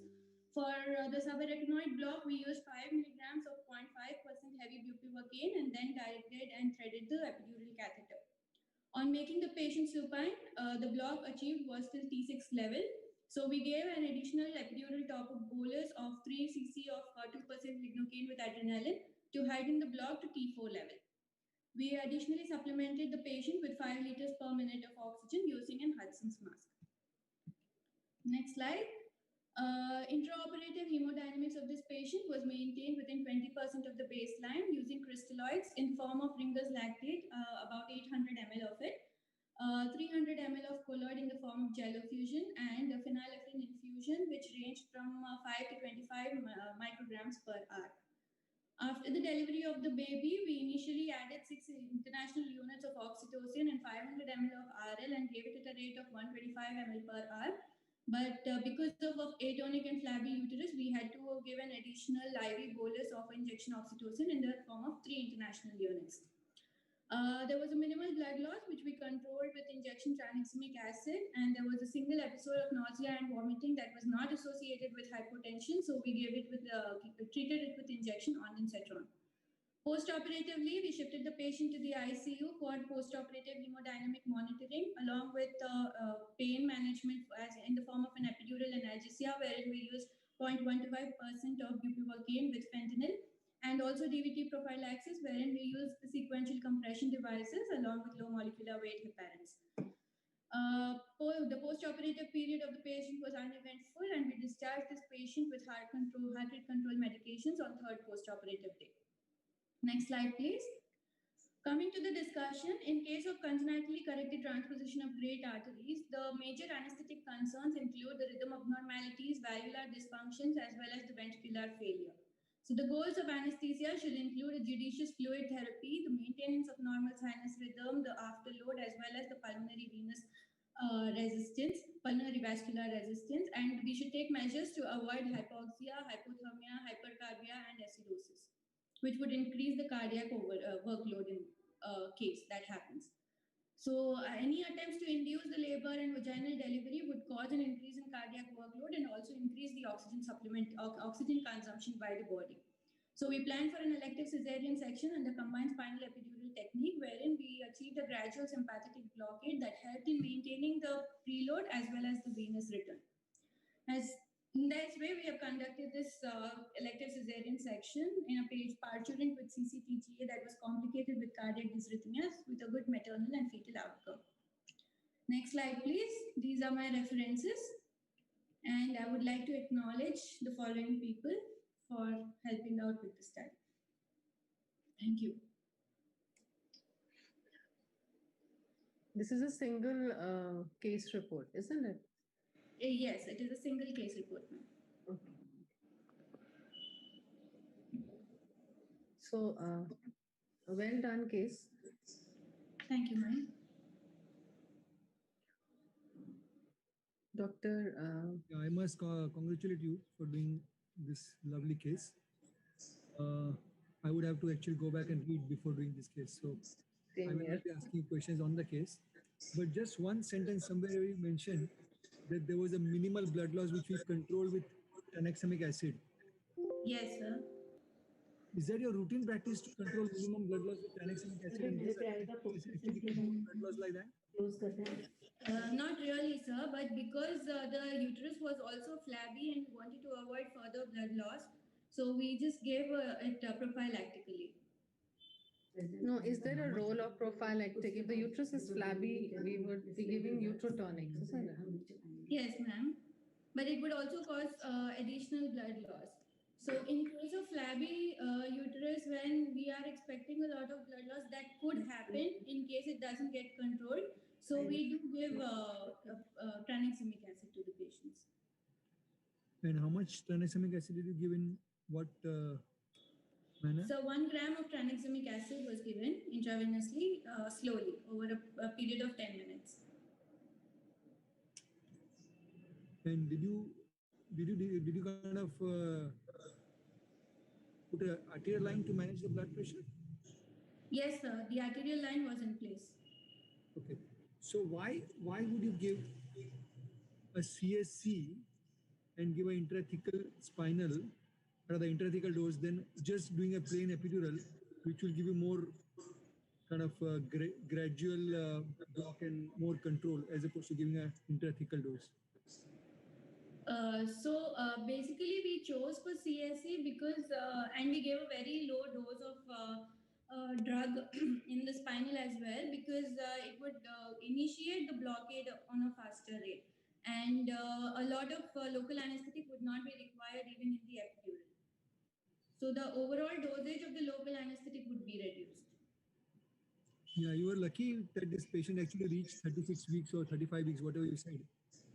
Otherwise, just asking a question completely not related to paper is that when do you expect this pregnant patient to actually complain and kind of show any signs of cardiac decompensation physiologically? Yeah, it should happen towards the end of first trimester or early second trimester. Correct. Good. Okay. Good, good. Thank you, sir. Thank you.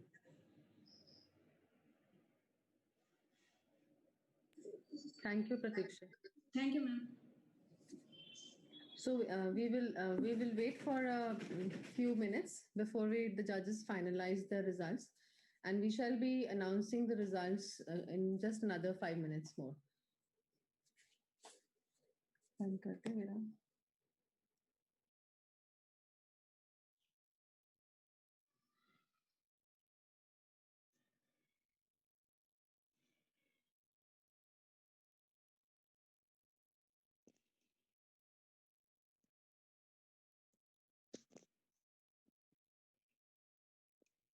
While the judges are compiling the results, I'll just update you that we are still logged on with close to 100 delegates on the OmniCuris platform. And it was a very difficult session for all the judges. They've been working hard. There is a score sheet on which they are scoring all the marks. So everybody must have performed well. They are preparing the results right now. We'll get hold of the results and then let you know because we're all virtual. So some results have to come from, Mumbai and then Delhi and so on. So just give us 2 minutes and then we'll get back. So most of your queries have been sorted out. There are still some questions in the chat box. So those questions, we will forward them to the respective speakers and then we'll put them on the website. So if you want to know your answers, maybe you can check out the website in another 2 or 3 weeks' time because that's going to take time. So next is about the certificates. The certificates are getting ready. So they will be also mailed to you all because we have your email IDs with us now. For those who presented, will get additional certificate from the society. For those who attended from the OmniCuris web platform, they'll be able to get their certificates from their state medical branch because this is a CME which is credited with this is a WEBCON which is credited with CME points. However, OmniCuris platform will give the email IDs to your state medical college and the state medical colleges are going to send you the certificate. So for that part, we will not be able to answer your queries anytime after this conference finishes. For the people who have presented to AOA, they will be getting certificate through the society. For that, I will be answering all the queries. I hope that is clear because in the chat box, most of you have asked us, how will I get my certificate? So your certificate will be sent to you by your state medical council as per the information given by the OmniCuris web platform. They have all the registered delegates' email ID. So I hope that is clear with you all. And that was the most frequently asked question in the chat box. Okay, so the results are ready. So for announcement of the results, for announcement of the result, I will request our president of the society, Dr. Sunil Pandya, to join us, and we want his video to be on so that it can be seen on the screen. And I want that residents be in the gallery, and when they're asked, when their names are announced, the winners' names are announced, I would like the winners to, come live on the virtual platform. I'm sorry we cannot do it in person. It's a good moment and a great moment for you all. But somehow this is how we are going to celebrate. So while we are loading the names, Dr. Sunil, maybe you can say Kajal. a few words. Thank you, Kajal, for giving me the honors of announcing the prizes for the winners. Well, before I announce the prizes for the winners, I must congratulate each and every presenter who have presented not only today, but also in the preliminary round, because presenting a paper on a national conference podium itself is getting an award, and getting the zero down to best 15 or best 18 today also is like winning a prize. So please don't get disappointed if your names doesn't reflect in the winning list. But for me, coming here to this stage itself is getting an award. Am I right? Am I clear? So probably in fact, I was listening to all the papers, beautiful cases, especially certain case reports were fantastic, case series are fantastic, and even the presenters, they did a good job. They did a good job, and there's always a scope of improving and enhancing further. So please don't get disappointed if your names do not reflect in the winning list. And that's it, sir. So may I have the list, please, Dr. Kajal? Is it still getting ready? Screen with you. Dr. Sunil, what do you say if the residents who have been witnessed by so many jury, I think the residents should go ahead with the SOAP abstract submission. It's open till 5th of January. Sorry, 5th of February. Absolutely. See, the thing is, SOAP is, I don't know how many of you in the gallery are aware that Society of Obstetric Anesthesia and Perinatology is a US society, and the session for acceptance of abstracts is still on, and probably you can present your case reports and case studies there. The only thing is, I don't know whether the rules will allow multiple presentation of the same paper in different podiums, but just go through the rules of the society. And if there is a scope, please present your papers on the SOAP platform. It will be great to represent our country there.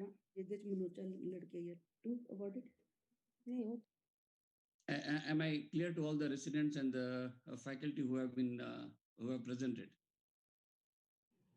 Yeah. Yes, I think you made a very, very important and valid point that they must not get disqualified on the basis that it has already been presented somewhere else. Absolutely, yeah. So they need to really go through the rules properly and make sure that that rule doesn't apply there. Yeah. And then the winner, and certainly the other people also. There are a couple of very nice papers that came through. Unfortunately, winner has to be only one, so we have to kind of give the justice that way. But those people can also try and present at the SOAP. Yes. So we have, in fact, as has been pointed out earlier, we have segregated the May I admit? Sorry, yes, sir. Please, sir. Please, sir. Somebody change the title and present the same. That cannot be revealed, and they can able to present. Mm-hmm. The only thing is, some of the societies are very pertinent that they need to they look at everything. Actually, the society, they basically the trial registry number and the ethics approval also have to be submitted. So suppose if they change the title and in that case, yeah, the We'll announce the winners now. We'll announce the winners. We can take it up later. Okay. You are right, sir. You are right. If they ask these number also. Yeah. So the winners, as has been said, we have divided the papers into 3 categories: the original research papers, and then the case and the case reports. So, Dr. Sunil? Yeah. So case series, the winners are Pratiksha Agarwal. Congratulations, Dr. Pratiksha Agarwal. Thank you, sir. Can we have Pratiksha on the main screen, please? Pratiksha on the main screen. Is it possible?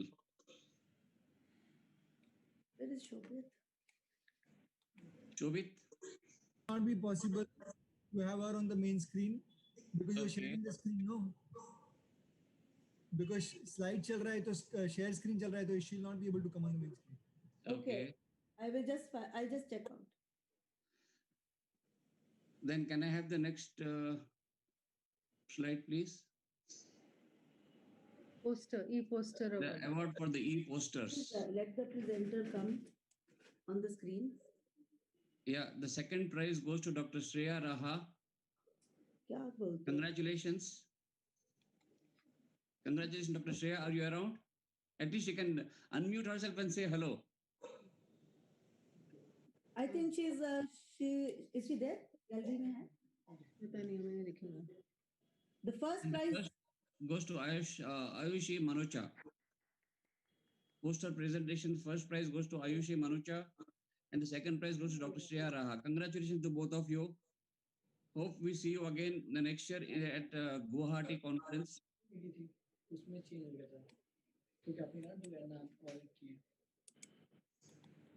ये तो हो गया प्रतीक्षा होगी next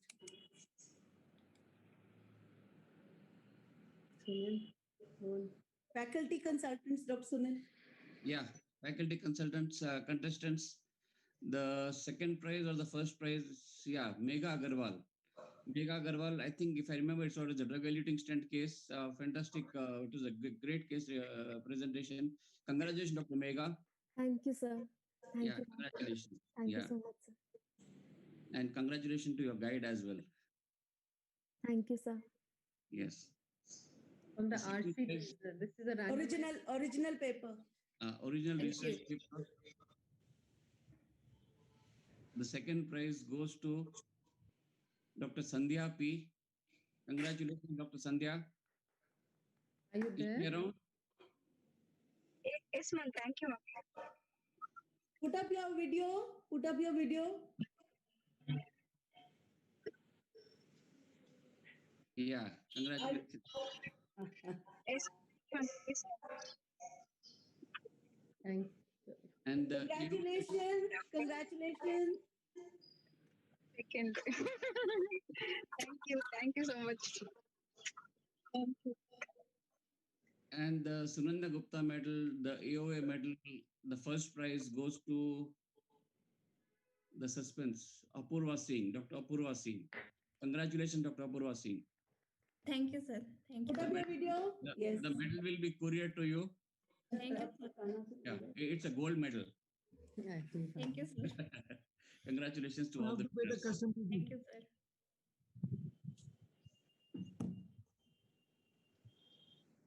So with this, we wrap up the awards. Right? Yes. So before so we, yeah. So you can just tell them, Sunil, that they'll be receiving the certificate. Yes. And the first prize gold medal goes with the cash prize. And the second prize goes with the certificate and the cash prize. We'll let them know. Yes. The cash prize is, I think, rupees 2,000, right? Yes. We'll let them know. Yes. It's for the gold medal, it's different. For I think they'll have to send their account number so that they can the next can be done. RTGS can be done. The money. So we will communicate to you, all of you, on your email ID so that we can get your account numbers for money transfer. Yeah. Yeah. So congratulations again to all the winners, and we hope that you come to the next conference, which is most probably will be holding it either a hybrid way or virtual way at Guwahati this September. So please keep logging on our AOA website to get the updates of our forthcoming conference. Most probably it will be at Guwahati. It will be like hybrid conference is what is being planned.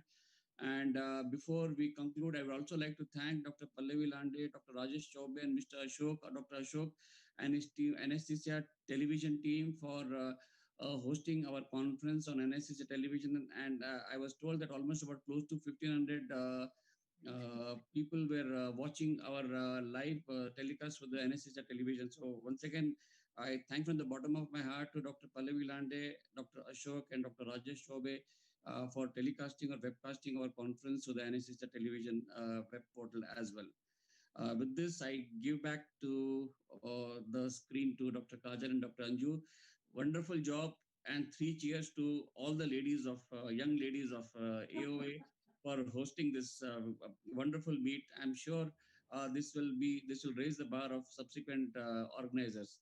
Thank you, Dr. Anju. Thank you, Dr. Kajal, and thank you entire team of AOA for the great show. Thank you very much. Thank you, President Dr. Sunil Pandya, for giving all of us this backing. Now we can rise up for the national anthem and call it a day. So Madam, just give us a moment and Dr. Lalit will talk later. We'll just play the national anthem right now.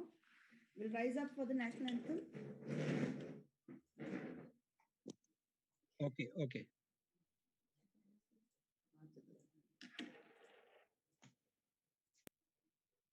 जनगण मन अधिनायक जय हे भारत भाग्य विधाता पंजाब सिंध गुजरात मराठा द्राविड उत्कल बंगा विंध्य हिमाचल यमुना उच्छल जलधि तरंगा तव शुभ नामे जागे तव शुभ आशीष मांगे गाहे तव जय गाथा जन गण मंगल दायक जय हे भारत भाग्य विधाता जय हे जय हे जय हे जय जय जय जय हे.